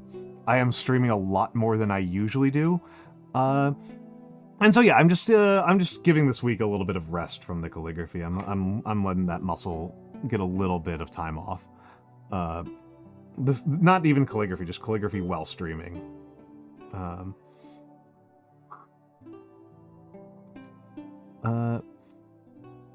Yeah.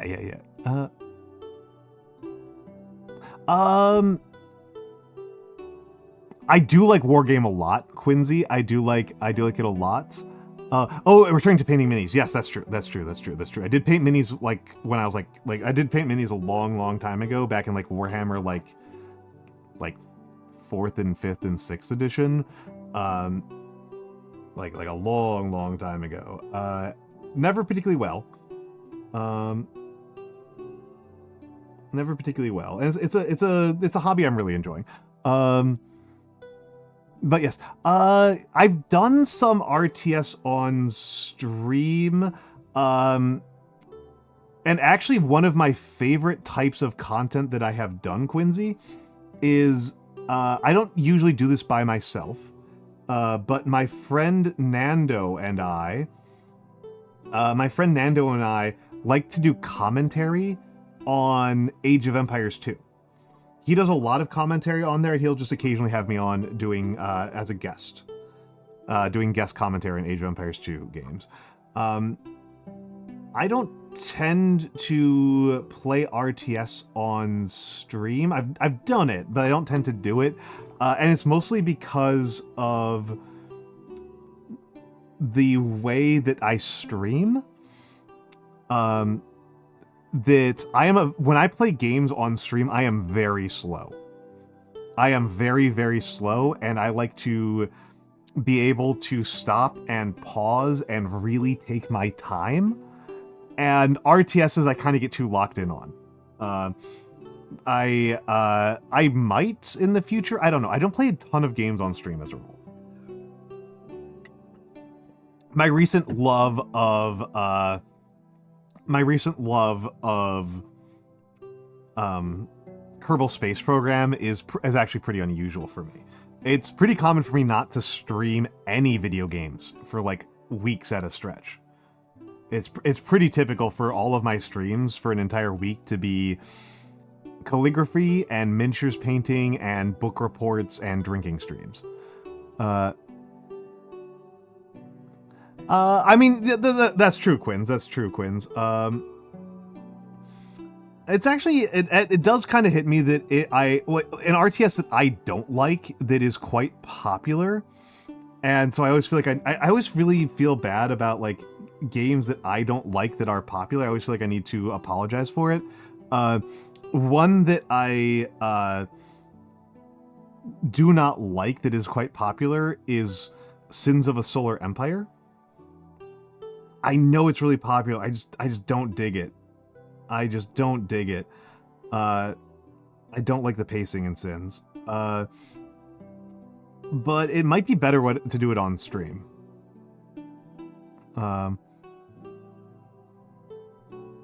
I do enjoy Crusader Kings, actually, Courage. I do enjoy Crusader Kings.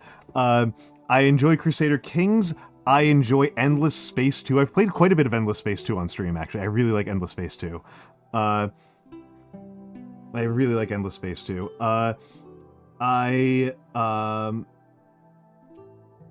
I do think that the best one is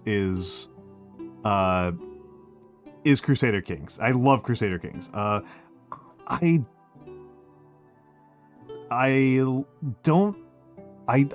the other ones? I really actually love Rise of Nations, but Rise of Nations is like as dead as a game can possibly be, except for possibly Rise of Legends. So like that's like a game I play off stream is Rise of Nations. That's an off stream game for me.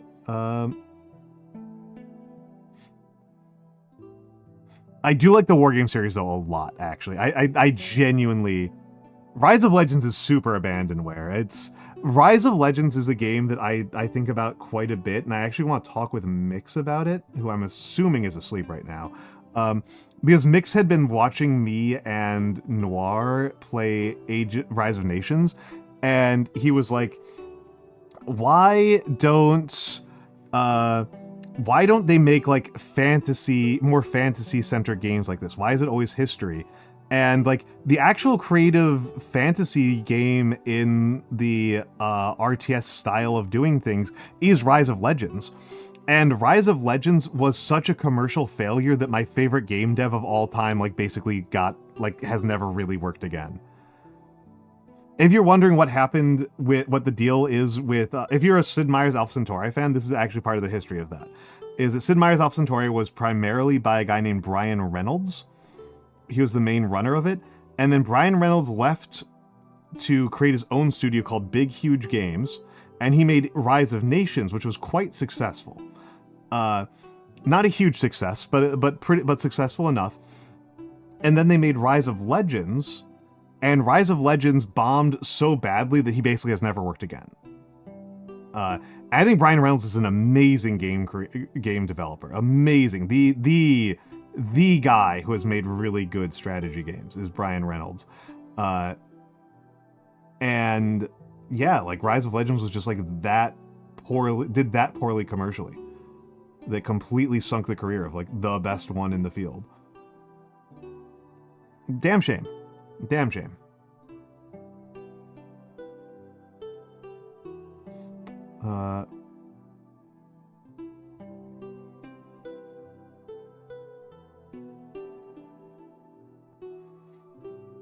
Yeah. If you are interested in like strategy and 4X games, you gotta play. You gotta play Alpha Centauri. I do think I think that you are right, Quincy. I think that Rise of Legends was at the like my understanding of what happened to RTS as a genre is that RTS as an actual genre, the actual RTS genre that we had in history of Age of Empires and Warcraft and all that stuff, is from a gaming perspective kind of a weird kludgy marriage of multiple different mechanical styles. MyThink21, thank you for the follow. It's honestly kind of a weird kludge of different things that you could be doing in your gameplay. And it's actually pretty awkward as a game style. And it's in particular kind of awkward marriage of like macroeconomic simulator and also like 3D action game. And the real thing that murdered the RTS genre, the traditional RTS genre, was, I mean, Death of 3D is a funny thing to attribute to. I think it was Dota. It's me, KV. Thank you for the follow. And I think it's specifically that Dota allowed people to do one of the things that they really liked doing in RTS, which is controlling their dudes in battle without them having to do any of the base building stuff. It created a more focused and straightforward experience that allowed people to focus on what was for many people the good stuff. And then that meant that for the other people, that meant that the city builders and the RTS basically got divorced into MOBAs and city builders. And it's a loss for me personally.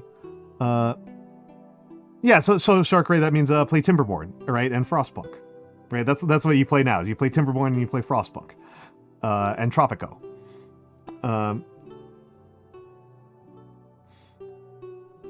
And I know it's a different experience to have all of those things together. But also, like, I understand why from most gamers' perspectives, they would rather have one or the other rather than both at the same time. That's kind of how I see it, right? Is that, like, given the choice between doing both a city builder and MOBA, people would rather just do one or the other at a time. I actually really like Tropico. I'm not gonna lie, I really like Tropico. I don't like city builders in general. I like survival city builders. I really do like survival city builders. I like city builders that you can lose.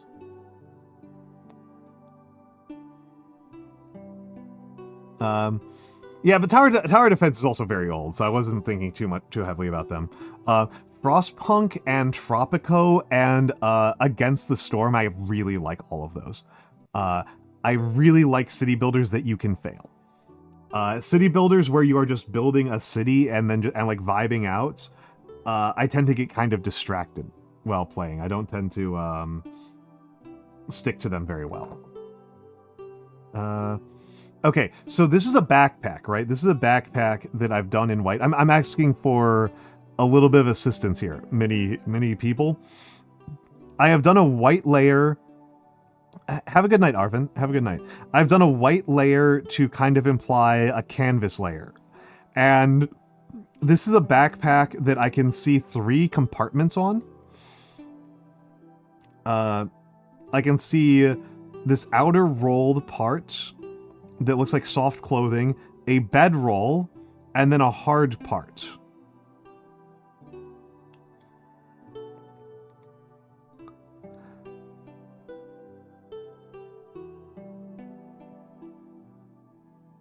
Hold on, let me think about this. I don't know that it's hard to paint minis in general, but I do think it is fair to say that I'm not good at it.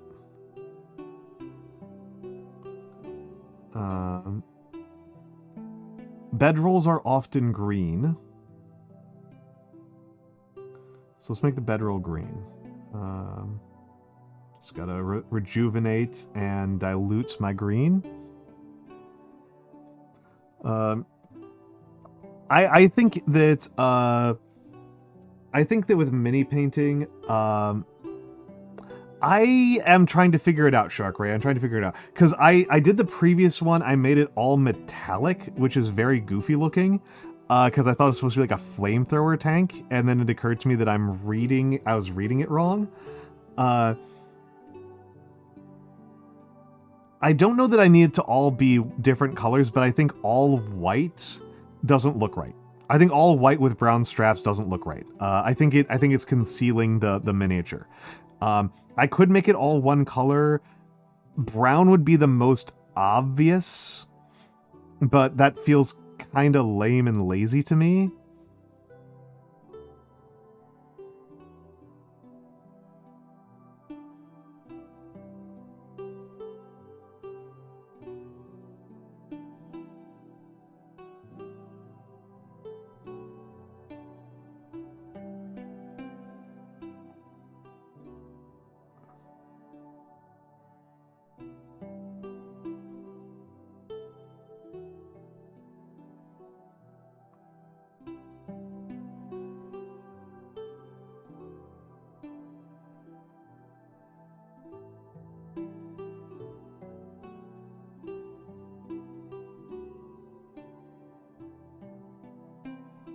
Brown,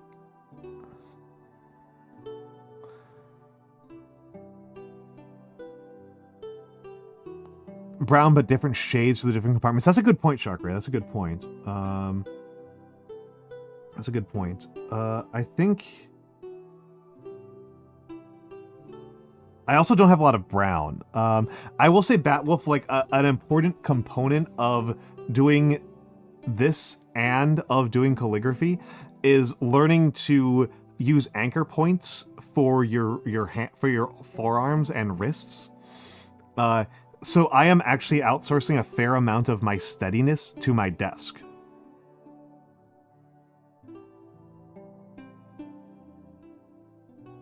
That said, there is a question of fine motor control. I think this is just something I find kind of interesting about myself, is that my fine motor control is pretty good, but my coarse motor control is not.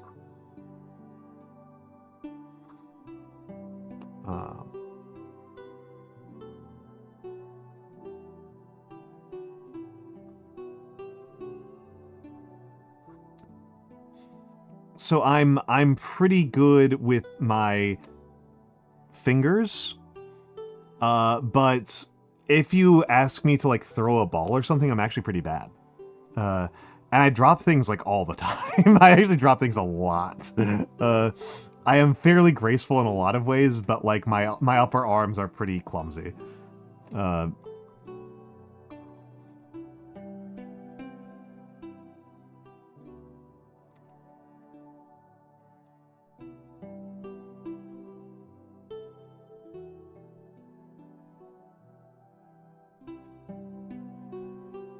Also, I'm sorry if I didn't. Also, again, I was surprised to see you here, Ruru. It's feels like it's pretty late o'clock for you. Ruru is good, by the way. I didn't get to say that because Sotek was here. Ruru is good. Ruru is a good content creator. He does kind of like.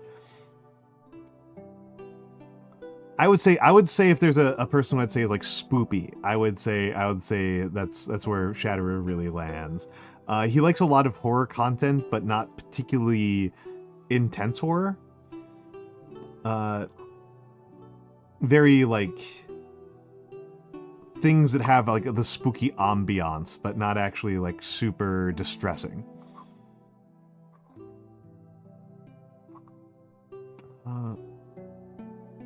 So Ruru is good. Ruru is good.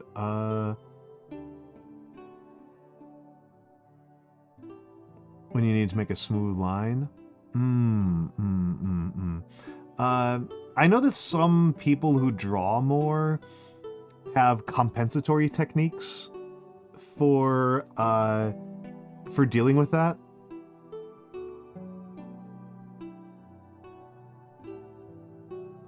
I'm trying to think about how to make this look more like a canvas. More like a canvasy color. I wonder if ice yellow is enough. Let's try glazing it with ice yellow. A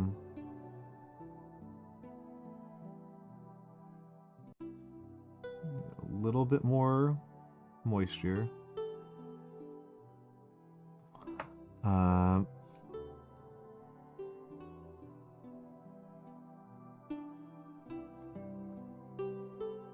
That's not going to work right. That's not going to work right. Okay, I think I can figure out how to make this work. Let's put on... Here we go. Let's do a very thin mahogany. Let's do some very thin mahogany.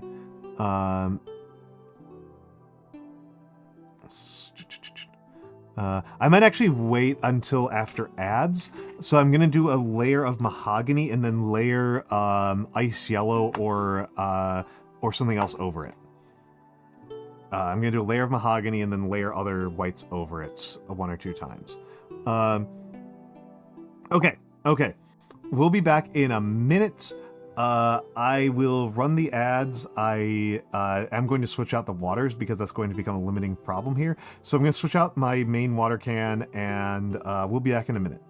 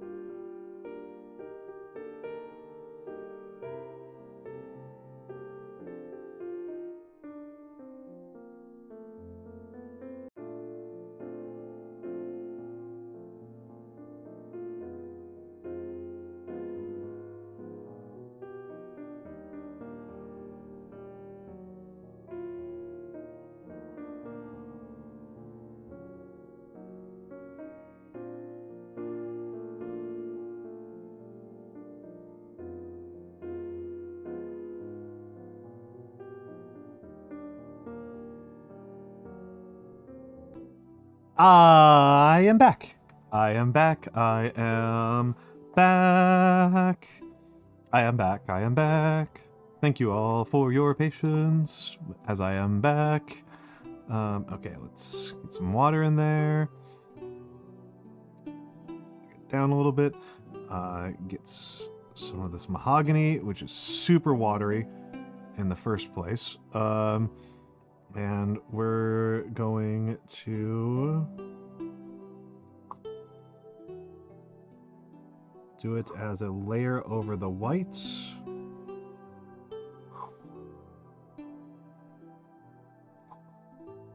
And let it get into the crevices.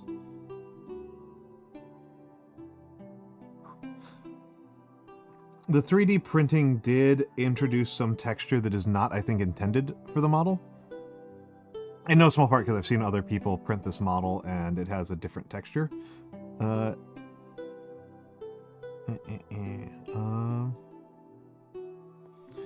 So that does, I think, create a little bit of a challenge here. Okay.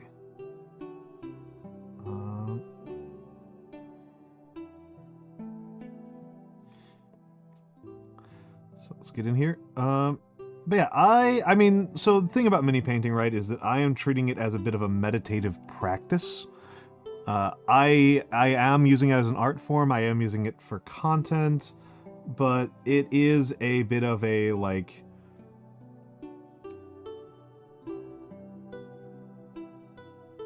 I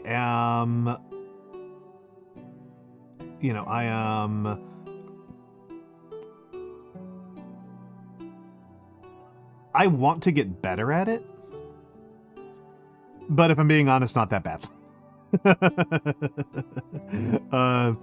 If I'm honest, I don't care enough to, like, really put in the time to, like, really get good at it. I know what that would take. I have friends who are really good mini painters. I know that if I really cared, I have the resources.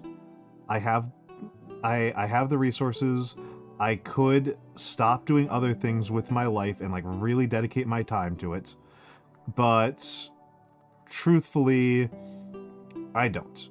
Compared to working on calligraphy or working on acting or working on Japanese,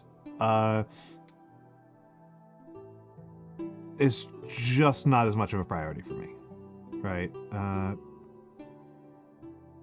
Okay, so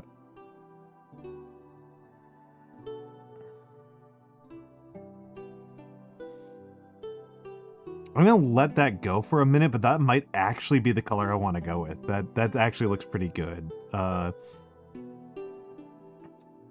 It's actually looking pretty decent from my perspective. Let's touch up some more of the oranges around here, because that's like the main color that I'm doing is these oranges. It's the core color of it. I do need to buy some more brown. Whatever the Vallejo equivalent of Mornfang is what I want. I burned through Mornfang so hard. But I would much... Given it choice between the Vallejo of it or a Games Workshop paint, I do prefer the Vallejos pretty much 100% of the time.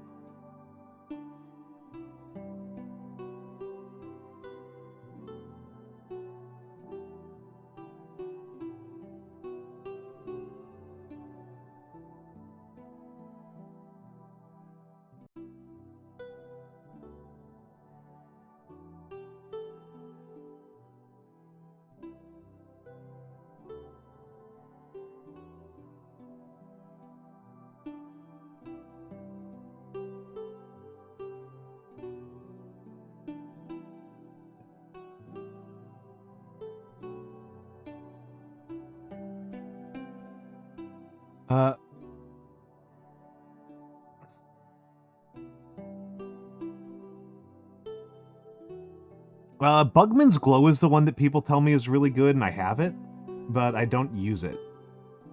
I'm not gonna lie, a lot of it is that I prefer the Vallejo bottles. The one Citadel one that I would buy more of, that I've been really impressed with, is this one.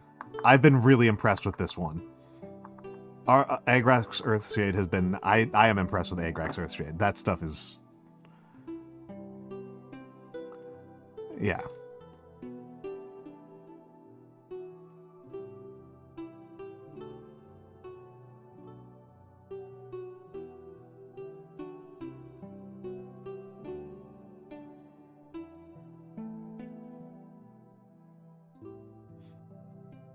Yeah, Sky Dragon's Wrath, exactly. Exactly. So true, bestie.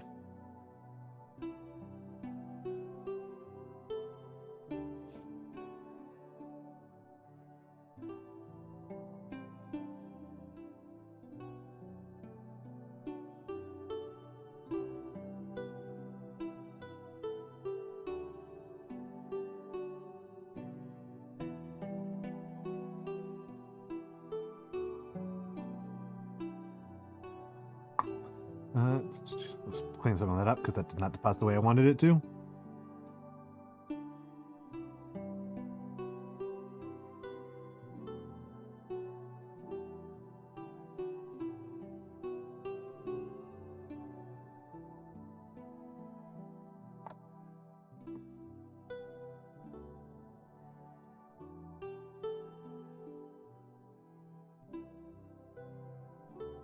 Let's get a little bit here.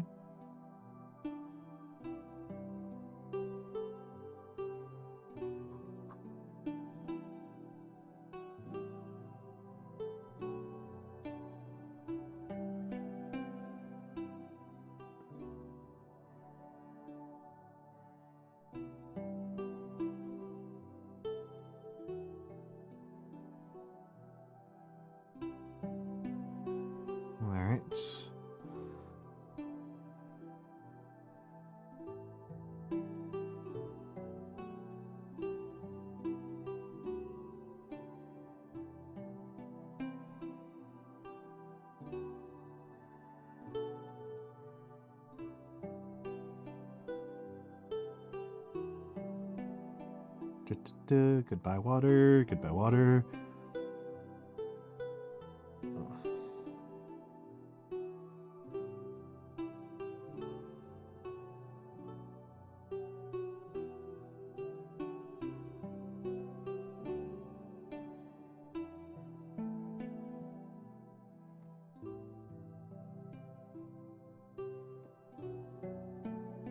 I keep on thinking about what Nagi said. Nagi is my usual painting coach. I keep on thinking what Nagi said about models are small, and therefore we have to help the lights. I don't know how good I am at doing that. That's, like I said, a big weakness for me is that I have a poor understanding of how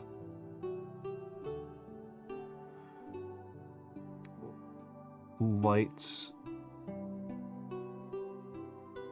works.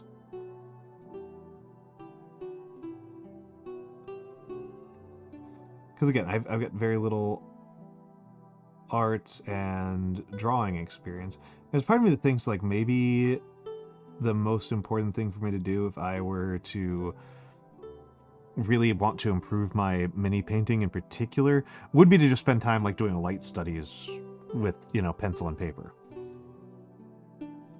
Which is funny, right? Like, absolutely my least favorite subject in school was drawing, was the arts.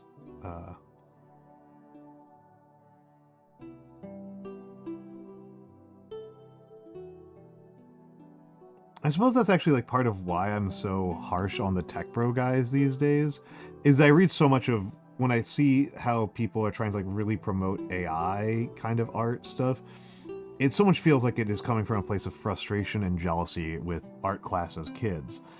But it feels so silly.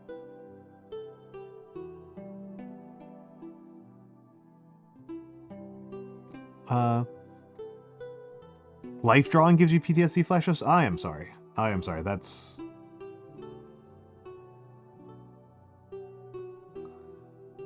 I am very sorry. I just feel like my hands just never did what I wanted them to do in art class, and I feel like art classes I never got enough structure. Oh, okay. All right. I got worried that like something like really bad had happened. Sorry. Sorry. Misread the tone there. Misread the tone. Now that's on me. That's on me. That's on me.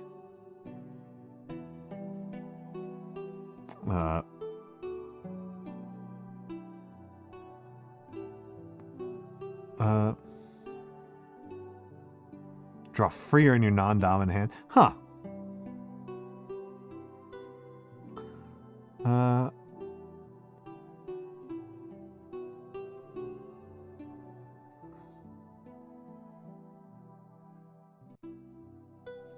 Get a little bit more water in here. Just do a little bit of a glaze consistency.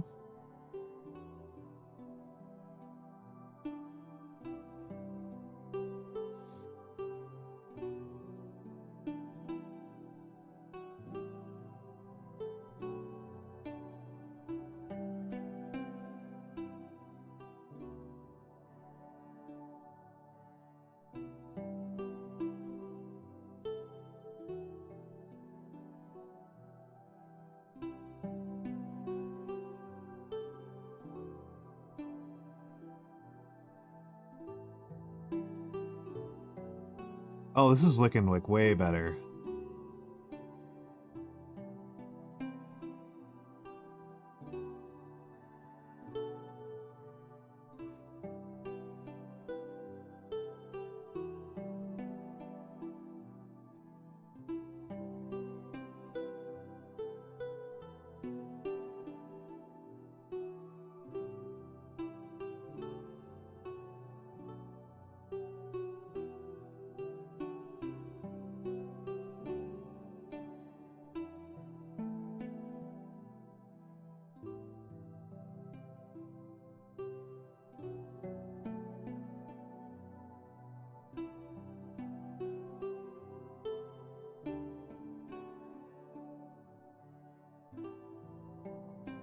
There we go. There we go. Let's let that,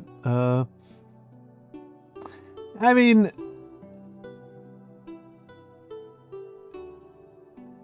hold on. I missed a bunch of things here.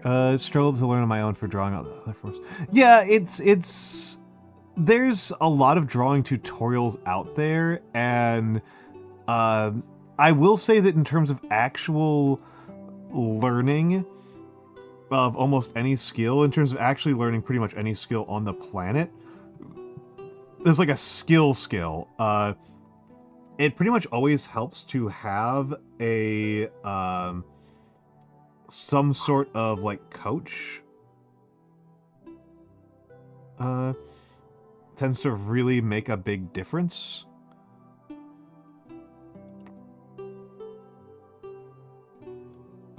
And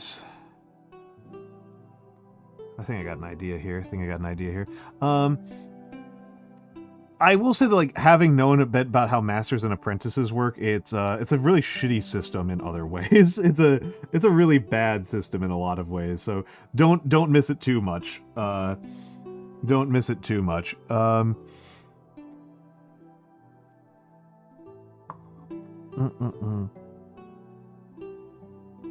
Oh, Sky Dragon. This might amuse you, but I got a wrist injury at Offkai. I was injured when I came back from Offkai, and so there's a several week period of me doing calligraphy with my left hand.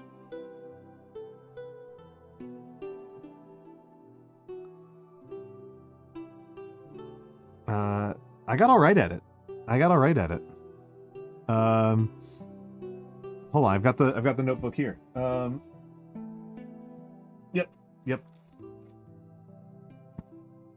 Yep.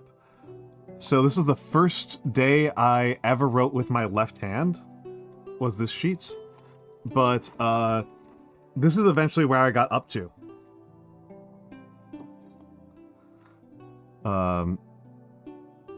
And yes, I was writing backwards. I was writing in mirror script. Yeah, I got alright at it.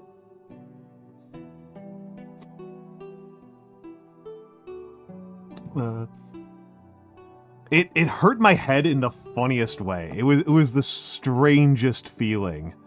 There was like a weird. There was like a twisting feeling,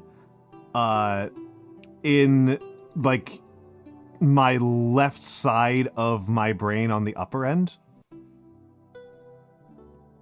It was very, very strange.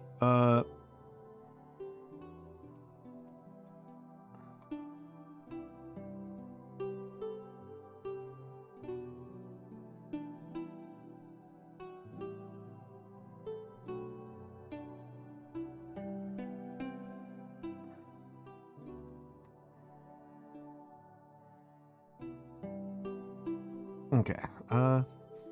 Yeah, I liked it. I liked actually that arc. I might go back to that.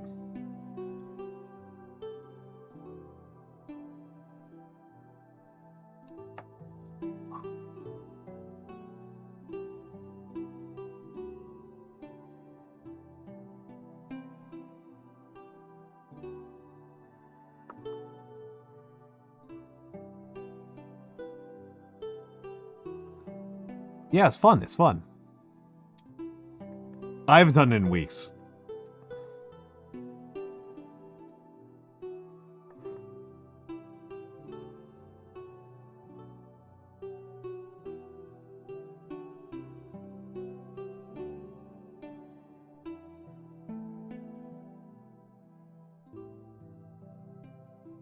Okay, that was bad.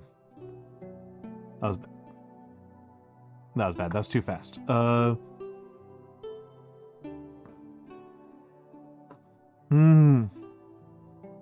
Controlling with your drawing. Ah. Huh. Huh.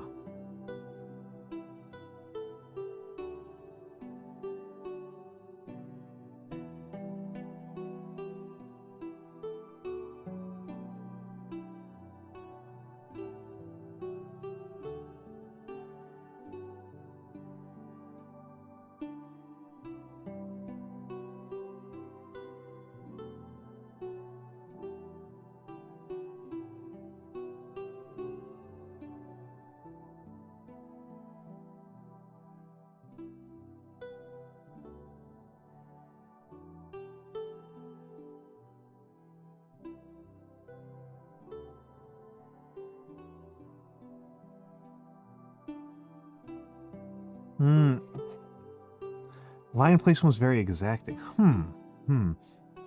I haven't tried to draw meaningfully in 30 plus years. Legitimately, flat out, that is one of the subathon rewards, is that I will do a drawing stream.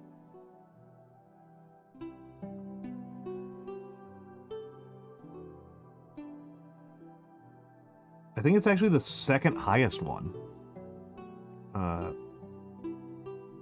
It is not the #1 type of stream that people want me to do that I don't want to do. That would be karaoke. But it's up there.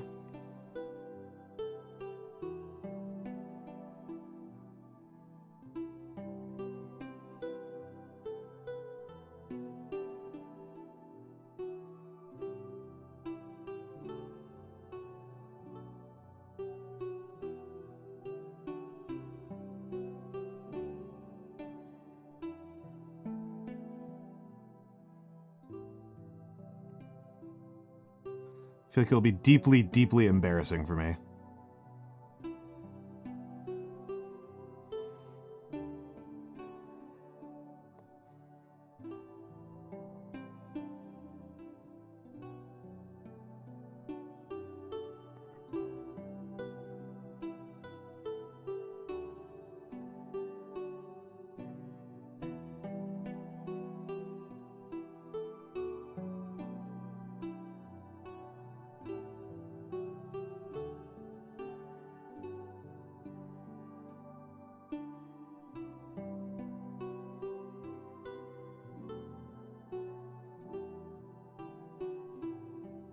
Oh, hello, Xanadu.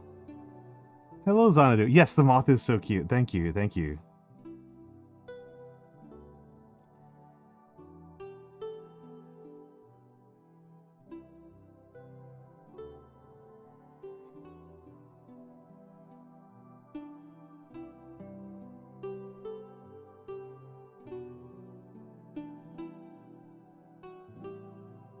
I think Toffee did very good work.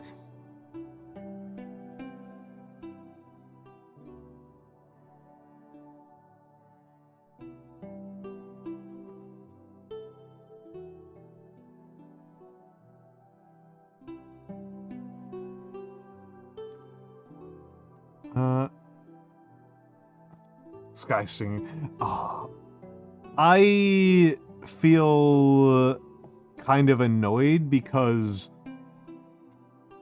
I know people like the sound of my voice.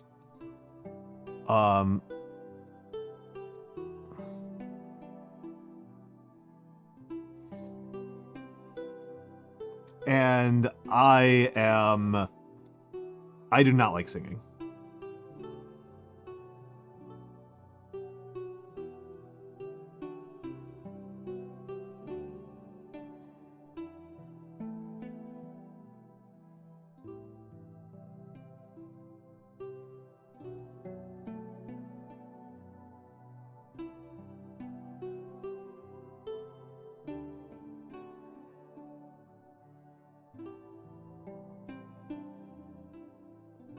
Okay, let's see. Oh, have a good night. Have a good night, Batwolf.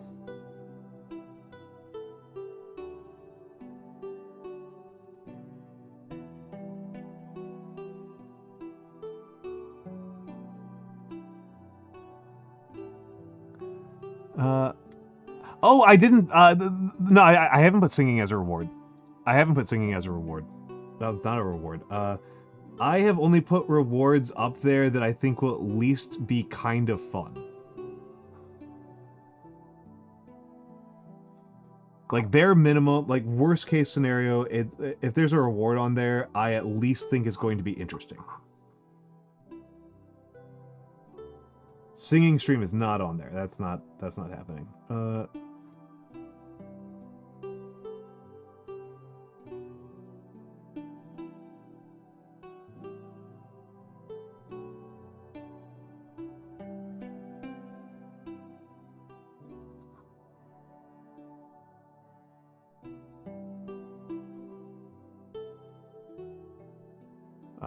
Yeah, no, I am not keen on doing that.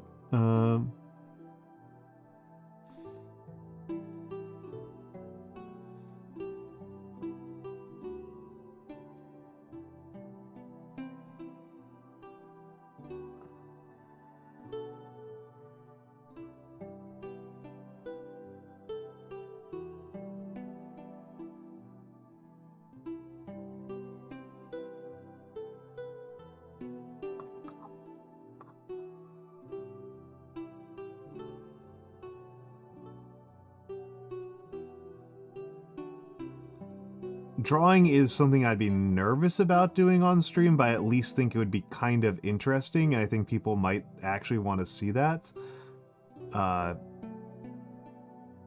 That's one that's like at least like humanly comprehensible to me.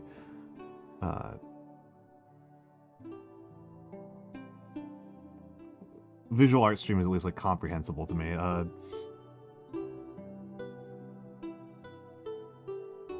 Singing stream is not.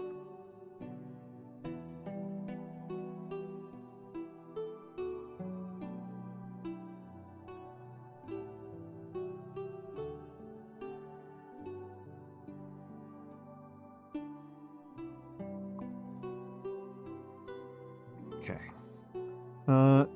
Injured your voice years ago? Ah, I'm sorry. Yeah, for me, it's my brain that's bad with singing. I'm pretty tone deaf.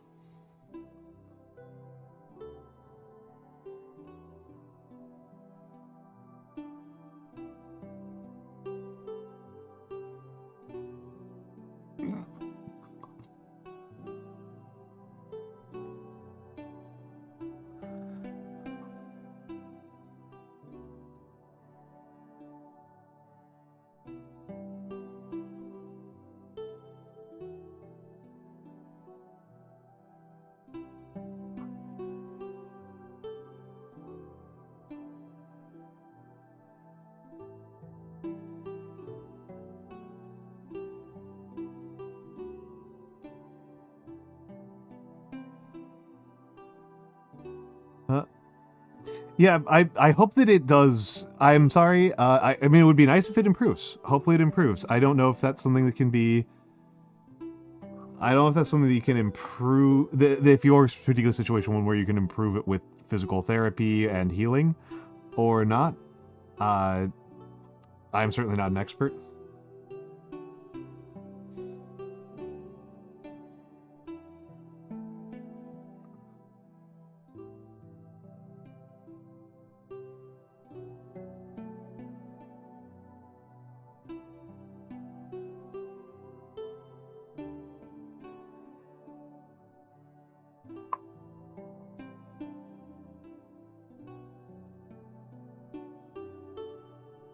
Yeah, let's get in here. I kind of like making the barrel of these bronze.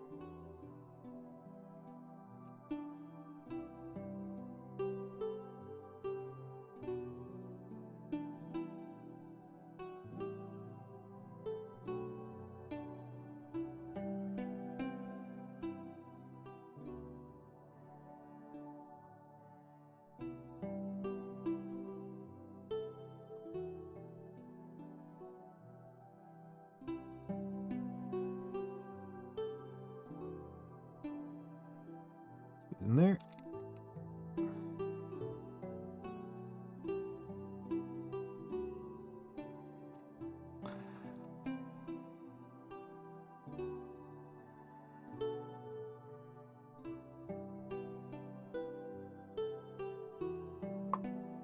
I think your voice is kind of... my voice was changed by COVID. Like, I do have a different voice than I used to.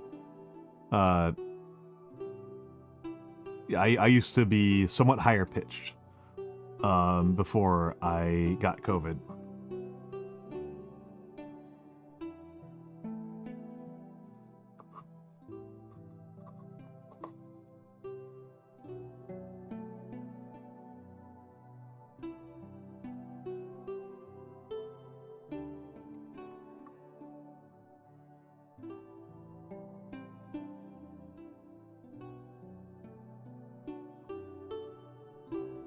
Yep.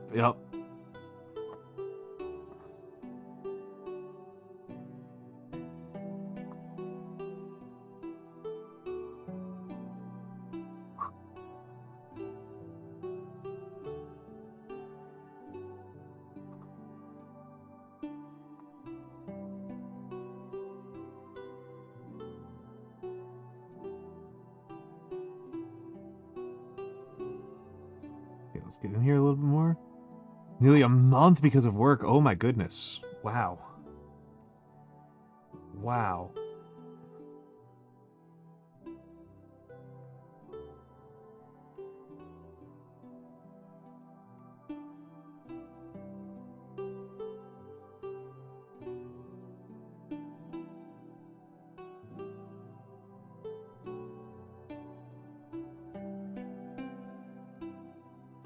Alright, let's clean that up a little bit.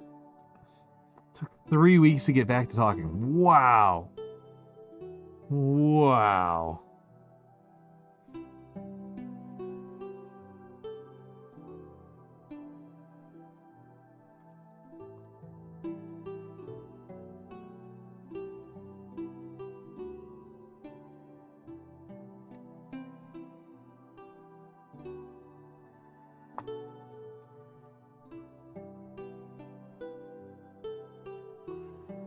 Mm-hmm.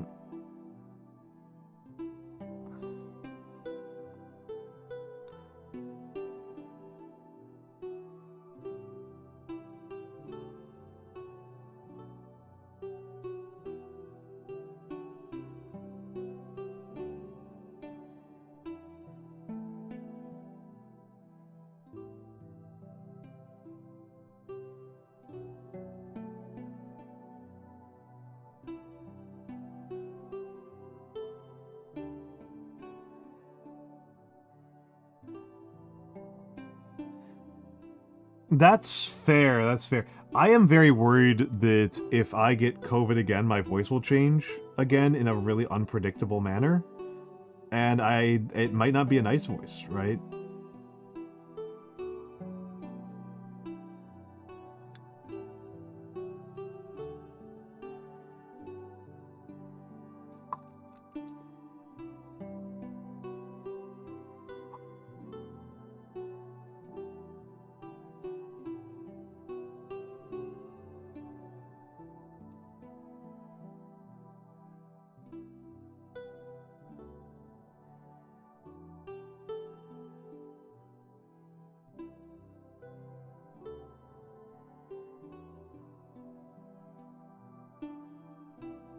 In here a little bit. Yep. I am pretty scared of it.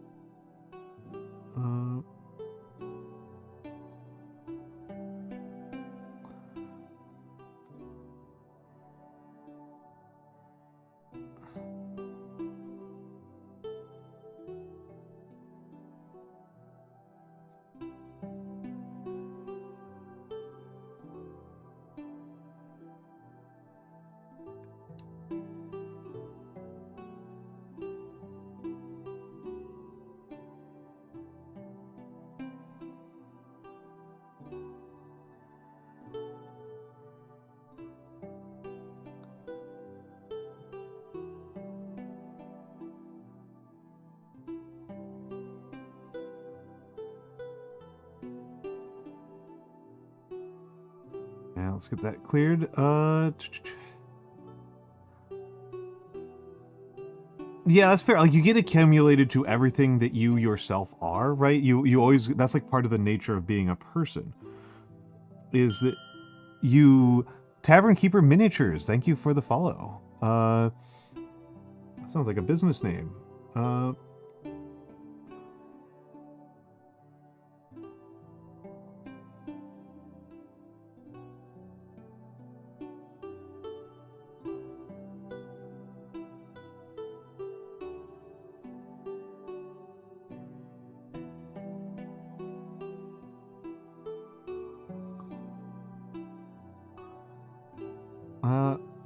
Yeah, you get accumulated to yourself. You get acclimated to yourself. You get acclimated to anything that you do frequently enough.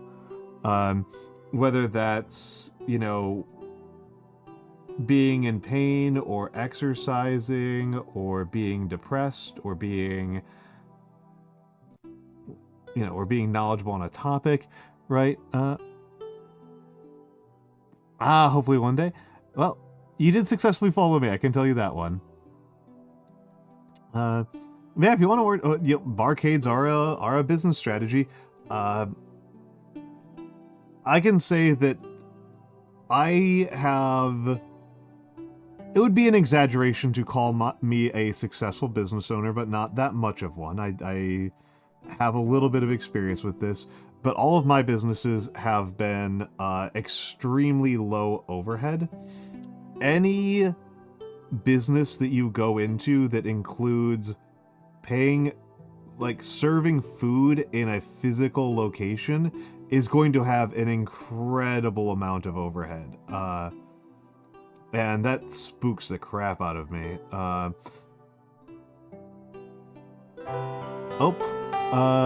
EV Cakes. EV Cakes. Thank you for the raid. Hello. At EV Cakes. EV underscore cakes. What were you doing, EV Cakes? My name is Almantas. I am a former professor of sociology and a current VTuber. I'm an old man who loves old things. Rubber Duck Army Descend. You were playing Story of Seasons. How was Story of Seasons? That's one of those game series that... hello, Keith. That's one of those game series that I will confess I feel like I am very unlikely to ever get invested in. It's not really particularly a mark against them. I just always kind of need something that's a little bit, like, more stressful. than Story of Seasons is, but I understand why people like it. I understand why people like it. Why people think I would like it. Yes. This is my understanding. Correct me if I'm wrong. Is that Story of Seasons is what do we call it? Oh crap, I screwed up there. Story of Seasons is the basis for, what do we call it? Harvest Moon? Yeah, Harvest Moon. Yes, OG Harvest Moon. Thank you. Oh, cracking the knuckles. AV Cakes, thank you for the follow. I'm glad you had a cozy time. I am for the Raiders, my name is Almantas. I am a former professor of sociology, a current VTuber. I mostly do calligraphy. I paint miniatures because I am enjoying being bad at them. This is my handwriting, by contrast. So, you know,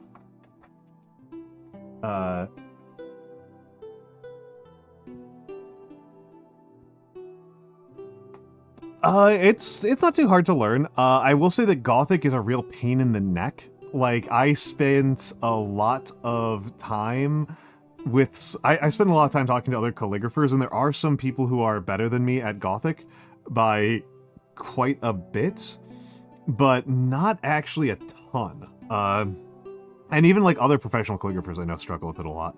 Oh yeah, I love this little guy. This was a subathon reward. The little guy was a subathon reward. And so this is a pretty recent addition to the Almantas stream.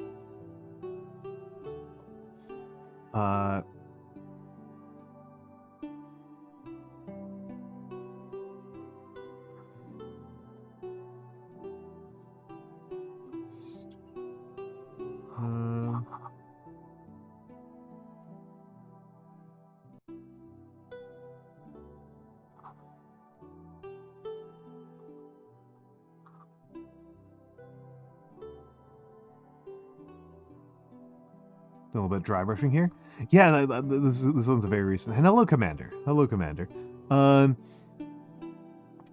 hello, Momo. There's a background, huh? I had no idea, and I am deeply unsurprised that you know, Momo. Not even remotely a dig at you. I just know that these are things that you're interested in.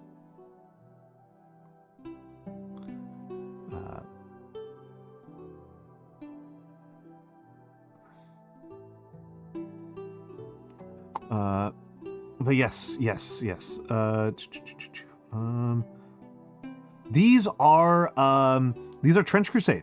This is Trench Crusade.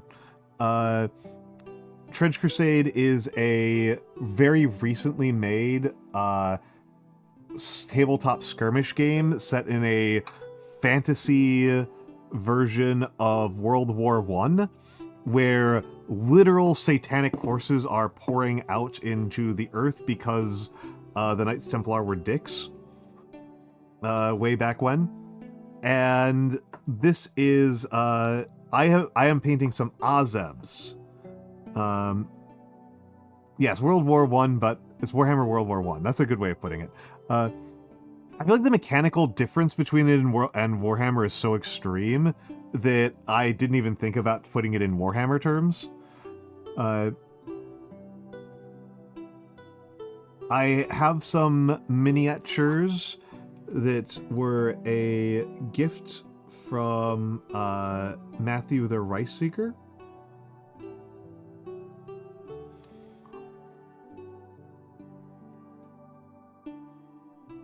And so, yes, I should probably say, I am a very bad mini painter, right? I am a very bad mini painter. It is a skill that I am enjoying learning.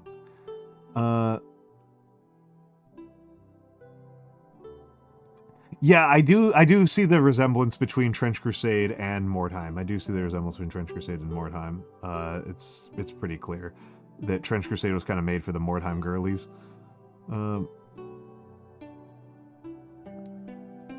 Mostly D&D minis, usually Beast. I see. I actually mostly paint historicals. I have a box of 100 Roman Legionnaires that I am very slowly working my way through. I might paint more off stream to try to get a little bit more practice in. Yeah, it was like $30. It's absolutely ridiculous. Historicals are so cheap. Historicals are so cheap. What happened was I actually put them all up on Throne.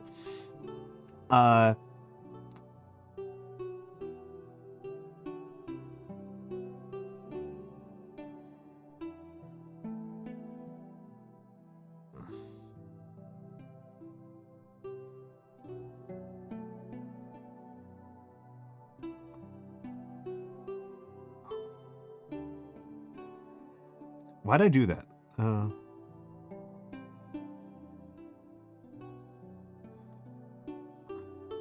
It's still wet. I won't have time for it. It's...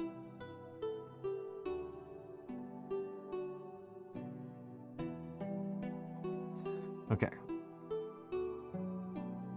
There we go. Yeah, with Warhammer, you're paying for the name. Yes. Yeah, Warhammer's Games Workshop is very expensive. I mean, so I've got some Warhammer. I think all my Warhammer is actually finished right now. I have some Conquest miniatures, and I have a bunch of historicals, and I have some Trench Crusade, and some generic fantasy. The Conquest minis are also fairly expensive. The Wargames Atlantic ones are much cheaper. The historicals I have, they're very cheap, and I'm not gonna lie, like, I know that we all give Games Workshop crap for being greedy, but like, they are high quality sculpts. They are high quality sculpts, and if I'm gonna be really real with y'all for a second here, if I'm gonna be like completely real with you,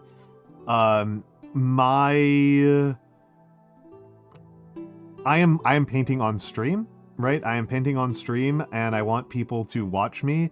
And painting Warhammer specifically, people come for that.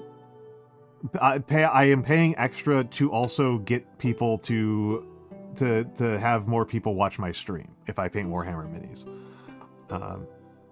Which I haven't bothered to do in a while because I have a big backlog, and I don't feel a huge rush to do that to get through this, right? I feel pretty comfortable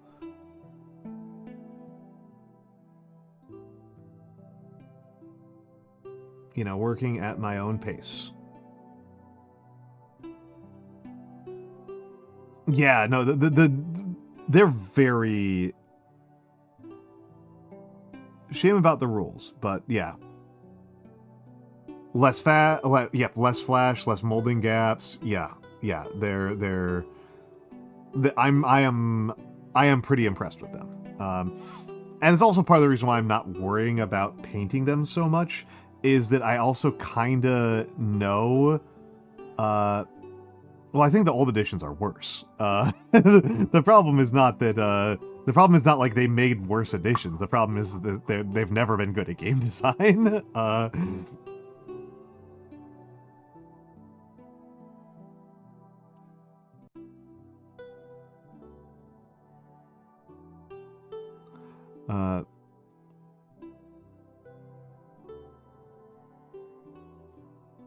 Yeah, the game's always sold the yeah.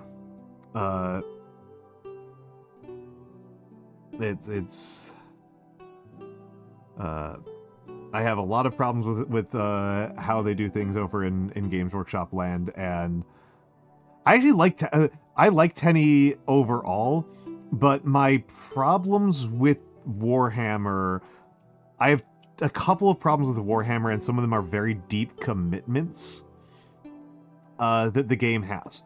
And some of this is aesthetic, right? Some of this is aesthetic stuff. One, I don't like a game to have so many bespoke rules.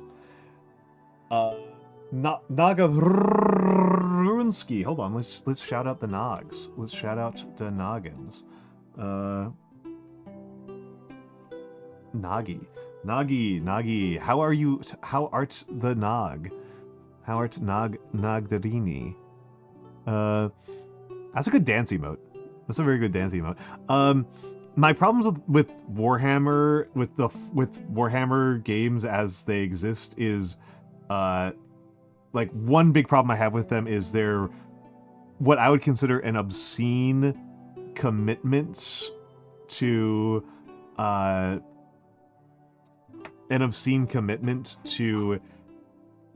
vibes pricing. Drives me up the wall. I don't like how many bespoke weird rules they have, which is one of like their big things that they love. I feel like their turn structure is really uninteractive.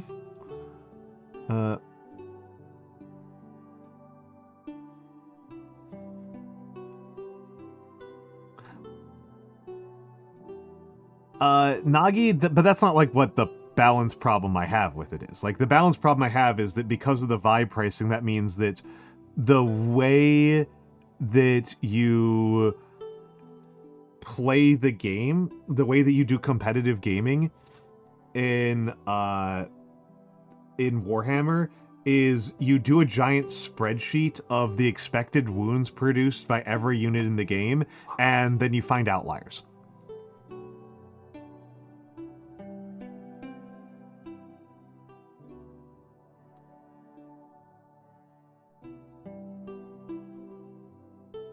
It's not that it's not merely the fact that it is unbalanced, it's the fact that the type of unbalance that they have produces very boring gaming.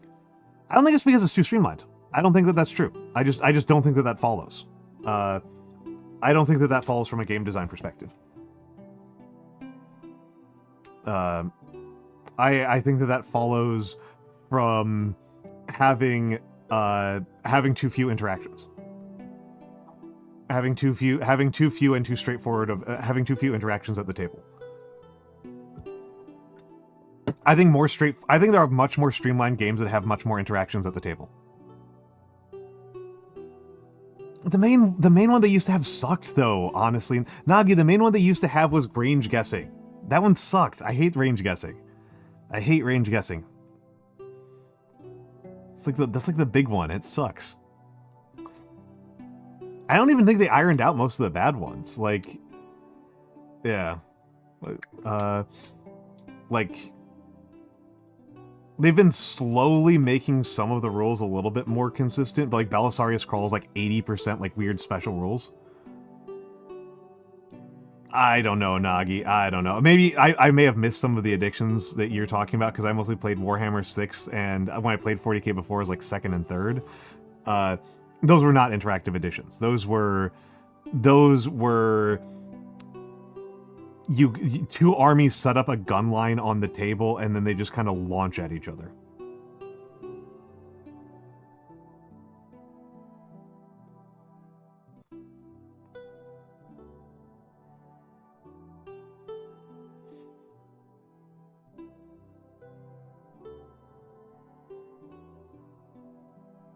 Shooting in Warhammer is pretty bad. Yeah. Yeah. I mean, again, I am the... No, Keith, I understood you. No, the problem with Call having all sorts of weird stuff, Keith, is that means that if you want to... unless you are playing a period of the game where the balance is such that AdMech is completely worthless, then you have to memorize all of Call's rules.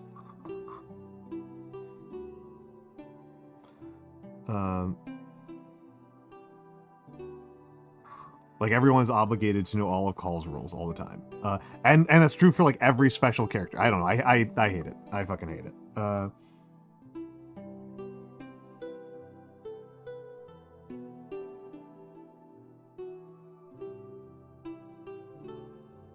Yeah, but Keith, if you have to know that before you make the army. Yeah, no, Chain of Command and Infinity are so much better. Chain of Command and Infinity rock. Infinity is my favorite. Infinity is my favorite. But yeah, like you need to know all of the rules of all of those when you're doing list design. I don't see the issue here, and then you just list the worst gaming, the worst game in the world. You just list. I don't see the issue with not being worse than dying.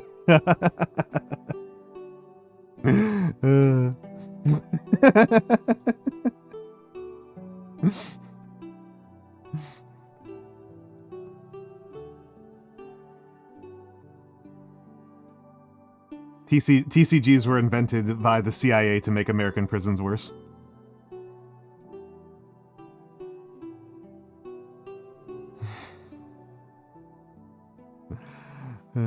Sorry, I'm just antagonizing Nagi here. I'm just antagonizing Nagi here because I love her.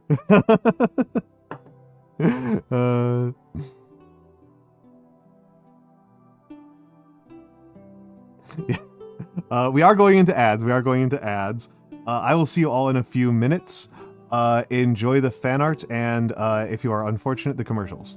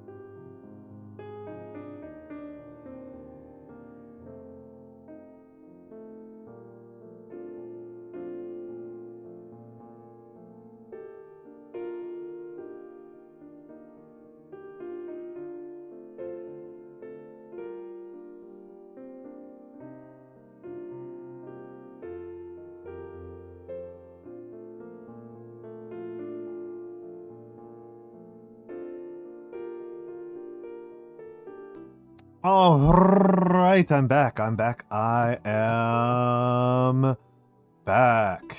I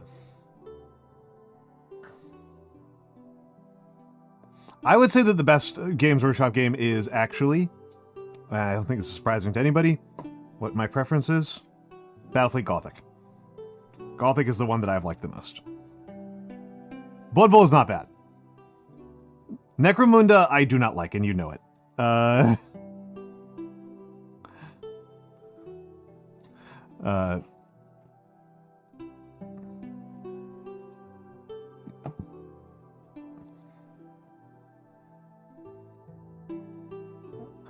Yeah, Gothic is good. I don't know if Gothic is well balanced.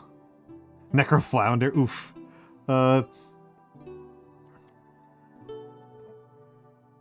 My issue with Necromunda is really basic. Yeah, nobody's playing Gothic. Nobody's playing Gothic. Yeah, my thing I dislike in Necromunda is I kind of just don't like doing like weird campaign play. I want to like reset and redo my entire army every game.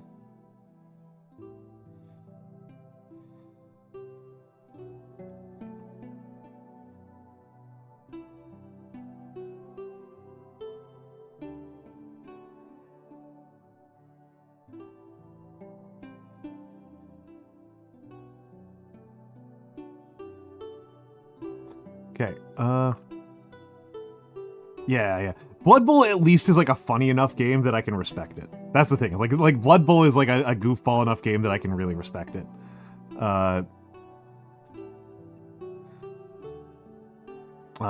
It's honestly like a problem. A thing that stops me with Trench Crusade a lot is that Trench Crusade is built around League play, and I don't really want to do League play unless I like have played. I don't want to commit to a League play of a game until I've done. Let's go with 50 practice games. I League play after 50 practice games sounds reasonable to me.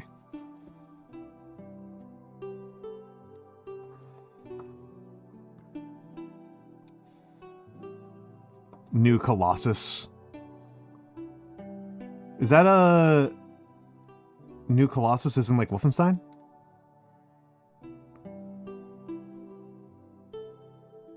Or like an EF. Ooh, that's nice. That's nice, Keith. That's nice, Keith.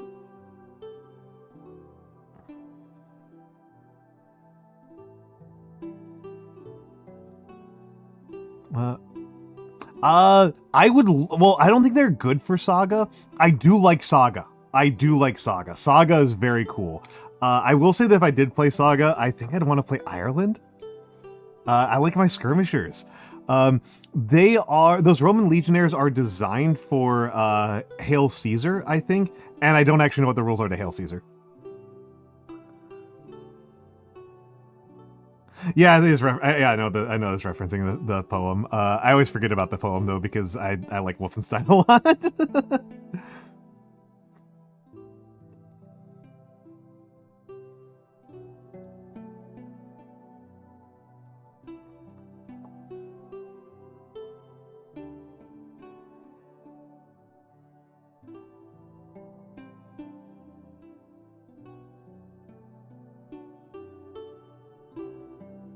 I think it would be.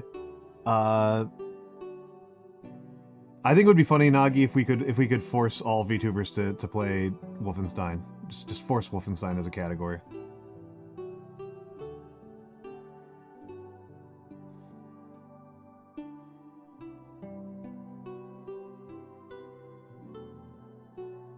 Yeah, play it. Play Wolfenstein. Play the new Wolfenstein. The new Wolves are good.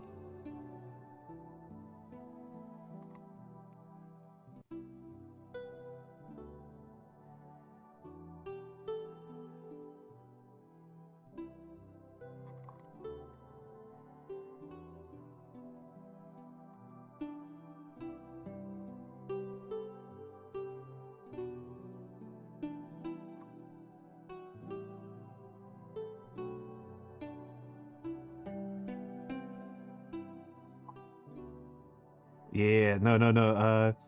I mean, listen, Nagi. There are games about being a Jewish man killing all the Nazis. They are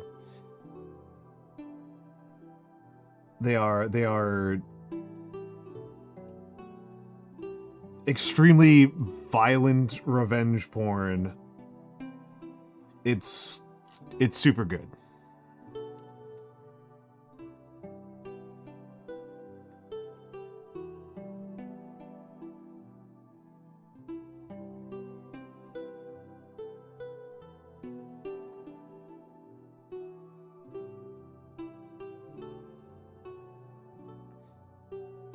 Yep. A lot of weird occult stuff. There's a lot of weird occult Nazi stuff. I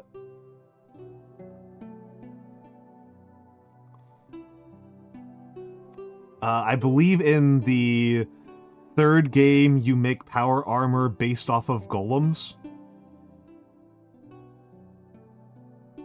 You make Kabbalistic mecha power armor.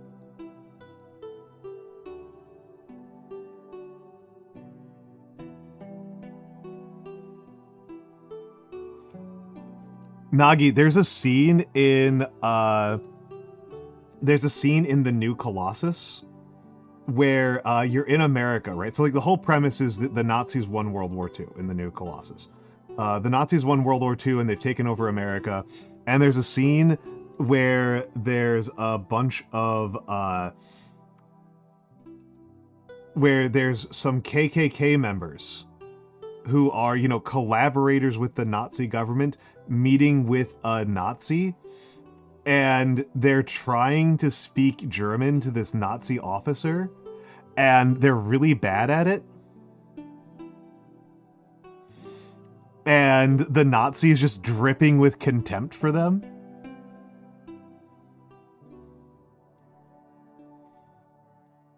It's incredible.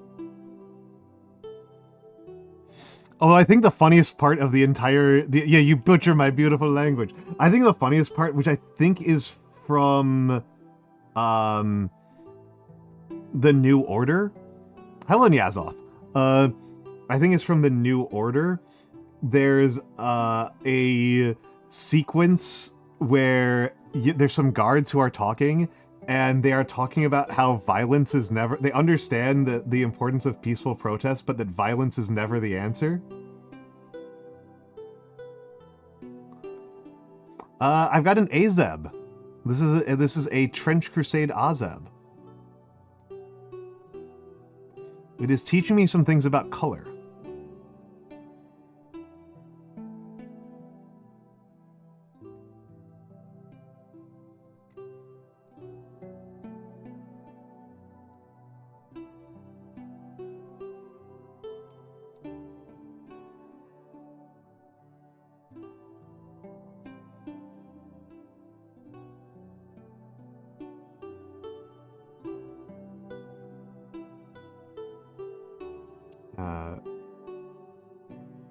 I've been using pink highlights on the purple.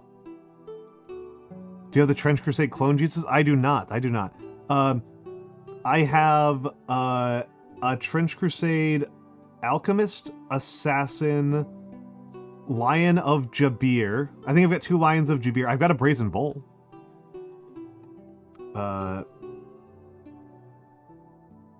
And a couple of Azebs.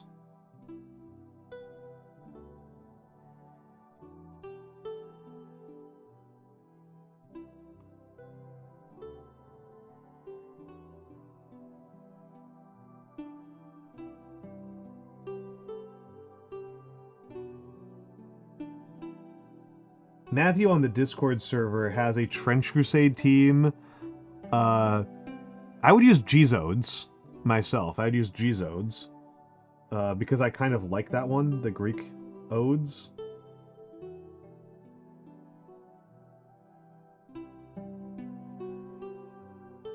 Jesus is Greek, right? Like I mean the name Yeshua is Semitic, but like Jesus is the Greekification of it? Or am I mixing it up?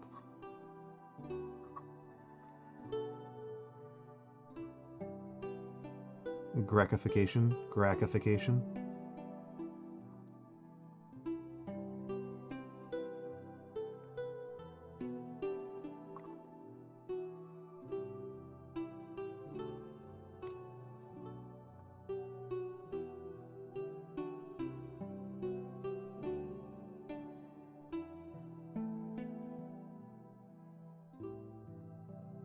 All right, Sky Dragon's Wrath. Have a good night. Have a good night.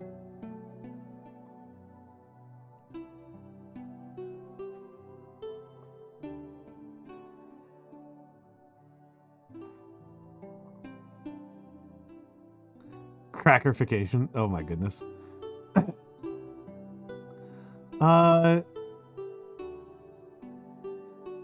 Ooh, classical guitar is awesome. I mean, the good news, Nyazoth, is that from a rules perspective, honestly, Trench Crusade's pretty easy. Like, the buy-in on learning Trench Crusade is pretty light.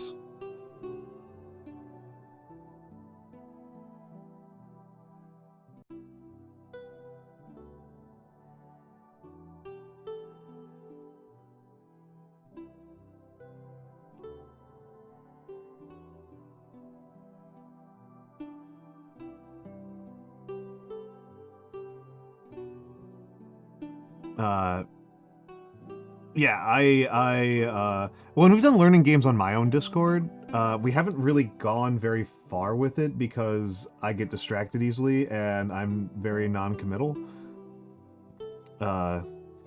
So, you know, RIP. Because I'd be the one who'd be, like, having to lead the charge on it. But, I don't know if I could teach Trench Crusade. I'd want to review the rules, but they're not actually that hard.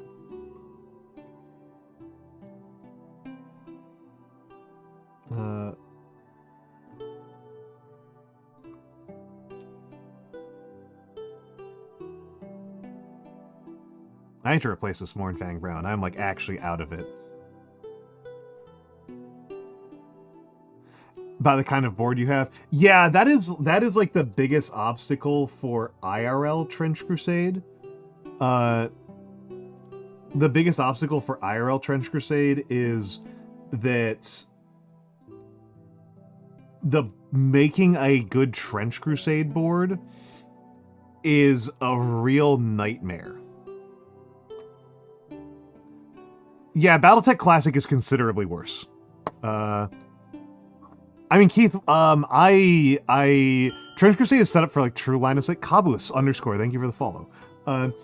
Trench Crusade is set up for true LOS. Yeah, Nagi, because you're very talented. But I think most people are not really skilled or comfortable making the kinds of boards that Trench Crusade is designed for, where it's designed to be kind of like carved in. There is some good TTS support for it. That's how I have played, is over TTS. There are quite a few good TTS boards.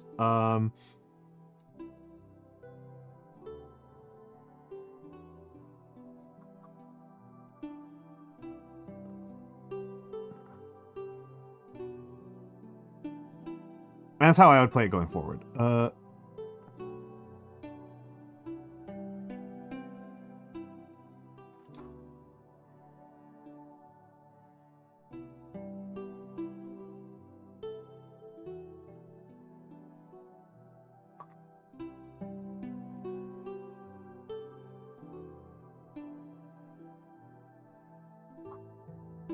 just realized I forgot to do something here. Clean you up a little bit. Okay, I'll have to come back to that.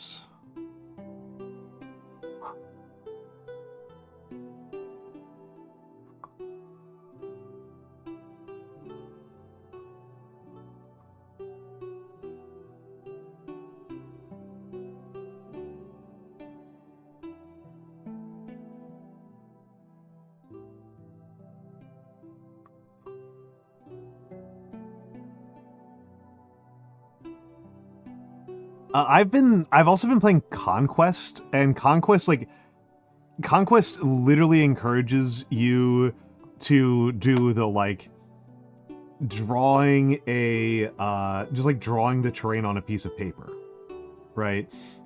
Again, Infinity and Conquest are probably the two furthest apart games in terms of like general style, which is again why I think it's kind of why it turns out that that's like a known thing. Like Infinity and Conquest players swap between the games a lot, and I think it's because they're like the most different two war games I can think of. And like Conquest, I'm sorry, Infinity, they send like you buy entire folding paper terrain, because like just having 3D terrain this actually like fully printed out and modeled is too much of a pain in the ass and too expensive for the amount of terrain density that they want. They like literally have cardboard terrain that you just like fold out and like little kid houses.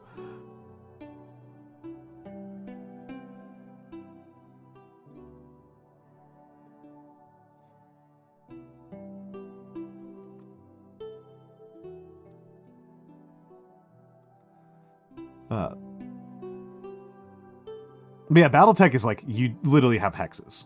BattleTech is funny on that one. I wonder if I should get some BattleTech models. I actually kind of like the BattleTech models.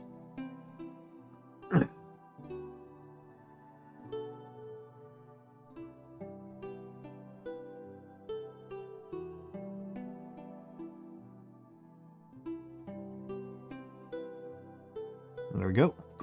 Hello, Kari Kari. Yes, it probably will be. It probably will be. I know that Matthew, who is my, he went to bed a few hours ago, but he's the guy who I got these models from. He's a big Trench Crusade guy. I know that he has been working on a Trench Crusade board by carving foam. Because that's like the big thing, right? Is that I think people are unfamiliar with doing is like in order to have trenches, right? You need to have like a lot of things that you can carve downwards into. And I think one of the solutions that he did is really interesting. Which is that he has stretchy. One of his solutions has been really interesting, which is that trenches have fire steps, right? I'm sure that, actually, why would I be sure about this? Trenches have fire steps, right? That is a feature of World War I style trenches, is that, that you've got here, right? And the trench here, but the trench needs to be high enough up that like you can't see the person's head if they're walking comfortably. Because otherwise you can't have people running behind the trenches. So what you do is you have a step, right? You have a step that's like knee height that people can step up onto, and then that allows them to fire out of the trenches, and that's called the fire step. And they're designed to only be on one side, so that if the trench is seized from the enemy, they can't use them back at you. And so the fire step is, you pop up on there and then it lets you shoot. And so the issue with doing this for Trench Crusade is that a fire step is only like a foot deep. Fire steps are designed to be pretty shallow because they're just designed to be stepped up onto. However, for the matter of minis in Trench Crusade, that creates an absolute catastrophe because a lot of things are bigger base than this, right? So he has made the fire steps really oversized, which is very unrealistic, but I think it actually works really well from a visual perspective. I think it's actually phenomenal visually. Well, not even visually, from a practical standpoint. You've never used Linux? Wow.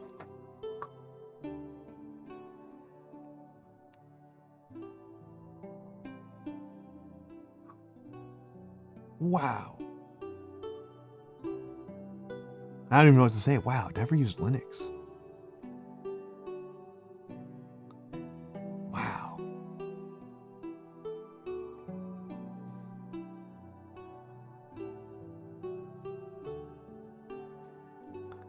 don't that beat all?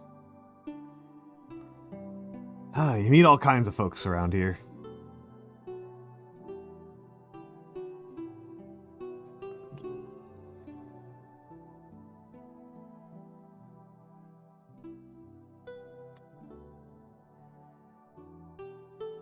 My gaming laptop is an Asus that I'm running on Linux, on Mint. My streaming PC is on Windows.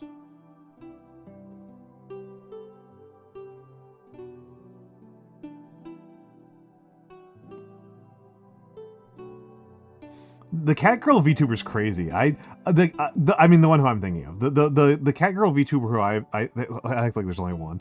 That would be a really funny reveal if all the Catgirl VTubers are just one. There's only one.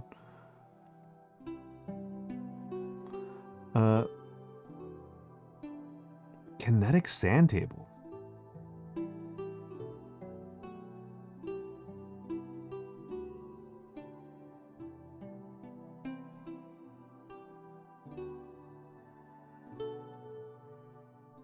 It's all just a Sahilina in a trench coat. Yep. Hello, Rickacy.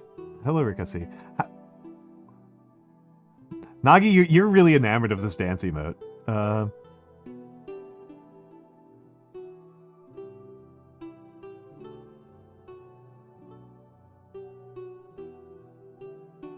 You know the one electron theory? It's the one electron theory, but it's the one cat VTuber.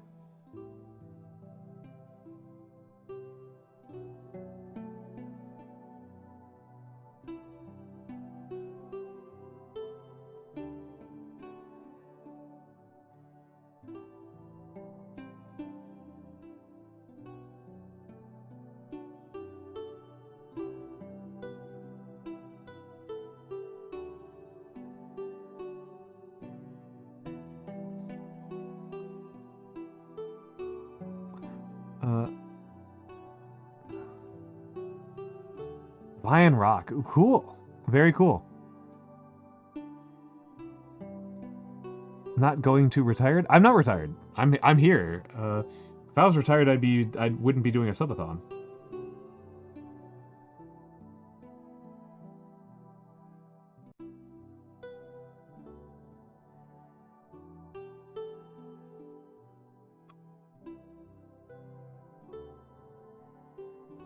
SCMP segment on VTubers? I have not. I have not been to Hong Kong. Have I been to Hong Kong? Might have been to Hong Kong. Actually, I may have lost track of where I've been. Ricochet, no. I'm going to stop. I'm not answering. I defer. I pass.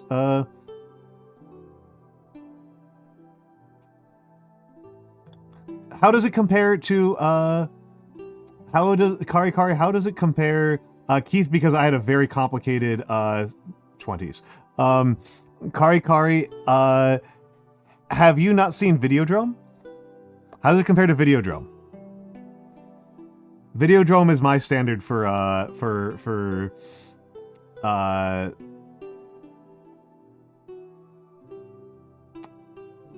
VTuber media in the mainstream. Let's give this thing I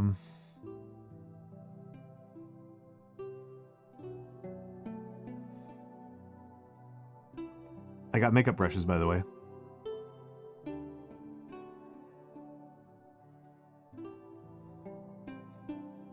Specially formulated sand that clumps together. That sounds really complicated.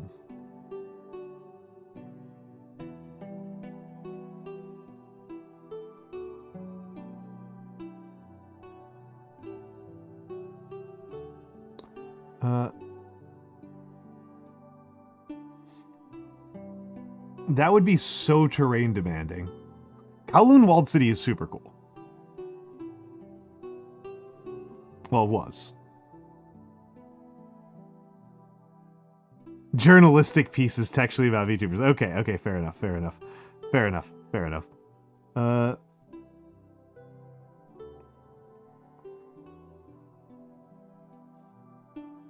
Yeah, but Necromunda doesn't have civilians. People don't live in Necromunda.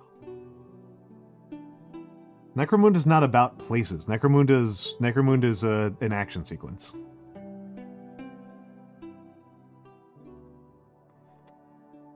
Is there a... I'm trying to think about like what tabletop games actually like care about civilians meaningfully. Like Infinity, for all that I love it, does not actually care meaningfully about civilians. Is it just guards?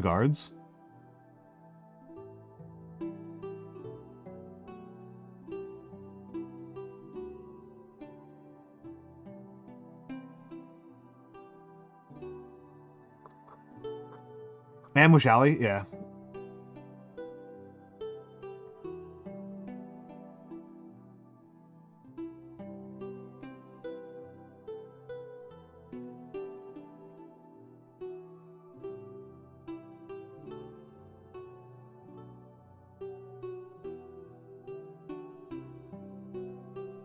I really enjoyed describing the Rama task force in Infinity as undeniable ops.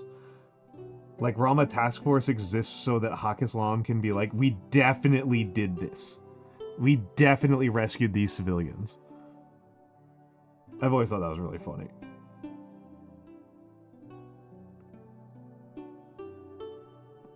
All right.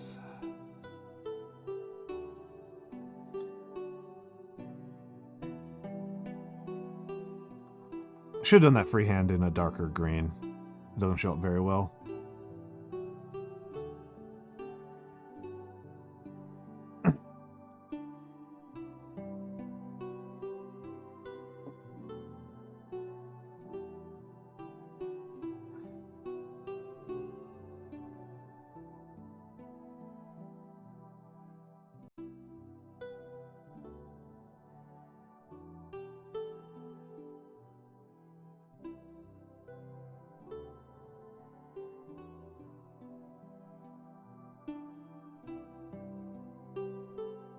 Oh, that looks way better. That looks way better. That looks way better. It's important. This is a deeply religious setting. It's important to include some symbols of faith. Right?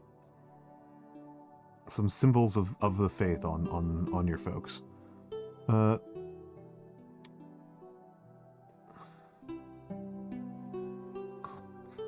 Alright,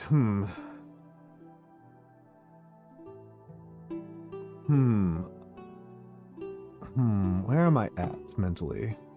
Where am I at mentally?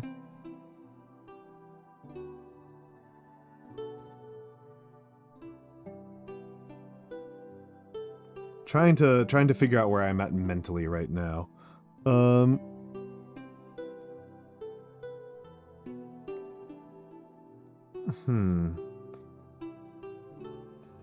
really want to keep on worrying this model. Definitely don't want to start another model.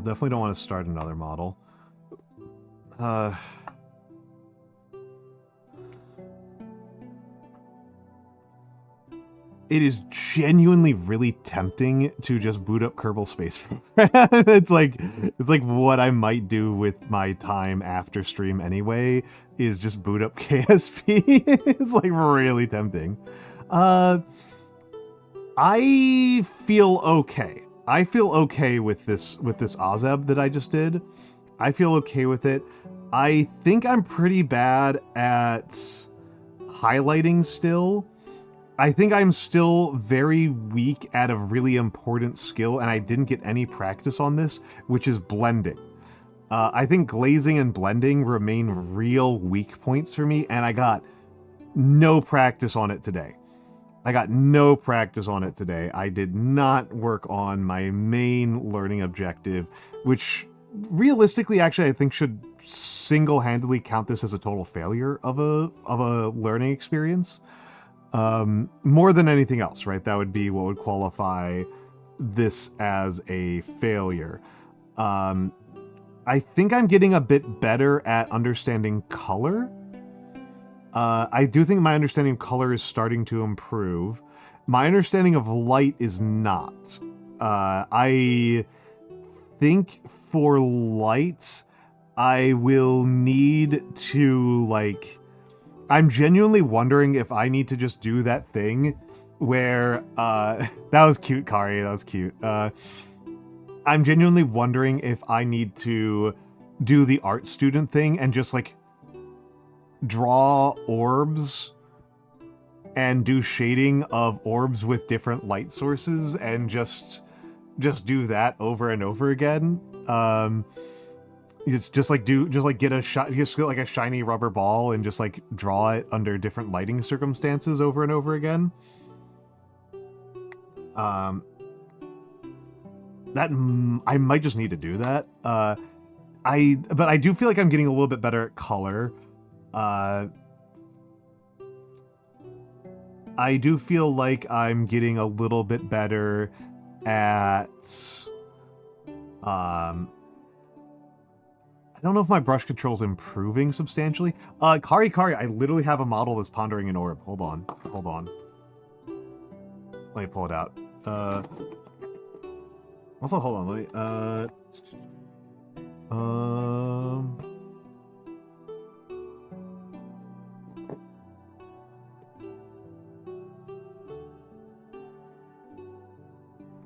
Kari has been a very supportive friend of mine. I have a deep affection for her. Oh wait, it's orbless, yeah. But I have the guy.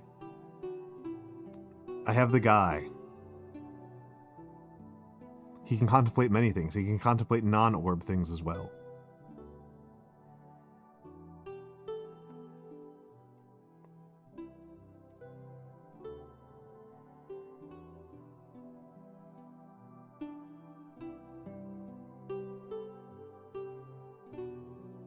He can contemplate things that are not orbs.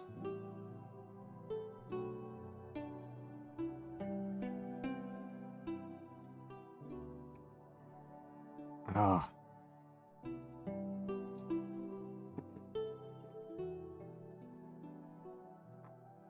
Contemplate the lack of orbs. Yes, exactly. Gotta think. Yeah, so here's my evaluation. I do like the Azeb as a model.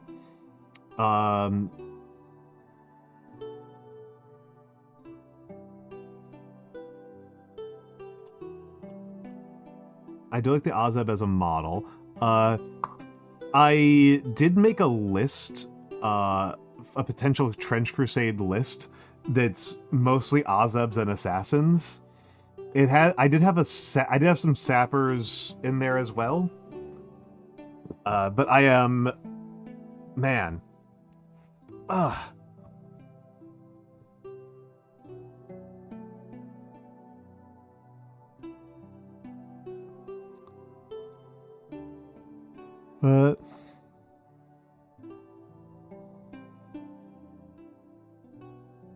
Second Battle of Hong Kong.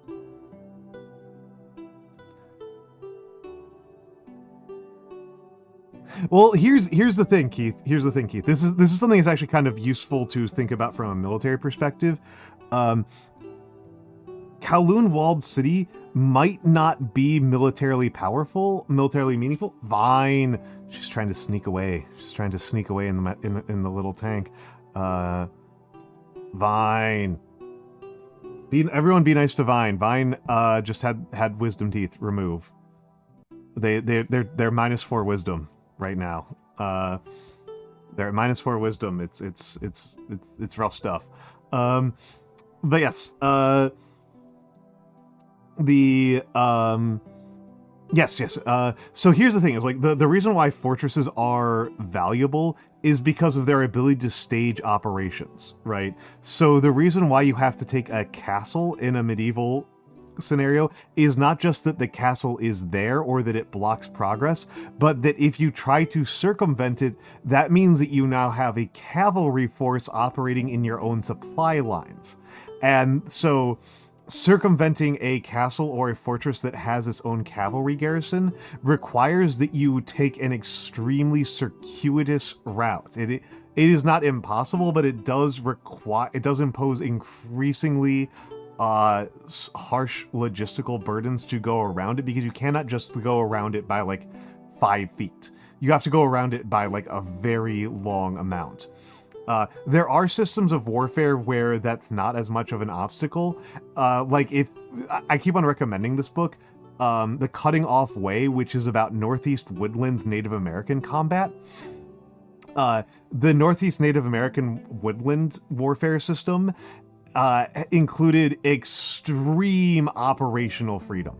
Those armies had an incredible degree of operational freedom that is extremely unlike anything that you would see from almost any era of European warfare. And because of the operational independence of each combat unit, this means that cutting them off from supply is not a meaningful consideration. Their lines of communication are vaporous, and this enables them to behave in ways that are, from a military operations perspective, completely insane.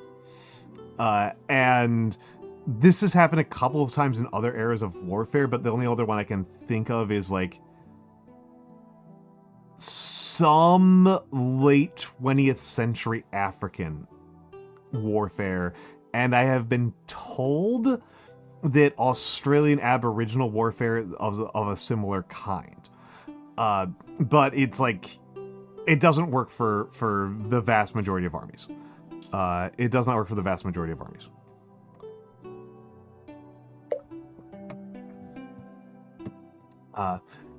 So anyway, yeah, no, the cutting off way is really good.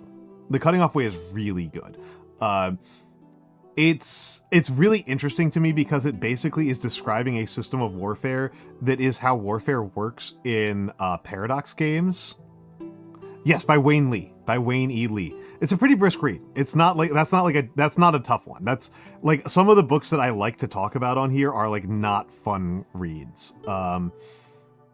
And Forgive Them Their Debts is incredibly dry.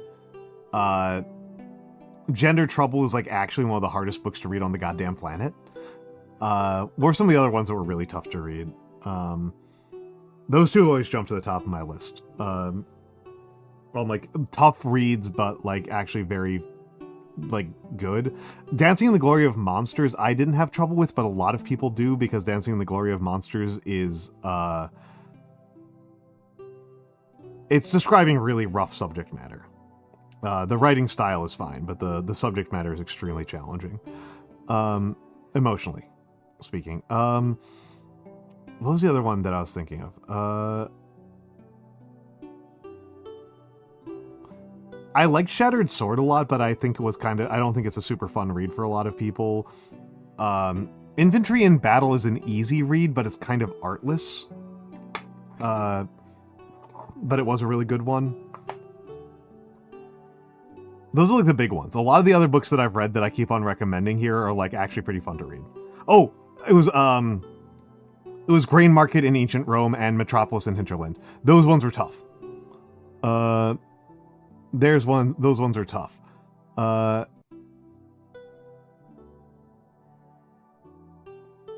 Giant of the Grand Cycle.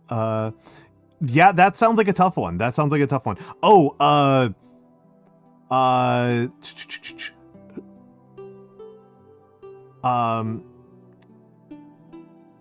an operational history of Ptolemaic Egypt I've had on my bookshelf, and I have not made any progress on. It's so tough. I am bouncing off of it so hard. But I will admit that I have like weird tastes. Like I have been reading the 3 books I'm reading right now in rotation are what are they called? Number 1, I'm reading Octopus Pie, because on Friday we're doing an Octopus Pie discussion on this channel. Bodega Rat will be here and we'll be discussing Octopus Pie. And then I'm also reading The Dispossessed and Vineland by Thomas Pynchon. And I don't know what this says about me as a person. I can't get into Pynchon. This is the second Thomas Pynchon book that I've read, and it's just like the contrast to go from The Dispossessed to Vineland is like, it's so rough for me. I feel like when I'm reading Pynchon, I am reading just Wikipedia summaries. Hell yeah, hell yeah. Bodega has gotta find those people extremely funny. Bodega's gotta find those people really funny. Zizians are a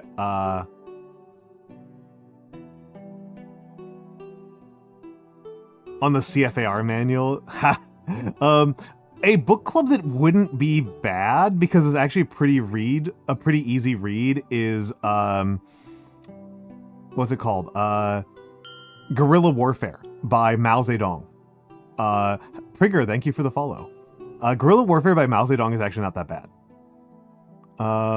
It's really not that bad. I read Yumi and the Nightmare Painter. It was fine. I haven't read Poppy War. Thank you, Prigar. Thank you, Prigar. Let me type it in. It is by Sensational. It is by Sensational. Sensational did the original design as well. I just gave Sensational a description. I gave him a slideshow describing the emotions that I wanted my model to have. I did not have any like drawings or anything like that for him. But yeah. The Zizians are a vegan murder cult. They're a vegan apocalyptic murder cult that named themselves after, that is doubling up on Too Holy Text being web fictions. It's remarkable.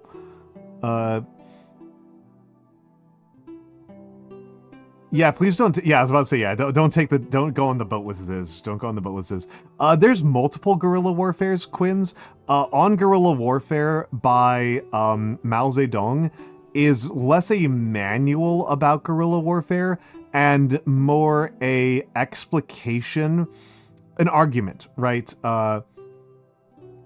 Is a argument by Mao Zedong that he made during the exile about the virtues of committing to guerrilla warfare as a strategic operational phase of the Chinese Civil War. It is not intended to be a manual, it is intended to be an argument with other members of the CCP Politburo back in the 30s. It's quite short. It's quite short because this was intended to be read like in one sitting. And I think it's valuable because it tells you a lot about Maoism as a approach and what makes Maoism distinctive. And in particular, it's useful for understanding the Zimbabwe in particular, right? Because Zimbabwe wound up being a three-way conflict between Nazis, Maoists, and Marxist-Leninists.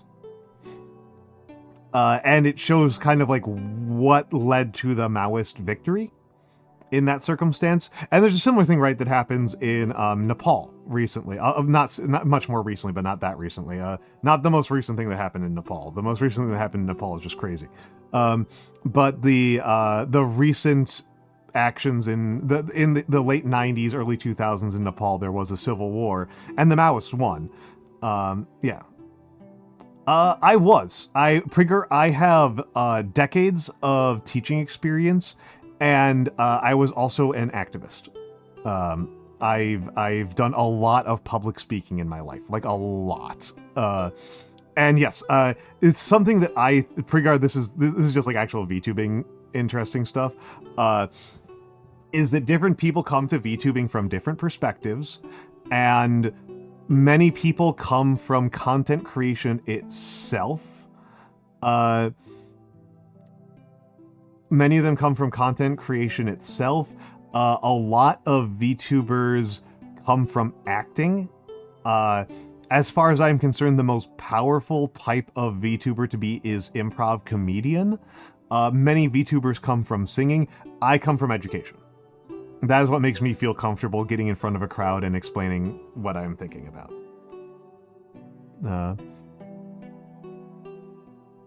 Yeah, I'm sorry, Nagi. The improv comedians are very powerful.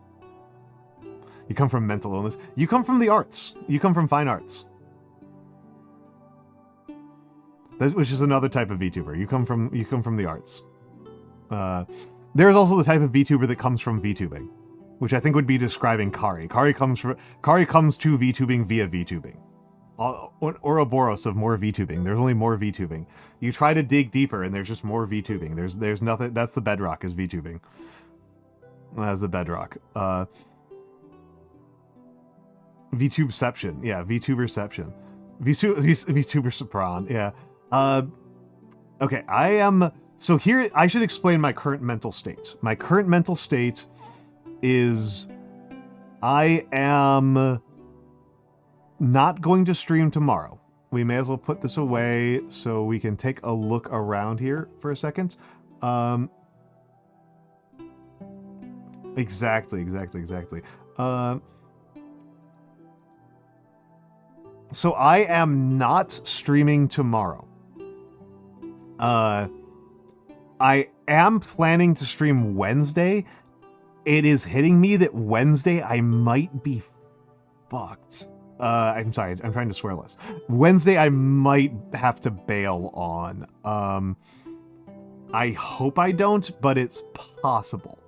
I want to do a hot sauce showcase. I have like a dozen medical appointments. Nagi, I will never say that I hate you. I hate very few things on this planet. Hate is very rare for me. But my Wednesday is like really chaotic. I am in fact taking Tuesday off largely so that I can rest up so that I can survive Wednesday. Thursday, so here's where I'm at mentally. This is the reason why I've got the schedule up here. Is it what I am feeling obsessed with and really wanting to do is I want to play Kerbal Space Program. I really want to play Kerbal Space Program. I want to send the Kerbs to the moon. That is where my brain is at. Is like I want to send those Kerbs to the moon. And I kind of want to do it on stream so that like it's captured. My first lunar landing should be on camera. And I'll feel dumb if it's not. But like if I do that, then that means I don't play Kerbal Space Program until Thursday. And that feels crazy making. That's the thing. If I follow the schedule, I would not play Kerbal Space Program until Thursday.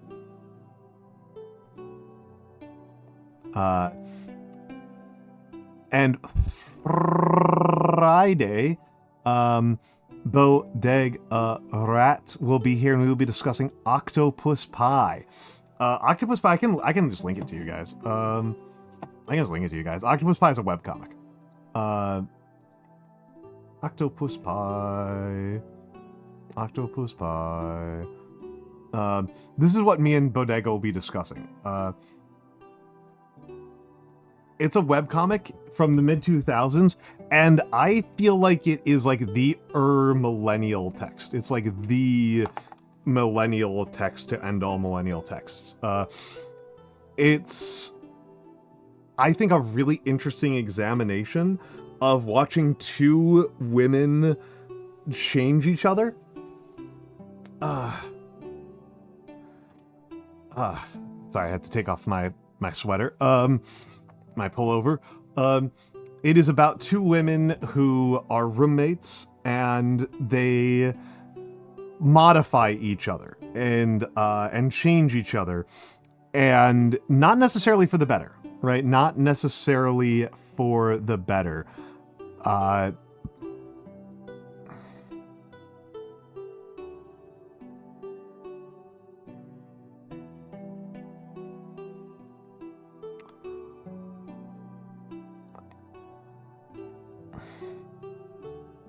This is the question. This is the question in front of me, folks. This is the question, as I've been hinting at.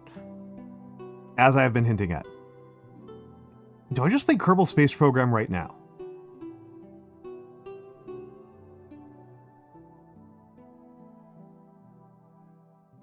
That's the real question.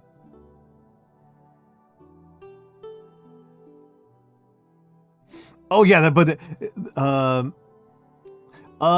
they are entirely straight, Michan. In fact, that is actually a defining feature of what is happening in I should get one like that. I should talk with her about that. A defining feature of the series is that Hannah's vice is cigarettes and overwork, and Eve's vice is casual sex with random men. I feel like that's a very defining feature of the work, is that Eve just kind of likes having sex with dudes, and that leads her down a very different path than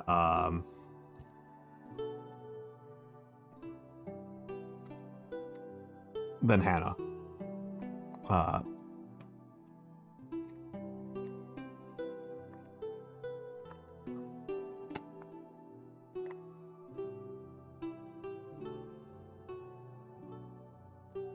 do love Uji.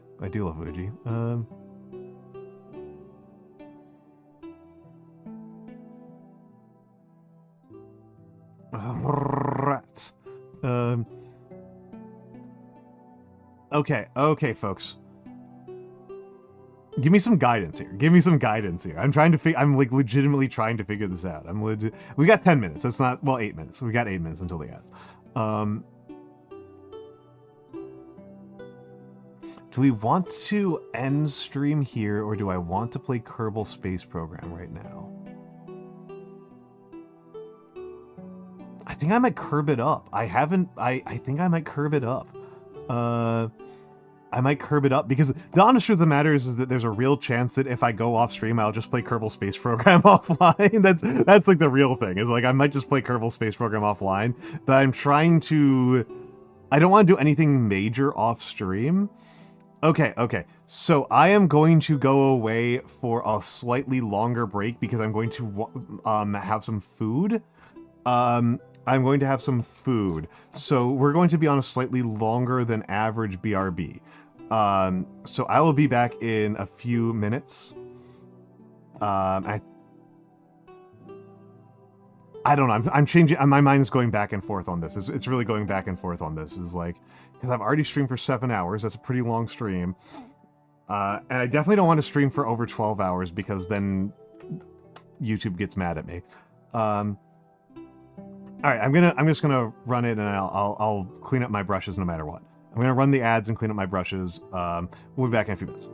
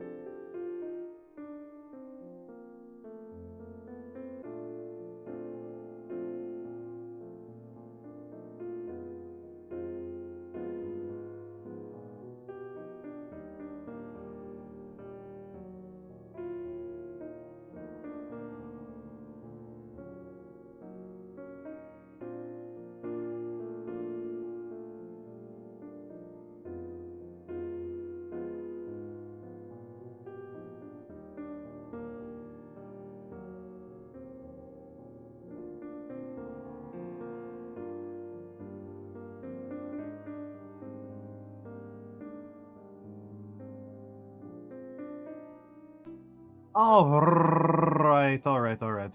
I am just booting up the gaming PC. And then we will go over once Kerbal Space Program is running. I may as well switch the category first, right?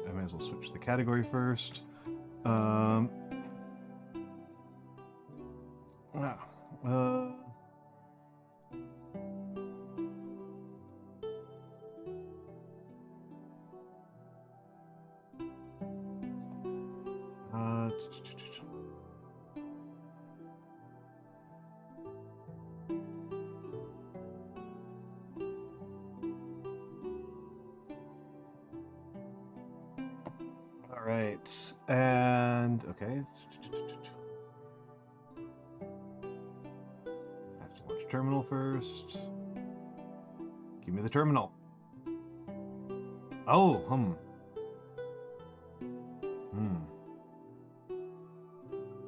I hope we don't have a problem here.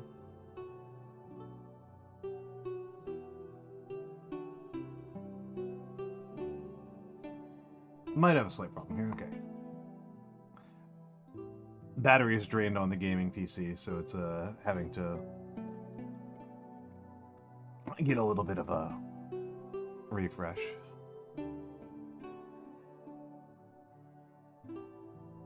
This might be enough of a technical problem that I changed my mind again. I'm sorry for being such an indecisive Uber. I'm so indecisive. It's definitely a foolish little problem of mine. That I am just like, oh, you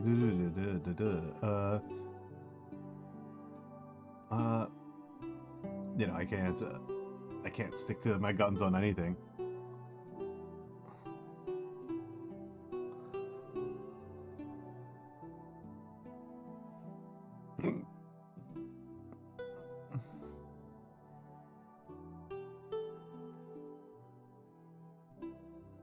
Let's go, come on.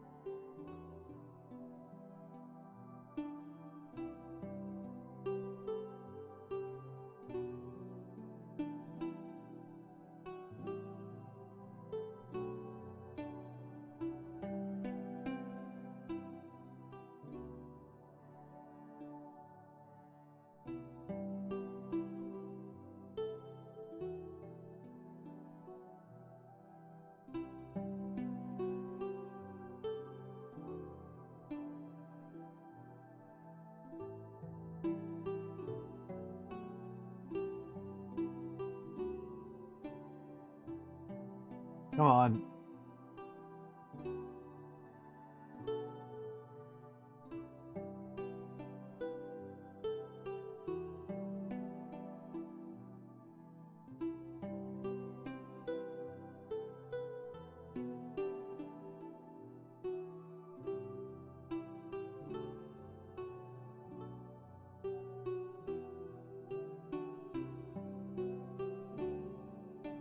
Okay, I think this doesn't actually work. I think come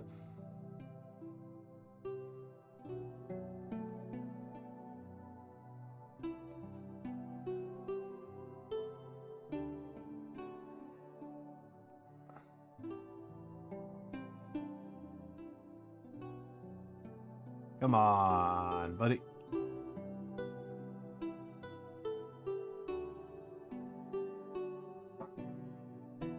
Okay, I think my machine isn't cooperating with me. I think my machine is not cooperating with me. So that's very frustrating. Okay. I reserve the right to stream tomorrow and change my mind at a moment's notice, but Wednesday's gonna be such a disaster. All right. We are going to raid out. I'm going to change this back to models and miniatures so nobody gets confused. We're going to go raid out to my sister. Let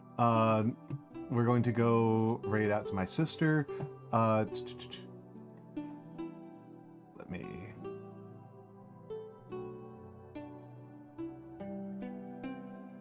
Let's go over. Actually, hold on. Yeah, let's go over to my sister. Aziza is my sister. She usually has pretty chill streams. She does like really long endurance gaming streams as a rule. She's at 14 hours. She's at 14 freaking hours already. So please be nice to her.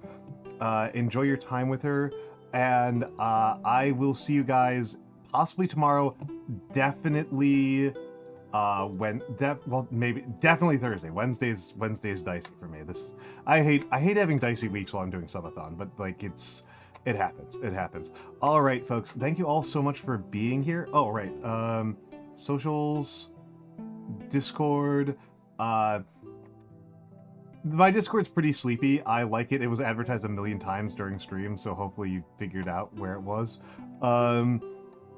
And what else do I got to say for myself? Other than Subathon continues. We have quite a bit of ways left to go before we get to Dark Souls.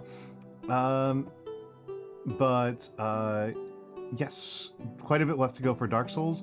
I will see you all soon. I love you very much. Have a good night.